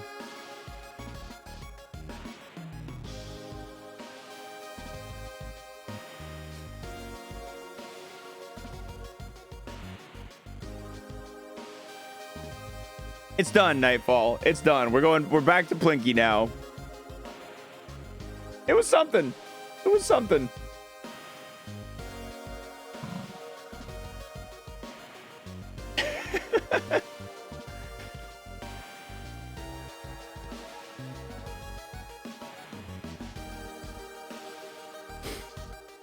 Oh man. What was it about? Go watch the VOD. Don't make us. Go read it yourself. Don't make us. Puss in Boots and Death have probably some of the most erotic sex that anyone in this chat room has ever had. I hate that I had to summarize it for you. Why did I do that? All right, let's spin the wheel.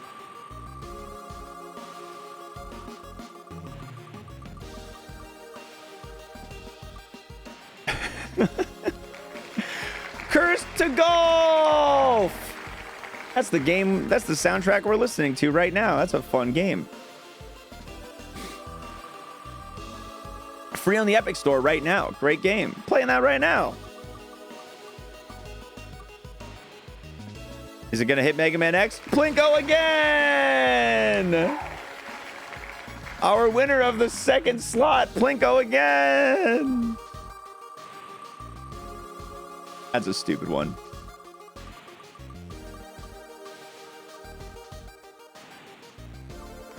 Oh, speedrun documentary videos!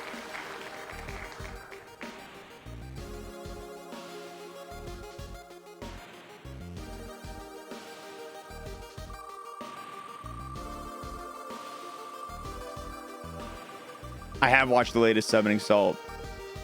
Is that Ghost Trick? Is Ghost Trick gonna make it in? Ghost Trick. Start Ghost Trick. I know that's a fan favorite right there.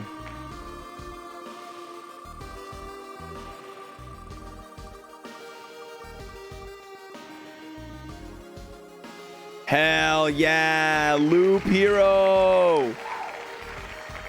This is a good board so far. Curse to Golf, Ghost Trick, Speedrun Docs, Loop Hero.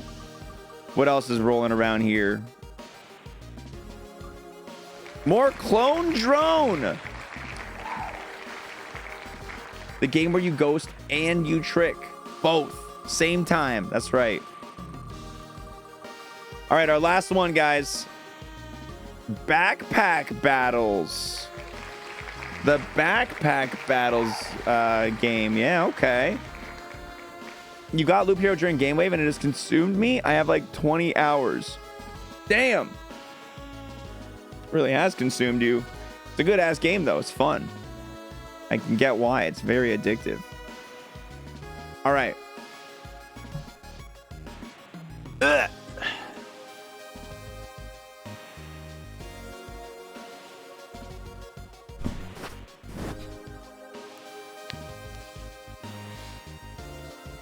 This is a great board. Yeah, this is a strong board. I especially like that one of them is just do it again.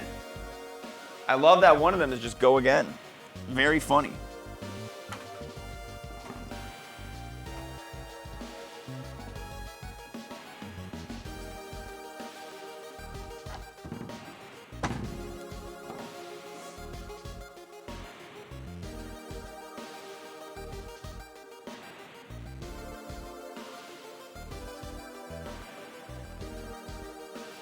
Yeah, it's go again with new games. Yeah, yeah.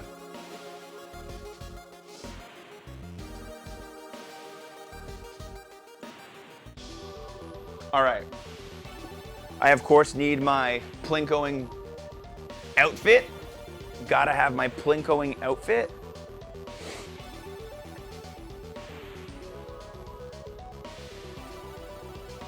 Ladies and gentlemen, I introduce Chuck Plinko, your host. Yeah! Woo! That's him! I love that guy!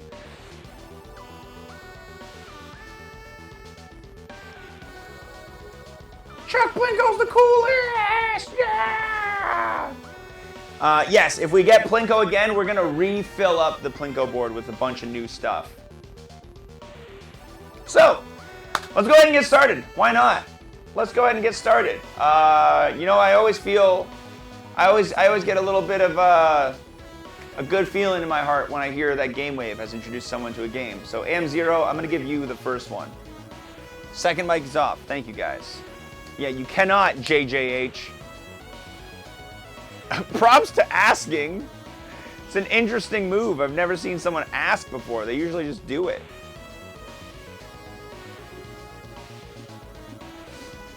Again, AM0, your ball choice is over here. Forfeit my pick for cup on next.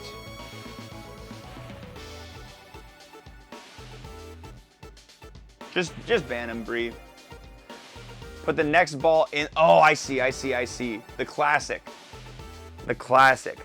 Okay, next person is, you know what, you can choose the other person, Zero.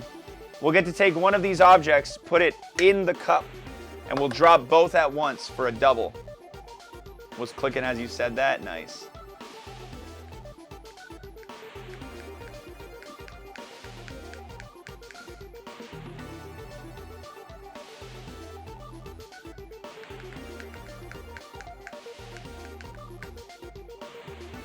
You nominate food. Food. Which thing are we putting in the cup?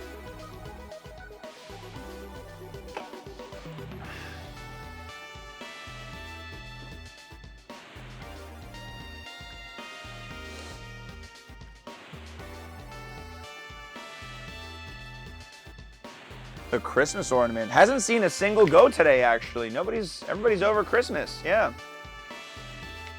All right. And we'll put this right at the A-hole. Everybody's favorite. For the you guys get to do the combo, I get to choose the spot. All right, well, we have Plinko again getting a point. I got to make the ball finish dropping. Plinko again is going to get the first point here. Let's go ahead and shimmy. Oh! And Cursed to Golf gets the second one.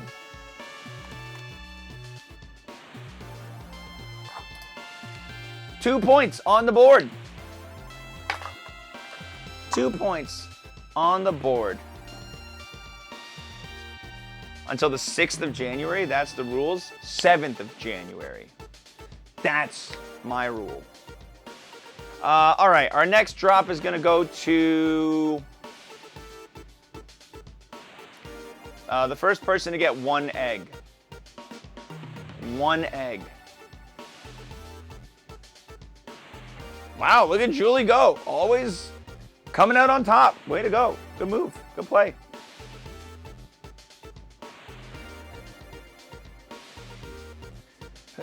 The Dragon Ball had escaped. I gotta bring it back.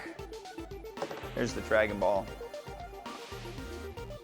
Poker chip from the tee, but you have to hold it flat. You mean like that? Like flat against the board? Other way. Like that? I see. All right.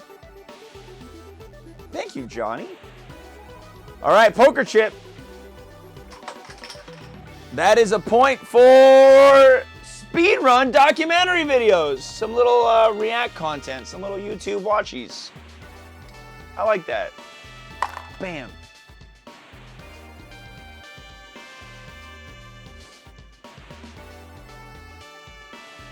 All right, our next pick will go to Johnny also for complimenting me. Johnny, feel free to choose one of these balls in the lower camera here and a spot on the board to drop it.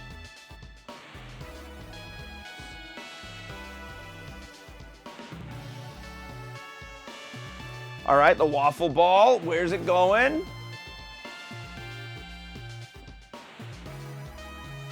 Top of the X.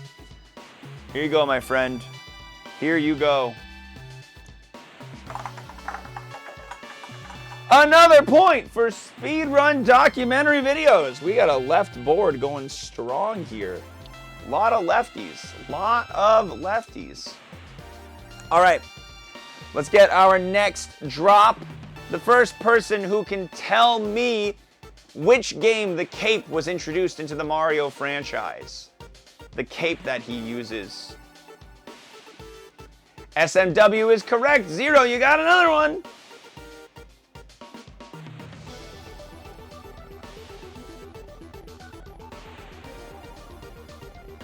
D20 in the E-hole.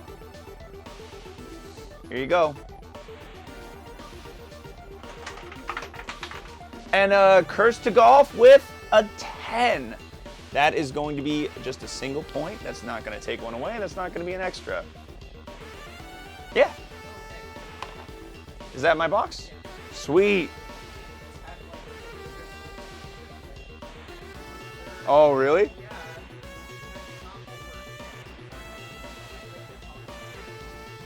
Oh. She was down here screaming at me, and I followed her upstairs, and she screamed at the door. I was like, all right, go outside. Yeah. It probably has your presents in it. That won the switch out. Okay.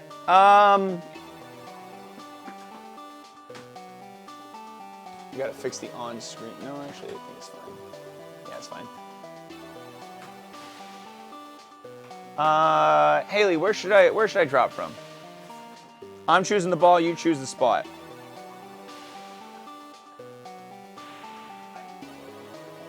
You usually go from the A-hole, of course you do.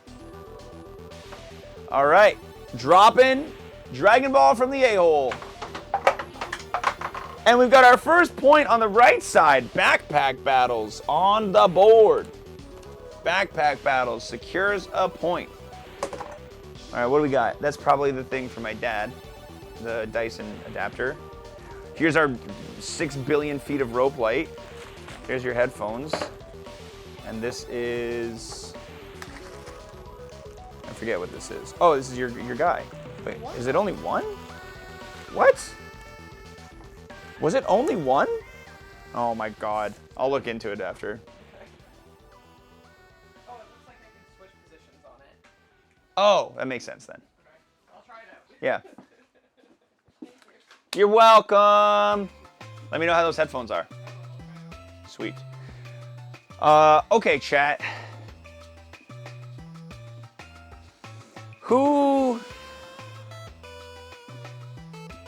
Whoever can tell me,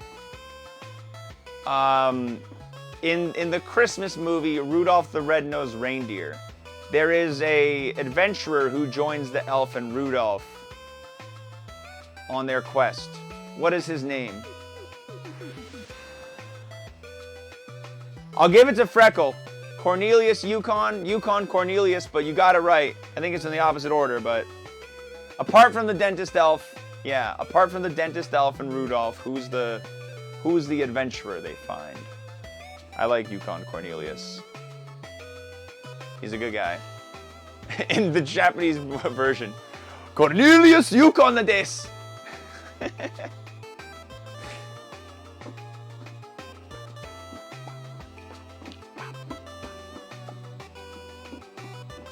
Dragon Ball from the middle of the W, tip please. What are you going for? Are you trying to hit this and spiral that way? Spiral down here and bump down and bump down. I'm trying to see what your logic is, what your plan is. All right, here we go. And schmacky dacky, clone drone in the danger zone. Woo! All right. That's 1 point on the board for 2 separate right gangers now. Loop Hero and Ghost Trick both feeling very empty. If Peglin has taught me anything, there's no point in trying to guess where the plink is going to plink. That's fair. All right, limited time. My keys. Next person gets to drop my keys into the board. If they don't fall fully down into a hole, it doesn't count. If they end up like this, it doesn't count. Let's give this one to the first person who can tell me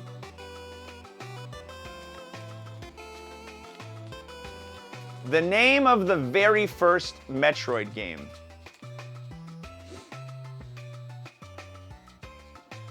Correct.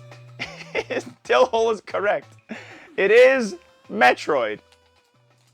All right, Dillhole, where are we dropping? Where are we dropping?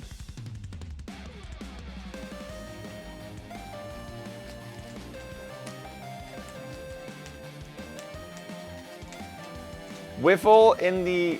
No, you have... It's keys. It's keys only. This is a key drop round. This is a special occasion round. I'll still give it to you in the A-hole, but it has to be the keys. With backspin? I can't put backspin on the keys. They're not a ball. Well, let's just try this again. Hey! That's another point on Plinko again. Another point on Plinko again. Mickey's question goes from what is Naruto's name to I hope you studied your Christmas movie lore. Yeah, and then what's the Metroid game called? All right.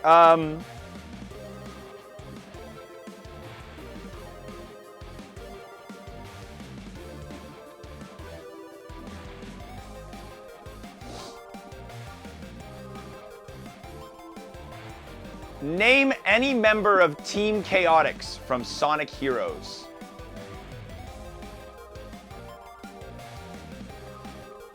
Young Gummy got it real fast. Espio. That is right. Espio, you got Charmy B. And I think Victor the Crocodile is the last one.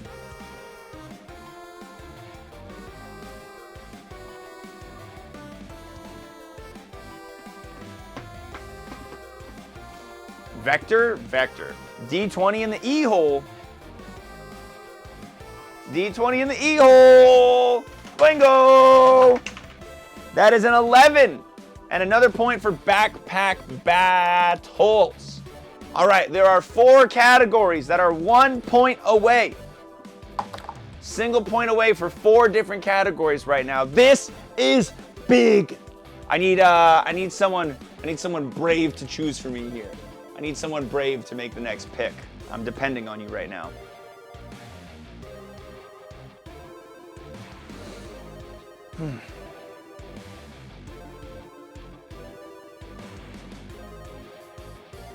Couldn't be me. All right. I'm gonna just choose. I'm gonna just choose somebody. I'm gonna give it to Dude Man Guru. Dude Man Guru, the pick is yours. Where to?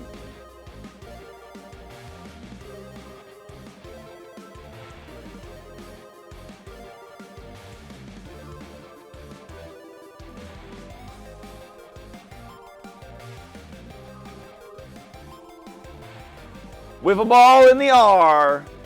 All right, wiffle ball on the R. Here we go. 3, 2, 1.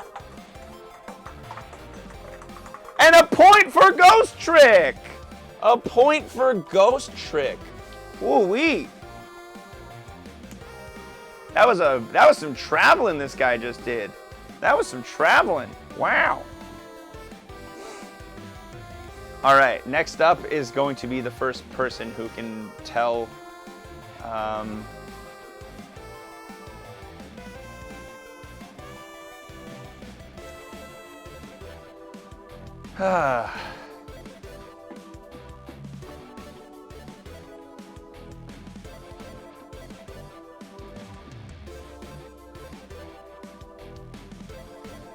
Were you gonna tell me the time, Dill Hole? Is that what you were going for? Yeah, I see you. I see you. No, we're gonna give it to the first person to successfully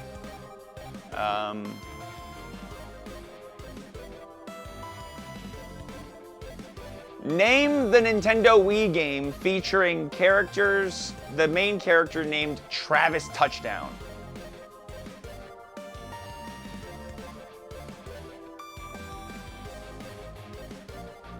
There he is, AM0. No more heroes, that is correct. It's not fake. It's just silly, quirky, very, very wacky, wild, out there Japanese developer. I forget what this studio's name is, but they like their goofy shit. D20, tip of the T.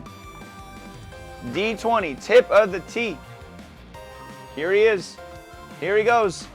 D20 dropping into speedrun documentary videos with a 12. There we go. That is our next pick. We're doing some YouTube videos. We're going to watch some speedrun documentary action.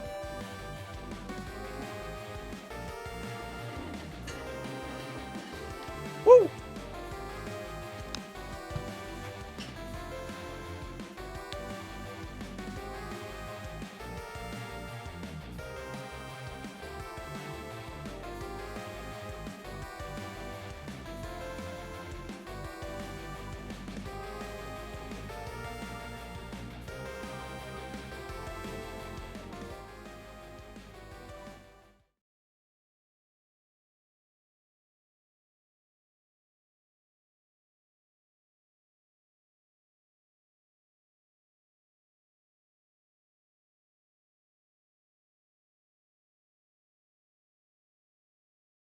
Sorry. I watched the new one. I definitely get a little choked up watching them sometimes too. Just a little bit. I've seen the new one. The new one is also 2 hours. I don't know if we want to do... If you guys want to do the new one, I would be down to rewatch the newest Summoning Salt. If you guys would rather watch something a little shorter, we could do that. This is going to eat up most of the rest of our stream time today if we watch Summoning, if we watch this one. We've seen most of them on stream too. Yeah, 2 hours and 14 minutes. It is not short. It is not short. But there are other speedrun documentary creators. There are other ones out there. I think Bismuth does a bunch of them.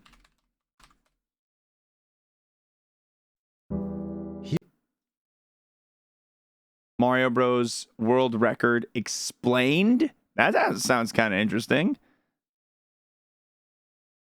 The quantum mechanics of Mario 64. You guys want to watch the Mario Bros. 2 Speedrun Explained? 30 minutes? That feels like a good one. We can find a second one after this. That seems like a good start.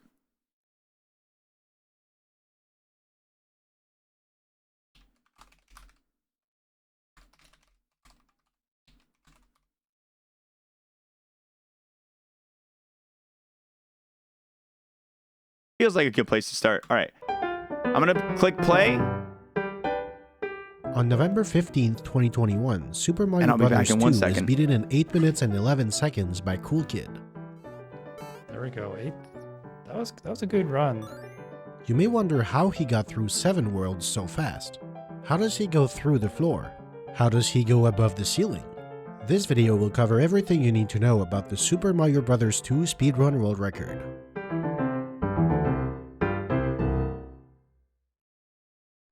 Before we begin, we need to get a few things out of the way. This is of course the North American release of Super Mario Bros. 2, not the Japanese sequel, also known as The Lost Levels. Cool Kid is playing the Any% category on the original Nintendo Entertainment System. Any% aims to defeat Wart by any means possible. Nearly every 2D Mario game has warp zones or a similar mechanic, and SMB2 is no different. If you prefer to see the entire game, or if you prefer the Super Mario All-Stars version, there are other categories, All Levels, and on the All-Stars version, Any% No Save and Quit, and All Levels. By the way, Cool Kid currently has the world record in all 5 categories. Any% goes through World 1 until 1-3, where a warp takes the player to World 4. In 4-2, another warp advances to World 6, at which point the rest of the game is played out. As a side note, the ability to save your progress is why Any% is split in 2 on the SNES release. On the game menu, you can select any world up to the furthest point you've reached in the game, so the fastest route is to warp to World 4, save and quit. Then you select World 3, which has a warp to World 5, and go to World 7 from 5-3. In the end, you play only 9 levels instead of 10 and save about 45 seconds. Super Mario Bros. 2 is unique for its cast of 4 characters that are actually different. Every character can run, jump, pick up objects and enemies, and do a charged super jump. Luigi falls slower and jumps higher than everyone else.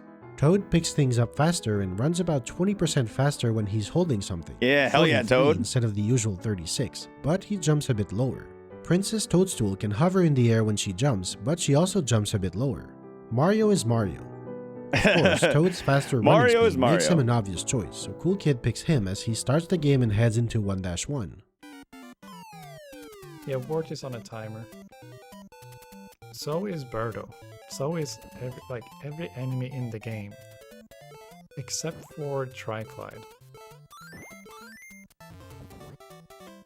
Smooth movement. I don't know how they programmed Triclide, but Triclide is different. Like, the timing of his fireballs is always the I want him same. to explain why he went in and out of that door. No, It seemed pointless to me. Bus timer there. Cool Kid starts 1-1 with a double jump. Here's how it works. Similarly to Super Mario Bros., SMB2 lets you barely clip the top corners of blocks and enemies. This was simply done to be more fair and lenient towards the player. However, in doing so, the game incorrectly assumes that Toad is standing on the tweeter. Just before his trajectory starts coming down, because the game thinks Toad is grounded, it allows him to jump again, effectively double jumping. This will be used a few times throughout the run, Notice how every time it's used, Cool Kid barely clips the corner of an enemy before double jumping. That's usually a 2-frame window. Quick side note, like all games on the NES, this game runs at just about 60 frames per second, so 1 frame is 1/60th of a second. Why did Cool Kid throw a potion here and enter the subspace only to get right back out? And what happens with the POW block? This is the item reuse glitch. If the player spawns into an area on top of an object and they pick it up on the first possible frame, they will pick it up before the object is properly initialized. The game will store that the character is holding the object, but the character doesn't enter a holding state. The object can't be thrown, and another object can be picked up in its place. In this case, Cool Kid picks up a Shy Guy and uses it to run faster for the next section. But why do this? Well, after another double jump to reach this door, when Toad enters the next area, the game remembers that he's holding a POW block and gives it back to him, fully functional this time. This is special because in normal circumstances, the only object that can be carried through different areas are keys. There's no like, you know. So this way he has more speed as he comes in here. Birdo, He can. Wart, like the veggie timer. Oh, he item stored again to warp down. That Okay. requires a good breakdown. Let's start with what we know. This is another instance of the item reuse glitch. This time it's performed by grabbing the Shy Guy at the same time that it's knocked out by the POW block, but it's otherwise functionally the same. And this is why Cool Kid brought the POW block here in the first place, to allow him to carry the Shy Guy into the next room. We'll see why he wants that in a moment. Next, Cool Kid picks up 2 bombs quickly. The first one isn't immediately visible because of the Shy Guy shenanigans. He jumps into the ceiling and drops the first one in front of him. Dropping it from as high as possible gives him time to pick up and throw the second one while the first one is still bouncing, allowing him to instantly catch the first and send both falling down the ladder. At the same time, he follows suit, falling below both bombs. At the bottom, he starts climbing up the ladder and catches the first bomb. You can't climb a ladder while holding an object, but you can catch a falling object while climbing a ladder. Now, because he's already holding an object, he can't catch the second bomb, and as it continues falling, it pushes Toad down. As it turns out, between a solid floor and the unstoppable force of a falling object, the floor loses this battle. The falling bomb takes precedence and pushes Toad through the floor until he falls into the next screen. And the next screen, as it turns out, is the Birdo fight arena. Had Cool Kid blown up the wall and entered the door, he would have appeared here, but because he entered this screen from the bottom of the previous screen, he winds up going down an inferred but not existent ladder instead. Wart, like the veggie timer. I mean, him opening his mouth. Of course. It's all based off a timer. But the timer doesn't begin when you start the game like SMB1. This is Birdo. The normal way to fight her is to wait for her to spit out eggs, pick them up out of the air, and throw them back at her 3 times. But that's very slow because of everyone's favorite, frame rules.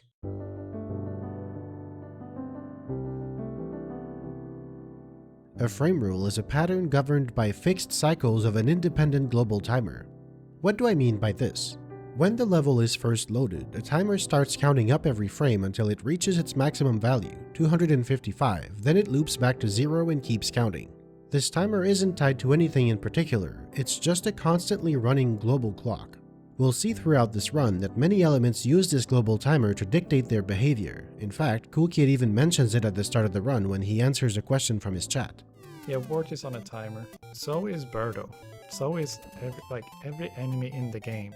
As you may have guessed by now, Birdo is one of the most prominent users of the global timer.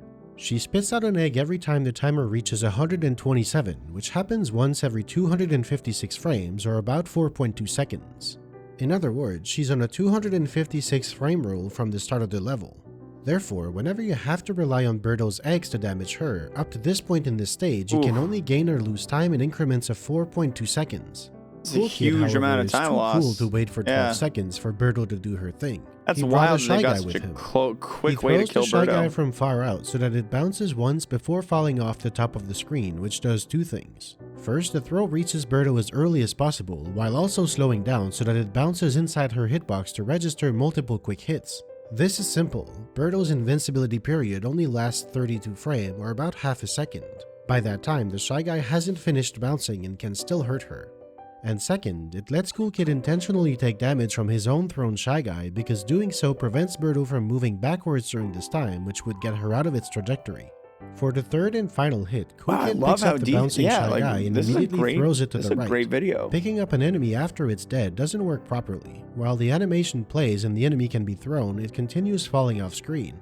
Throwing it gives it the trajectory of a throw without changing its position. Cool Kid does this as a safety measure to make the third hit consistent in case Birdo jumps, but it isn't always necessary. In this case, the Shy Guy would have hit 3 times regardless. Birdo drops a crystal ball that you need to pick up to open the mask gate and finish the stage. Obviously, collecting coins in the subspace and playing the bonus game would be a waste of time, so Cool Kid moves on to 1-2. It starts when you enter the level, so it's level dependent, fortunately. I've always wondered how this works. So it doesn't matter how I play, the rest of the run. Like, what matters for Wart is how I play 7-2, final level.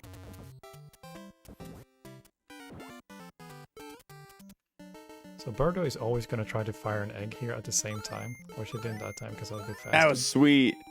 That was so slick. Hey, mothers. Okay, how does Cool Kid do that? This high-speed carpet ride is caused by a glitch when 2 carpets are active at once.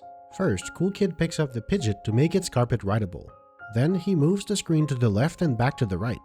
Enemies spawn when the screen reaches a certain position, so doing this spawns the second Pidgeot on the carpet. Next, Cool Kid jumps on the first carpet and picks up the second Pidgeot, which makes its carpet rideable. Normally, when a character is riding a carpet, their movement is not dictated by their own attributes, but rather by the carpet itself. So they can move up and down, have different acceleration, and a top speed of only 21 as opposed to 36. Now, what locks the player's normal movement can only handle the latest active carpet correctly, because it's the answer to a simple yes or no question: is the player currently on this carpet? When multiple rideable carpets exist, the first carpet says yes and locks the player's movement, but then the second immediately says no and unlocks it. Therefore, Toad can both ride the first carpet and run at full speed, on top of holding a Pidgeot for the speed boost to reach a top speed of 64. You can also see the item reuse glitch in action here. This works the same as in 1-1 and it lets Cool Kid bring a vegetable to Birdo, freeing him of her 4.2 second egg cycles. Just got a grant to run a workshop in Stockholm in May. I like how we're a minute 20 in and there's already cool. so much to absorb. For how long? Speedruns are crazy. Well, maybe she begged. Please, please, Mom. What's up, Shadow?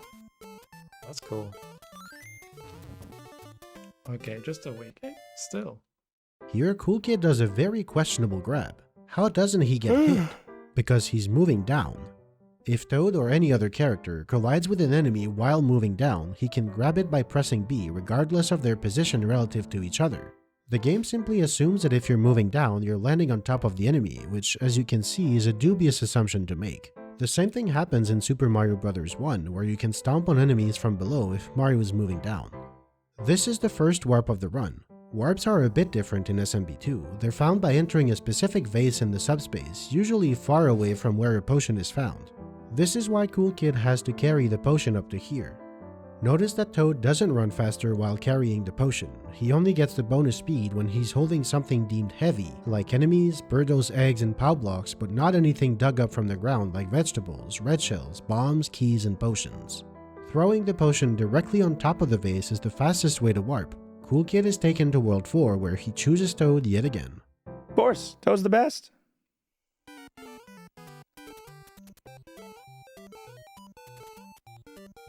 Just gonna have spent more time in Stockholm than I have. I haven't been to Stockholm that much. And a few times I've been, I don't think I ever stay there for a week. What happened there? How many frame perfect inputs in this run? Oh, he died as he flew This up. level is covered in ice. Ice physics are pretty common in platformers. They reduce your acceleration in all directions. So the most efficient way to accelerate and to slow down is to jump off the ice. The rocket raises several questions. Why does Cool Kid pause? Why does he take damage and drop to 0 health and yet he doesn't die? The answer is perhaps unexpected. The game has a built-in secret code to kill the player. Pressing up A and B together on the second controller while the game is paused kills the player on screen. Note that I said on screen. When Toad is in the rocket, this doesn't work as intended. You can hear the death jingle, but only the baseline. Toad's health is set to 0, but he doesn't actually die. A side effect of this is that the animation of the rocket launching is skipped and it goes straight to taking off. This can save anywhere from less than a second to nearly 2 seconds. The reason the time save is variable is because this launching sequence is itself on a frame rule that lasts 1 full second. Cool Kid simply has to make sure to wait until Toad is in the rocket, otherwise this doesn't work.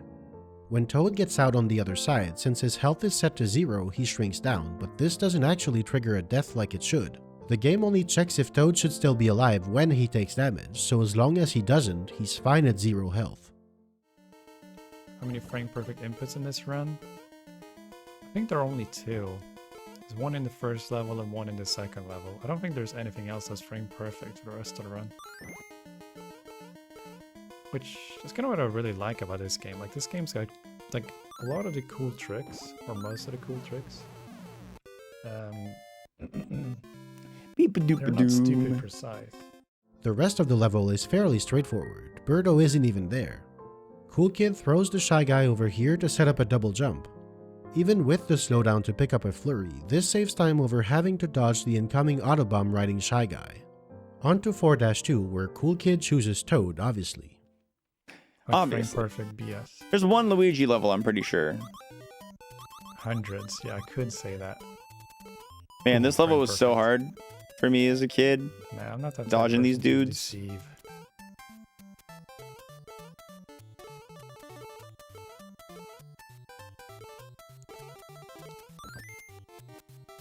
Yeah, exactly. Now, actually, I need to look into 7-2. I think I can play. I could get less lag in 7-2. I think, and that'd save time. At the start, Cool Kid got higher up on the vine without sacrificing a lot of speed to charging up a super jump thanks to ice physics. To reach the top of the screen faster, he jumped off the vine and re-grabbed it. This is a ladder jump. When moving off a climbable object, which I'll call ladders from now on as they're all functionally the same, the player can actually jump if their character isn't currently moving down. As Toad moves off from the ladder, his vertical speed is 0, so he's not moving down and he can jump. On the next frame, he starts falling and he can no longer jump, making this a frame-perfect trick. However, if he's moving diagonally up and off the ladder, he starts with a bit of upwards momentum, giving him a 3-frame window to jump off instead. A ladder jump saves about half a second if done optimally. The whales operate on a fixed timer from the time they're loaded, so their patterns are all predictable and easy for Cool Kid to deal with. He simply needs to carry the potion to the right vase and off he goes to World 6. Yeah, that's the original Mario Bros. Yeah. Yeah, 2-frame window. Not much. I don't know. So in 1-1, when you grab the Shy Guy after the POW hits the ground, that's a 2-frame window. Might be other stuff that's a 2-frame window, but I don't know. But yeah, that's what makes this such a nice run, in my opinion. Very few like tricks that are really precise, like frame perfect.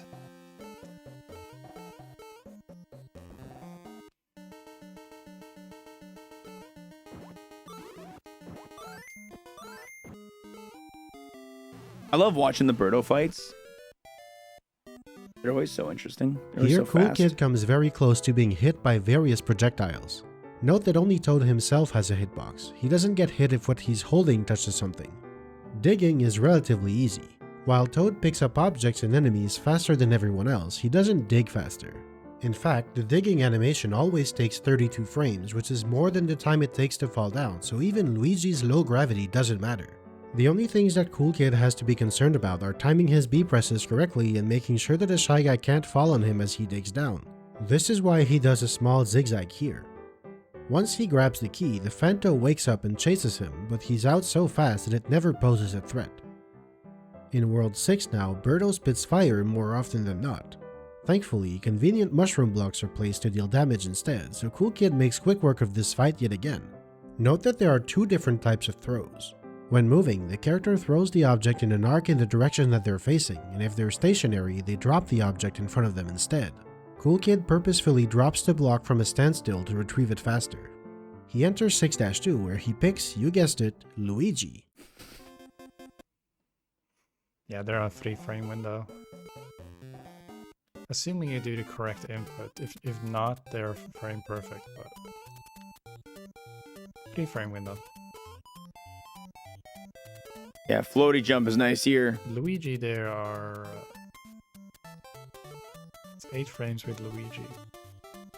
Ladder jump. It's 8, right? I always forget if it's 7 or 8, but I think it's 8.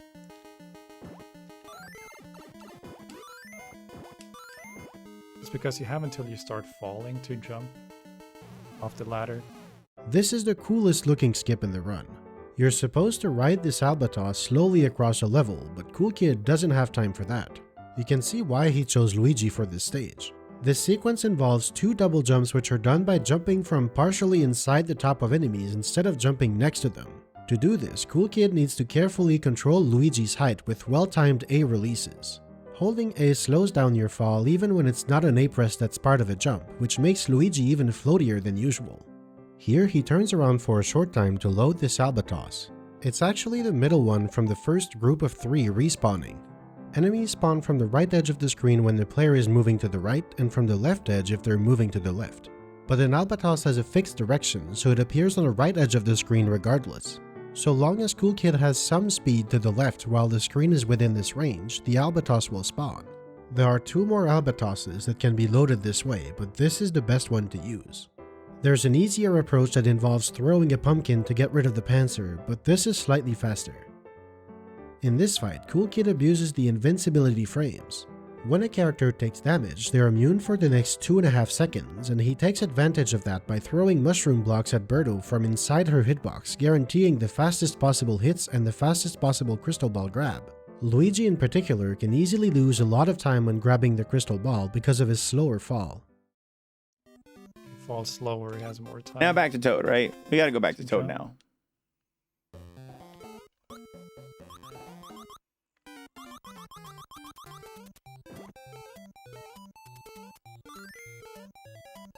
Wall jump.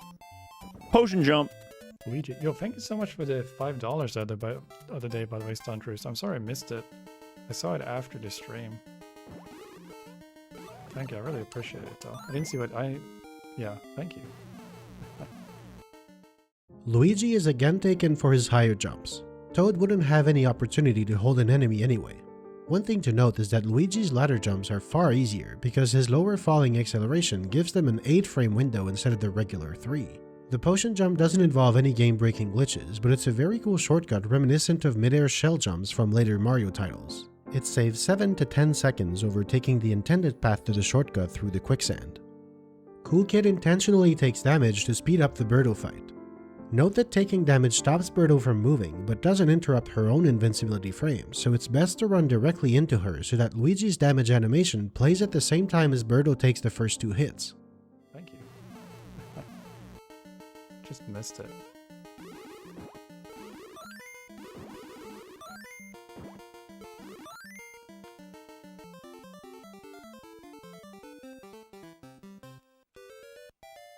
This is Triclide, the boss of World 6. Because we've been taking warp zones all this time, this is the first and last time we see the boss of a world.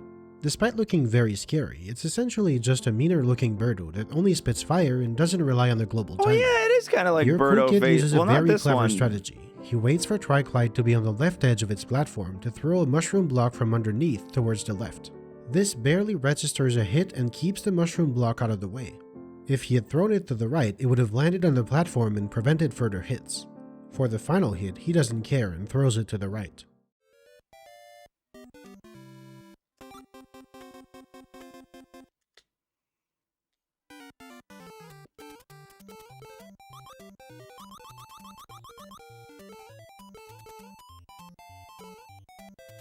Jesus, almost died. Is he gonna do the thing here too? Yeah. Yeah, but that's a bit slow. I need to pause sooner on the rocket, and it's gonna be tough, I think.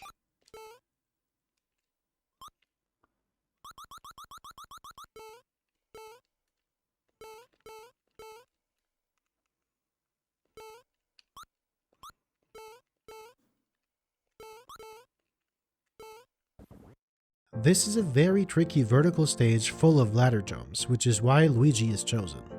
This section is very hard to get just right. You need to jump at exactly the right height to land nicely on this pillar, then get a double jump off the albatross, but jump out of it early enough to land on this pillar, which Cool Kid almost missed. He uses the zombie rocket glitch to save a bit of time, leaving him with 0 health to take on the rest of the level. Here he uses a jumping sniffer to land on top of the wall by the ladder. Like he needs to drop back down and climb the ladder to progress, that you just have because no unlike idea they're regular doing. screen scrolling, up and down area transitions can only be triggered by reaching the edge of the screen while climbing a ladder. This looks like any other ladder jump, but it's deceptively precise. To make sure he reaches the cloud, Cool Kid needs to be holding A when getting off the ladder to slow down his fall and eke out the maximum time and height before he jumps. Nah, that's good.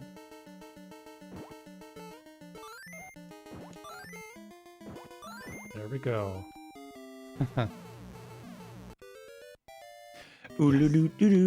This stage is where Cool Kid could save the most time over his previous world record.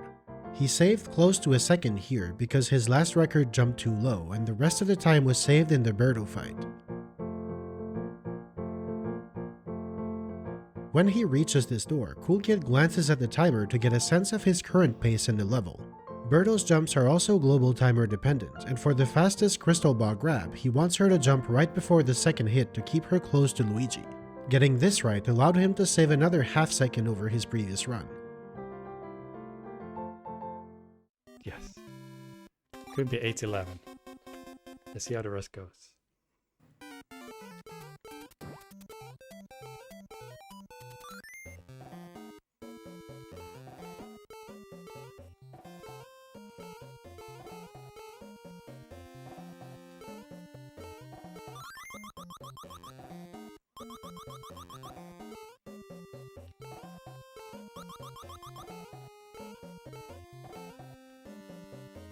Just don't die to wart again.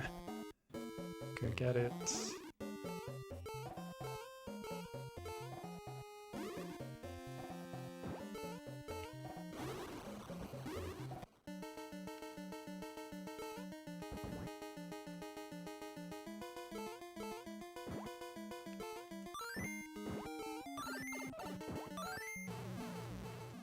Wart's Castle is usually fairly long and confusing, but it's reduced to nothing in this speedrun thanks to ladder jumps. Cool Kid takes advantage of treadmills. On left-moving ones, he jumps off as much as possible to avoid being slowed down by them, but on right-moving ones, he stays on them as long as possible to speed up. Here it looks like Toad is able to stand on nothing, but it's actually just the base level of the ground. To save memory, in levels that have mostly complete ground, you can always stand on ground 2 tiles above the bottom of the screen unless there is specifically a pit there. Remember what I said earlier, vertical area transitions are only triggered while climbing a ladder, so you can avoid it by jumping up instead. This massive shortcut leads him directly to the Birdo that's normally holding the boss key. When coming in from the door, Birdo and the key both spawn together and behave as intended. When scrolling in from the top of the screen, the key spawns first and escapes Birdo's grasp because of the conveyors. Cool Kid can simply pick it up and be on his way. He very narrowly dodges the spinning sparks with a well-timed duck. In this fight, thanks to a precise first throw, he deals double damage since the mushroom block is still bouncing when the Mask Gate's invincibility period ends. He makes quick work of it and reaches Wart.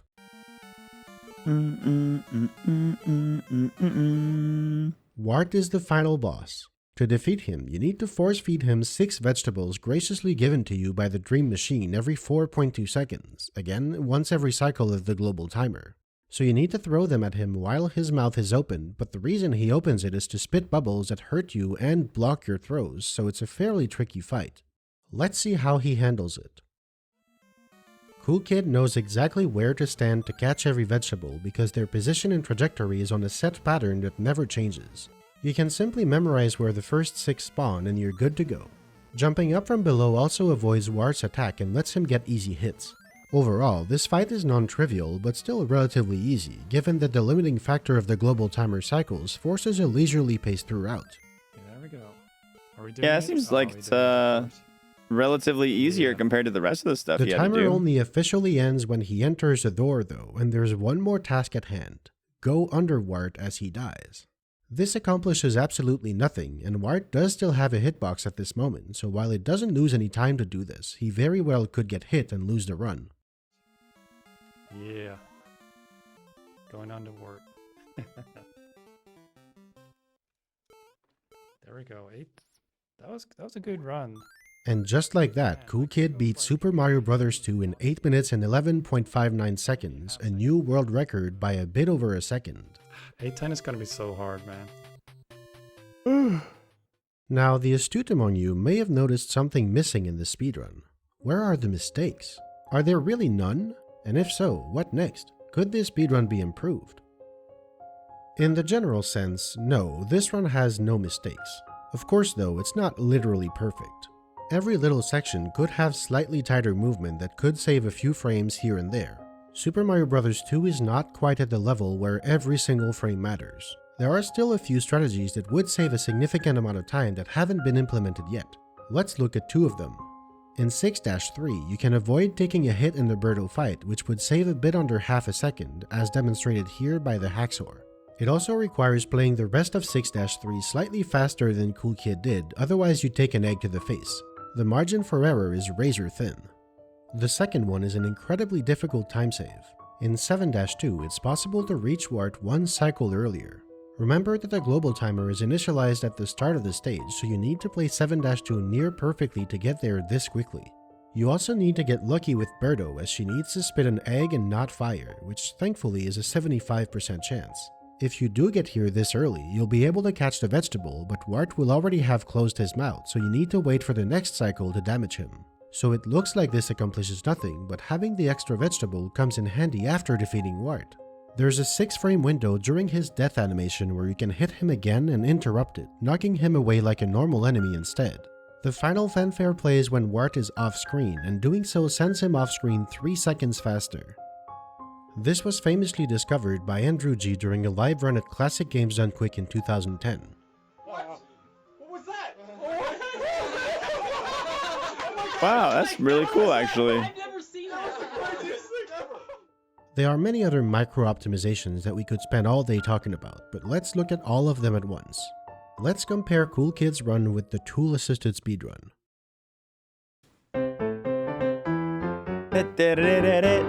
This task by Andrew G and Aguilar is a whole 30 seconds faster than Cool Kid's run. Let's break it down level by level. In 1-1, the task saves 2 seconds over Cool Kid with a faster clip and not taking damage in the Birdo fight. In 1-2, it saves 1.5 seconds on the carpet glitch with a pixel perfect turnaround. Cool Kid is less than 1/4 second behind in 1-3.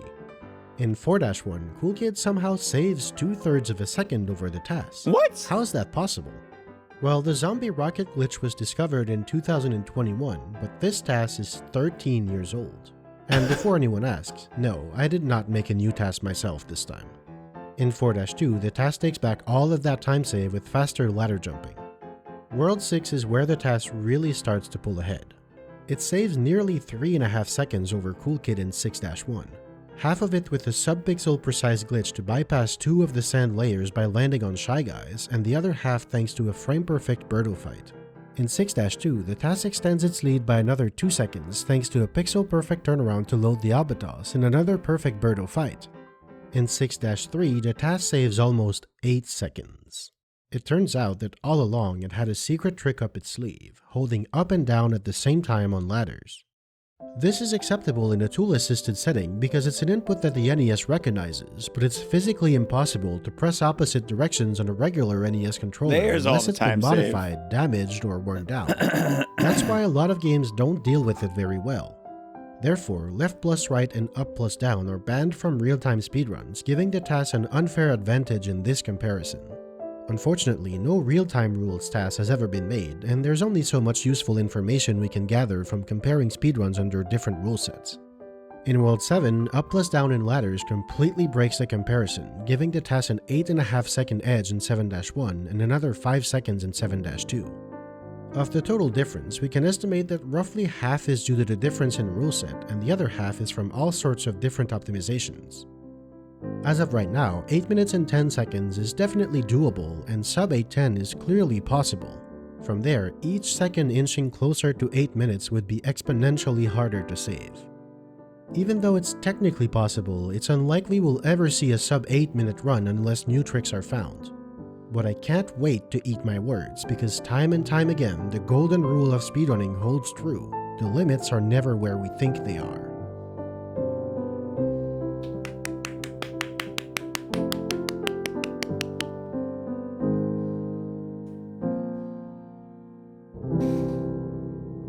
Fantastic video. That was awesome. Here's the video if you guys want to give it a like, if you want to subscribe to Bismuth. Good video.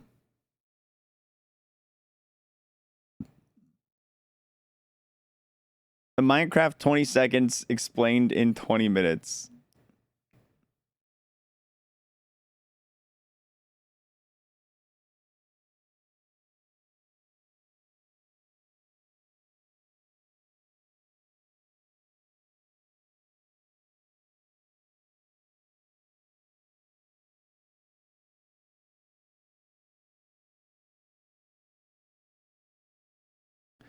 The luckiest speedrun explained. Speedrunners take on the most brutal challenges and optimize them to a level never thought possible before. They come up with the most insane tricks and can not only pull them off over and over like clockwork, but even make it look easy. But there is one thing that speedrunners fear. One untamable beast. 3 words that strike fear into their hearts. Random number generation. This is the luckiest GoldenEye speedrun, Frigate 00 Agent explained.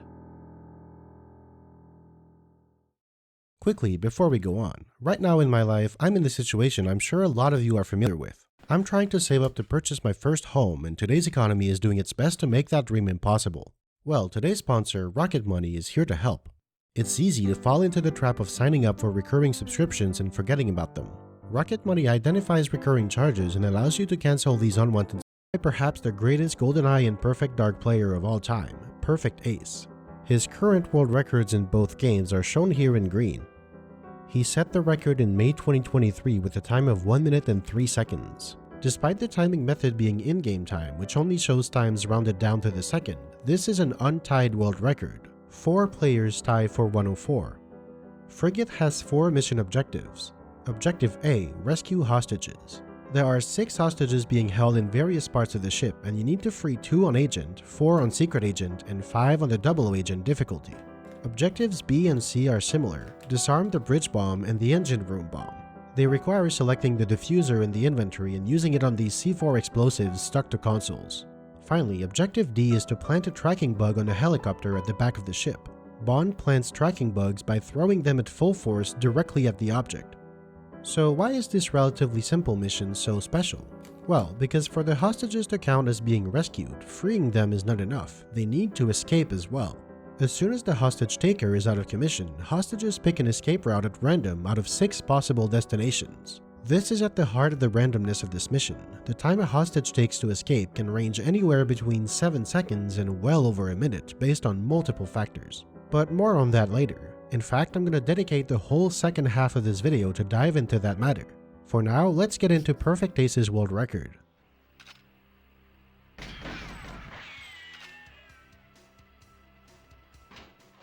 Immediately, there are a few things to note. Ace is running diagonally while looking down. Running diagonally is about 30% faster than simply running forwards. This is because Bond's speed is a combination of his forwards and sideways speed adding up to a diagonal vector. So by pressing C up and C left or right, Ace is able to move around faster. He plays with the 1.2 control style instead of the default 1.1. The default is to use the stick to move and turn and the C buttons to look up and down and strafe sideways. 1.2 uses the stick to look around and turn and the C buttons to move in all 4 directions. The reason 1.2 is faster is because it allows Bond to keep top speed while turning. In 1.1, you would have to sacrifice some speed to turn using the control stick. At the top level, there's also an increasingly popular control style called 2.x, usually 2.4, where runners hold 2 controllers and control Bond using 1 joystick to move and 1 to turn. It's marginally faster in most levels because of an oversight with the second controller in cutscenes that allows Bond to start the level running at full speed. Frigate is an exception though. You don't start the level by moving forward, so 1.2 is the best choice. Looking down is done for lag reduction. This is straightforward. Less stuff on screen, easier for the console to render. GoldenEye can be very laggy at times, so it compensates for lag by factoring movement based on the length of each frame. This process is a bit imperfect though, so Bond does run slower under heavy lag than he does in lagless conditions. As a rule of thumb, the difference between looking down and not is about 1 second per minute of runtime. Finally, Ace is running on the Japanese version of the game. This version is usually preferred to the North American release, not because of faster text, but because of more lenient auto-aim and extra body armor in some levels. There's no body armor in Frigate, but the auto-aim is useful. Interesting. Is that like the first example I've ever heard of where like a retro game has an easier Japanese version than American version?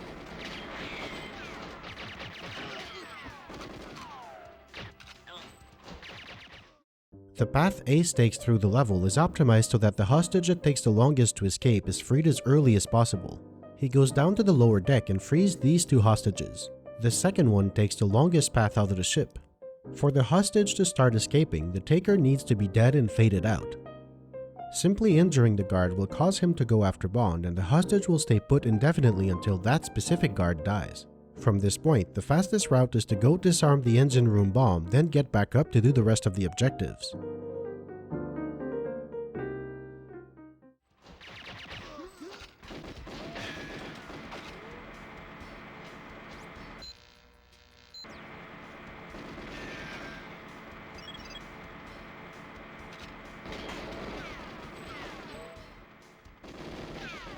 Just wiggled through some poles there. The sixth hostage is in the engine room, but because 00 Agent only requires 5 hostages to be freed, Ace doesn't free him. It seems like freeing all 6 hostages would improve the odds of success, but it's actually not really the case.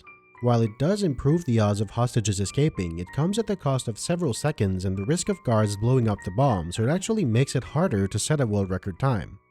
To go back up to the other side of the ship, Ace performs what's called the pipe warp. Instead of being a full wall, the pipe's actual shape matches their visual shape somewhat well. This leaves a clear gap between them that's too small for Bond to fit through. However, it is possible to go through anyway thanks to lag. Bond has a collision radius around him that is checked on every frame for walls, objects, and guards. But when calculating if his movement is valid between frames, the game simply draws a line and checks if it crosses a wall or another boundary. If that doesn't hit any obstacle, Bond is moved at the end of it. If his new position is clear of any walls, he moves. And if it isn't, he doesn't. Unlike Bond though, this line has no width, so theoretically it can't fit through a gap of any size with the right position and angle. Any size.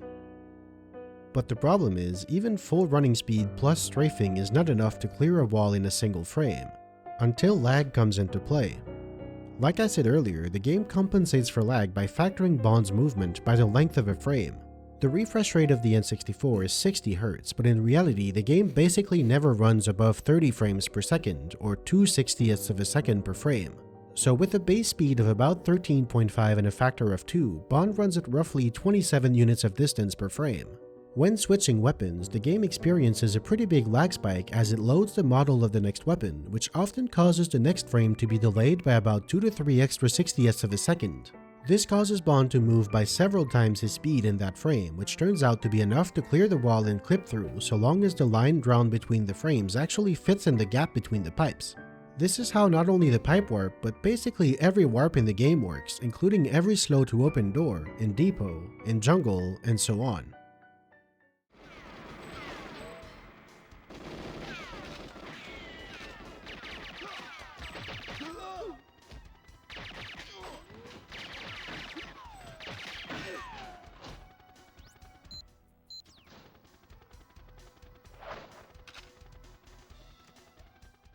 Now Ace frees 2 more hostages.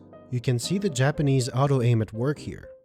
Ace tries to aim for the head to take out the guards faster. The auto-aim corrects towards the middle of the body, so he deliberately aims way up so that the auto-aim corrects towards their heads. He completes Objective D by launching the tracker bug into outer space. It somehow lands on the helicopter. Ace keeps looking towards the helicopter to keep it loaded, otherwise the bug would go right through and the mission would fail. Throwing the bug from this far is actually fairly easy to get consistently for top runners. Finally, Ace heads to the bridge for the final hostage rescue and the second bomb defusal. The guards in this room are gone because by shooting as he ran across the boat at the start, Ace alerted them and caused them to run out. He sprints to the boat and the level is complete in 1 minute and 3 seconds. Note that we don't see the text Objective A complete. That's because it completes during the fade out, at which point the text doesn't appear on screen. Because the game checks for mission completion at the very end of this fade out, hostages can escape up to about 1 full second after the level is finished. Now, I overlooked a bit of a key detail. Let's talk about how the hostages escaped and why this speedrun is so lucky. The approach we're going to take is to set a target time, for example 103, and try to find out the probability of hostages escaping before this time. First, we're going to figure out when each hostage is released on an average run. Then we'll assign a probability function for how long a hostage's escape takes, independently for each one of them. Finally, we'll calculate the probability that all 5 of them escape at or before the target time on any given run. The first part is quite easy. We can take one of Ace's runs and simply measure the time it takes for him to reach each hostage. It's made a little more complicated by all the pausing to select the bomb diffuser and tracker, but it's relatively easy to factor them out. The result we get is this. Ace usually reaches each hostage around 14, 16, 38, 40, and 54 seconds into the run, respectively. We will revisit these numbers further down the line, but for now, this is what we're going to use as our baseline. Before we go any further though, there's a tiny annoyance we need to get out of the way. How do we refer to each hostage? How about we give them names? These two will be Francis and Chuck, and the two downstairs, Frieden's secret agent and 00 agent, will be Sam and Oliver. For completeness' sake, let's call the engine room hostage Eugene, and of course, on the bridge, we find Bridget. Now to find out how long they take to escape. Here are the 6 escape points again. You would think that hostages would take the shortest path to every point, like this for example. Of course they don't. That would be too complicated. The reality is actually a lot simpler than that because of the hostage's navigation graph. In any level of GoldenEye, a navigation graph is a set of interconnected nodes that defines where non-playable characters or NPCs can move. In Frigate, the hostage's navigation graph is, well, a bit incomplete. So, for instance, hostages will never go through this door, this one, or that one. To go from here to there, they will go that way instead. Now, as you may have noticed, to exit the ship, there's basically a single option. Therefore, no matter what escape point they pick, everyone is going to first head to this area, then head over to their chosen location. This simplifies calculating their path by a huge amount, and it also means that no matter who we're talking about, escape points can be ordered from the fastest to the slowest. All you need to do is find out how long each hostage takes to run to here, and then how long it takes from there to every escape point.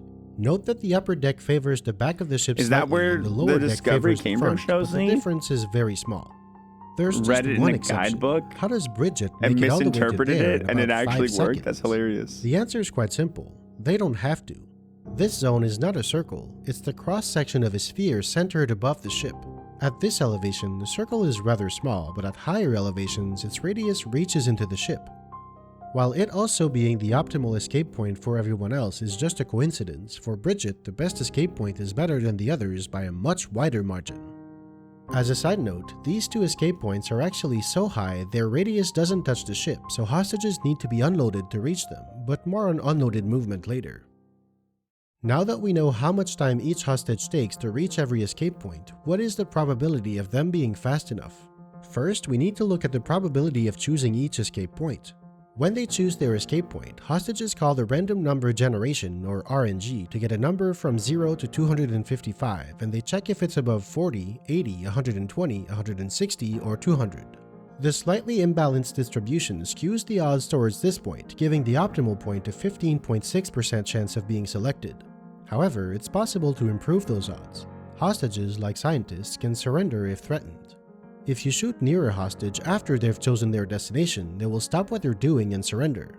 As they start to put their hands up though, they immediately pick a new escape point and start running. But why is re-rolling a good idea if you don't know which point they picked in the first place?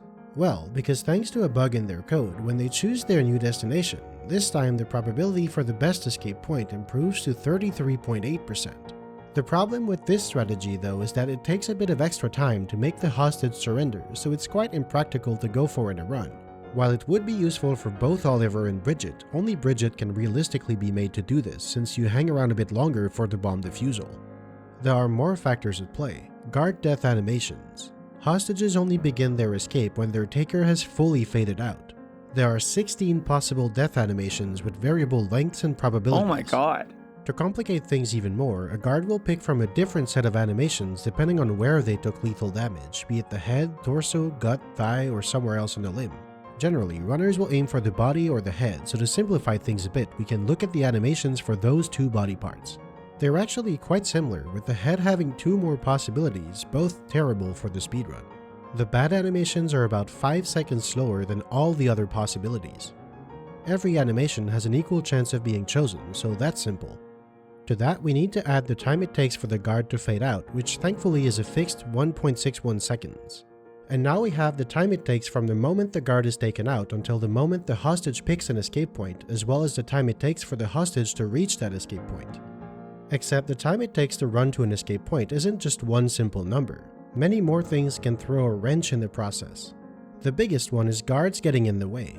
Hostages need to path around obstacles, including guards and other hostages, and they're not always great at it. One annoyingly placed guard can easily completely erase any chance at completion a run might have had. On top of that, NPCs can be unloaded when Bond is far enough and looking away from them. An unloaded hostage has a much simpler way of moving. They stay at a node on the navigation graph and check the distance to the next one. They wait until they would have run that distance if they were actually running, and then snap to the node if it's free. They no longer calculate collisions or path around obstacles, even including doors. They warp right through them. However, they do check if their position conflicts with another NPC, and that's where the trouble lies. If the node they're trying to get to is already occupied, the hostage is loaded back at the start node and manually runs the segment again, pathing around obstacles this time. Also, since they snap directly to their target node, this is how hostages can escape at these points. In fact, it's the only way they can reach the escape zone.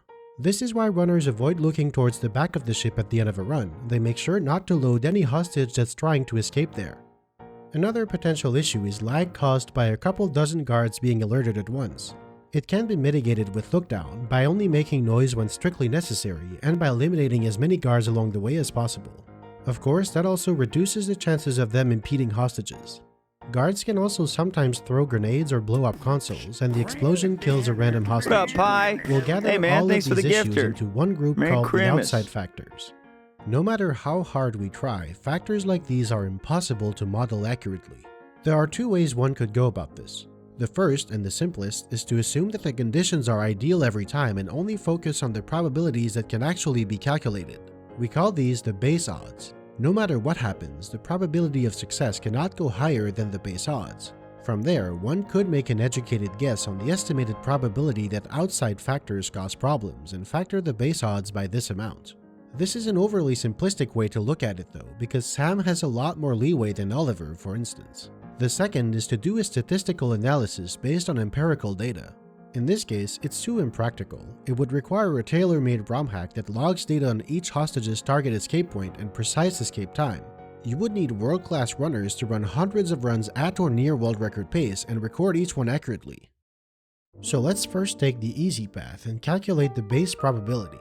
Sam, who we free 14 seconds in, takes this path to leave the ship and can then go to one of the 6 escape points, leading to this escape time distribution. To determine when exactly Sam starts escaping, we need to factor in his taker's death animation and fade-out times. Assuming there's an equal chance to hit the head or the body, this is the probability distribution for the death animation. Thankfully, the fade-out is a constant 1.61 seconds, so we can simply add it to every possibility to get the escape start probability distribution. Detail? Now, we need to somehow combine these two together. How do we do that? I didn't expect The you to go answer is this simple. nuts. What's the probability that we get both the best animation and the best escape point? Since both This of man these events sat are down and independent did of each some other, math. it's just like rolling 2 dice trying to get double 6s. To get a double 6, you have a 1 in 6 chance of getting a 6 here and another 1 in 6 chance of getting a 6 there.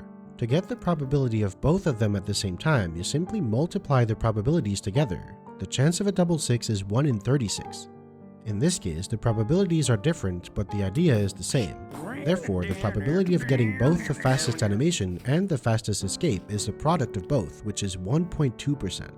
Thankfully, we don't need the absolute best case scenario, we simply need it to be good enough. The second shortest animation length is only a 1/6 of a second slower and is shared by 3 animations, so this one has a probability of 3.7%. Since either one of these results is fine, getting one or the other doesn't matter. So, what do we do with the probability? Let's go back to dice. Let's say I want a die to land on either a 5 or a 6. It has a 1 in 6 chance of landing on a 5 and a 1 in 6 on landing on a 6. To get the probability of it landing on a 5 or on a 6, you simply add the two probabilities together. There's a 2 in 6 chance, or a 1 in 3, that the die will land on a 5 or on a 6. Therefore, in our case, the probability that we get the fastest or second fastest animation and the fastest escape point is 1.2% plus 3.7%, or 4.9%. Now, all we need to do is to repeat this for every possible combination of escape points and animations. Considering we have every possibility, if we add up all of these probabilities, we should get 100%, and indeed we do. The next thing we need to do is filter every combination of animations and escape points that result in the hostage escaping too late for the objective to complete. Once we do this, we get 100%. Is there a mistake? No, it's actually because we free Sam so early in the run that no matter what animation or escape point he uses, he will always make it out in time. Good job, Sam. In the worst case though, it gets very close, so in practice, with lag and guards getting in the way, Sam doesn't escape in time on every run. Oliver is even deeper into the ship. He takes this path out, which can take well over 40 or even 50 seconds. As a result, once we combine the animations and the escape point, we find that basically only the best possible escape point has even a chance of being fast enough. While theoretically, the worst animations can just barely make it in time, in practice, this is very dubious because Oliver has a higher chance of getting stuck if he leaves late. This time, he will escape quickly enough only 21.7% of the time. Francis and Chuck are close to each other. The first one we free, Francis, also has the shortest path, so his probability is significantly better than Chuck's, 97.7% compared to 65.8%. Regardless, both have a decent chance of making it out in time. As you can see here, getting the worst animations throws a wrench in their odds of making it out in time. Finally, Bridget is freed at the very end, and because of the quirk with the trigger area, they absolutely have to choose the best escape point. Slow death animations also won't cut it, so they have the lowest chance of any hostage of getting out at a meager 14.5%. So, what do we do with these numbers? Remember that if you want to know the probability that two independent events happen at the same time, you have to multiply their probabilities together. The same principle applies regardless of how many independent events you have. The probability of objective A completing in time is the probability that all 5 hostages escape in time. We need to multiply 100% by 21.7%, 97.7%, 65.8%, and finally 14.5%. And we get a total probability of 2.0%. That's it. Now, I mentioned before that Bridget could potentially have better odds of choosing the best escape path if we make them surrender. It's clunky and costs a bit of time, but assuming that someone managed to pull it off consistently, they could improve their chances to a slightly less brutal 4.4%. But remember, these are the base odds.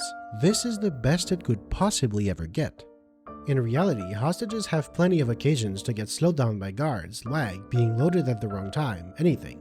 Unfortunately, we can't know for sure what happens in reality because we simply don't have the data. As cool as it would have been to do hundreds of trial runs on a special ROM hack, it's simply unrealistic. So we went ahead and did it. Whitehead made the custom ROM hack and testing was conducted by Perfect Ace and Sean John. Time to do some real trials on a real console.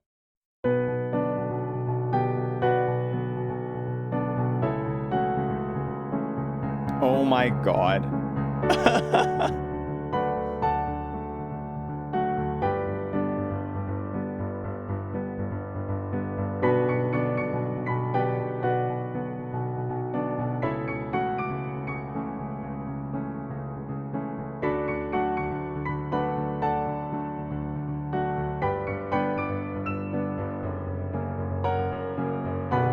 I think that is the first time I've seen a math montage. Perfect Ace and Sean John played 200 trial runs, all near world record pace, to obtain this data. The slowest run logged is a 106, and Ace even managed to get one 59-second run. That's right, 4 seconds faster than his current world record. Thanks to Whitehead's ROM hack, they carefully logged each hostage's path and escape time. The resulting data gives us a ton of insight on what kind of odds to expect when going for Frigate 00 Agent.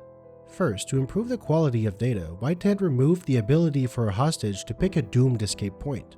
This means that Oliver and Bridget always pick the best and Chuck cannot pick the worst.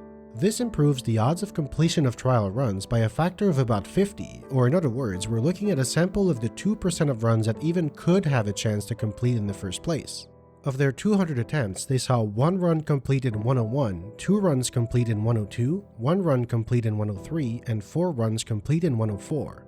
Remember that because hostages can escape during the fade out, an Objective A complete in 104 can still be valid for a 103 run. But what about specific hostages? Let's look at Bridget first. Assuming they pick the best escape point, their escape is pretty much secured. Then you have Francis and Chuck, which are subject to some wild time losses from time to time. Oliver, unsurprisingly, can easily lose over 10 seconds when trying to get out, but perhaps more surprising is Sam, who, despite having what should be an easier route, has just as hard a time getting out. More specifically, even Sam's fastest measured escape times were several seconds slower than the predicted times in theory. Therefore, and again only looking at the viable escape points, we find that in practice, hostages have a much lower chance of escaping in time than is theoretically possible. Bridget completes 76% of the time because despite being pretty consistent, the timing window is very narrow. Francis and Chuck complete 77 and 44% of the time. They're subject to guards getting in the way, and Chuck gets his name from what runners call the chair stuck. Sam benefits from being freed first, but his escape can get so bad that despite that, he still only completes 62% of the time, although keep in mind that every escape point was made available to him. Oliver is by far the worst. Even when choosing the best escape point every time, what should be a 100% success rate in theory turns into 27% because not only is his path the longest and one of the most inconsistent, he also has one of the narrowest windows to get out in time. Now we can run a Monte Carlo simulation to model the real probability of hostages escaping before any target time based on the known probabilities and the empirical data on outside factors. How does the Monte Carlo method work? Well, it's pretty simple. You take all your variable factors and assign them a random value based on their respective probability function. For example, if I want to calculate the sum of 10 dice, I can randomly assign a number from 1 to 6 to each of them and sum them. Now the result I get is meaningless, it's just one random result. But if I repeat this thousands of times, millions of times, and tally the results, I will end up with a representation of the probability of each sum from 10 to 60. The more random trials, the more accurate this model will be on average. In this case, the probability function gives us a distribution of the range of time a hostage can take to run to their given escape route. The probability of each point in that distribution is estimated using the data in the 200 trial runs. This analysis was done by Onslaught with a bit of my input. We took several different approaches that yielded slightly different results. Every simulation went through each of these steps. First, select a subsample of hostage release times in a way that filters the slowest trials and randomly draw from this group to get a typical run with world record potential. Then, for each hostage, draw a random running time from the distribution measured in the 200 trials. Add this running time to the release time and take the maximum across all 5 hostages to get the time at which Objective A completes. Repeat this a few million times and what you get is a probability distribution of the time of completion of Objective A. The results will be displayed using a CDF, a cumulative distribution function. The way it works is simple. For any value on the time axis, this is the probability that by finishing the mission at this time, Objective A will be completed. As time goes on, the cumulative distribution function can only ever go up since it represents the cumulative probability that Objective A completes at or before this time. This includes the possibility of the objective completing during the fade out. The first approach was to select the fastest 50 release times to draw from. After 1 million simulated runs, for 7.8%, Objective A would complete in time. However, and this is a huge caveat, this number is assuming that no bad escape points were chosen, which is itself only a 2% chance. We need to paint the whole picture. The probability of Objective A completing in time is equal to the probability that A completes and all chosen escape points are good, which we'll call E, plus the probability that A completes and not all chosen escape points are good, which is E prime. The probability of events A and E is equal to the probability of A given that E happens, multiplied by the probability of E itself. We know these values, 7.8% times 2%, or 0.16%. Oh my god. We can do the same on the other side. The probability that not all escape points are good is simply the opposite of 2%, or 98%. But what is the probability that A completes given that E does not happen? Well, of course, that's 0. If at least one escape point can't allow a hostage to escape in time, Objective A will never complete in time. Therefore, the result we get is 0.16%, or a 1 in 628 chance that all 5 hostages escape fast enough to allow for a 103 run to complete. This is several times less than the 2% we found theoretically, which makes sense given how we found that in practice, most hostages run into obstacles when trying to escape that theoretical calculations didn't account for. The second approach is perhaps the most optimistic. Bro, imagine speedrunning a game where you have to play perfect for a 0.16% chance of your RNG getting you Instead of taking the record. fastest 50, it Holy looks at shit. the fastest 5 release times. The result is essentially the ideal time for when a hostage starts to escape to get the odds of completion for a best case scenario kind of run. Here we find that 10.6% of runs completed in time for a 103, which translates to 0.22% or 1 in 463 after factoring the choice of escape points. Now, because these two approaches filter out the slowest release times, while they do serve to eliminate slow runs, they also tend to favor the faster death animations over the slower ones, which is something that runners don't have control over for the most part. This is why another approach was also looked at. Here, instead of taking random release times, we took a fixed reference time to reach every hostage, sampled from one of Ace's runs at a 102 pace. As you can see, these times are slightly faster than the baseline we used earlier, since they were measured on one of Ace's faster runs, even better than the current world record. In his 104 trial runs, Ace clocked in at an average of 102.44, so it's not unreasonable to use as a benchmark. I do need to point out that because they were measured using video footage and not the actual in-game time, they are to be taken with a grain of salt, as they could deviate by up to half a second or so. With this standard run, we randomized the death animation of the hostage taker to get a random release time, and then we randomized the escape with the data sample from the 200 trial runs. The result is a 6.9% completion rate, or 1 in 700 once we factor in the choice of escape points, slightly worse than the other two methods. This is most likely due to the fact that this approach considers all death animations equally, again with the assumption that the runner has a 50-50 chance of hitting the head or the body. On the other hand, in reality, runs are bound to vary a bit more than the benchmark times we chose. Finally, we looked at one last possibility. What if Ace was on the run of his life? What is the fastest possible time he could get on the level? For this one, I dissected his fastest recorded completion ever, a 59-second run, and extracted these splits from it. This is the absolute best case scenario for when each hostage taker could be killed using this route. From there, the process is the same. Randomize the animation, randomize the escape time using the sample data. And this is the result. For 103, we get an 11% completion rate, or a 1 in 443 chance when factoring in the escape point There choice. we go, those are the good For odds. 102, a 5.6% rate, or 1 in 864. For 101, this drops to 2.1%, or 1 in 2200. For 1 minute flat, 0.7% with all the correct escape points, or 1 in over 7,000 without. And finally, we do find that yes, a time of 59 seconds is indeed possible, but the odds of it happening are on the order of 1 in 25,000. At this point, the strain is put on Oliver. Because he's freed early in the run, improvements to the runtime don't change his release time much, and his minimum escape time of about 39 seconds means he basically never escapes faster than 1 minute flat. It's reasonable to assume that a run at a 58 or even 57 pace could be done, but the probability of hostages escaping would be next to 0.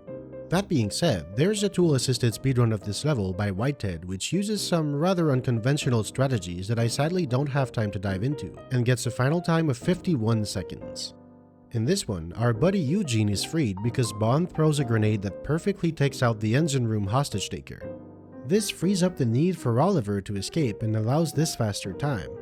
So, the question has been answered to the best of the speedrunning community's ability. The probability of Ace's world record run is on the order of 0.2% or 1 in 500 given that one plays the level at this blistering pace. Again, I want to emphasize that this entire analysis, made possible by Whitehead, Ace, Sean John, and Onslaught, is the best we have, but it's not perfect. Many assumptions were made along the way. It only looks at the current world record strategy, but other routes were developed to maximize the overall prospect of getting a good run, sometimes sacrificing the ability to get a 103 in order to make 105 or 106 more likely. Not unlike in other fields of scientific research, this experiment furthered our understanding of key bottlenecks, and it could be the catalyst of new discoveries that make the present's impossible the future's reality. Oh my god. My brain, dude. Jesus. Toss my man's another like on that one. He went sicko mode on that. And the demos I've been having for a while now, but for anyone interested, I just found out Billiards Dungeon Crawler Roguelike as a demo. The fuck? Billiards Dungeon Crawler Roguelike?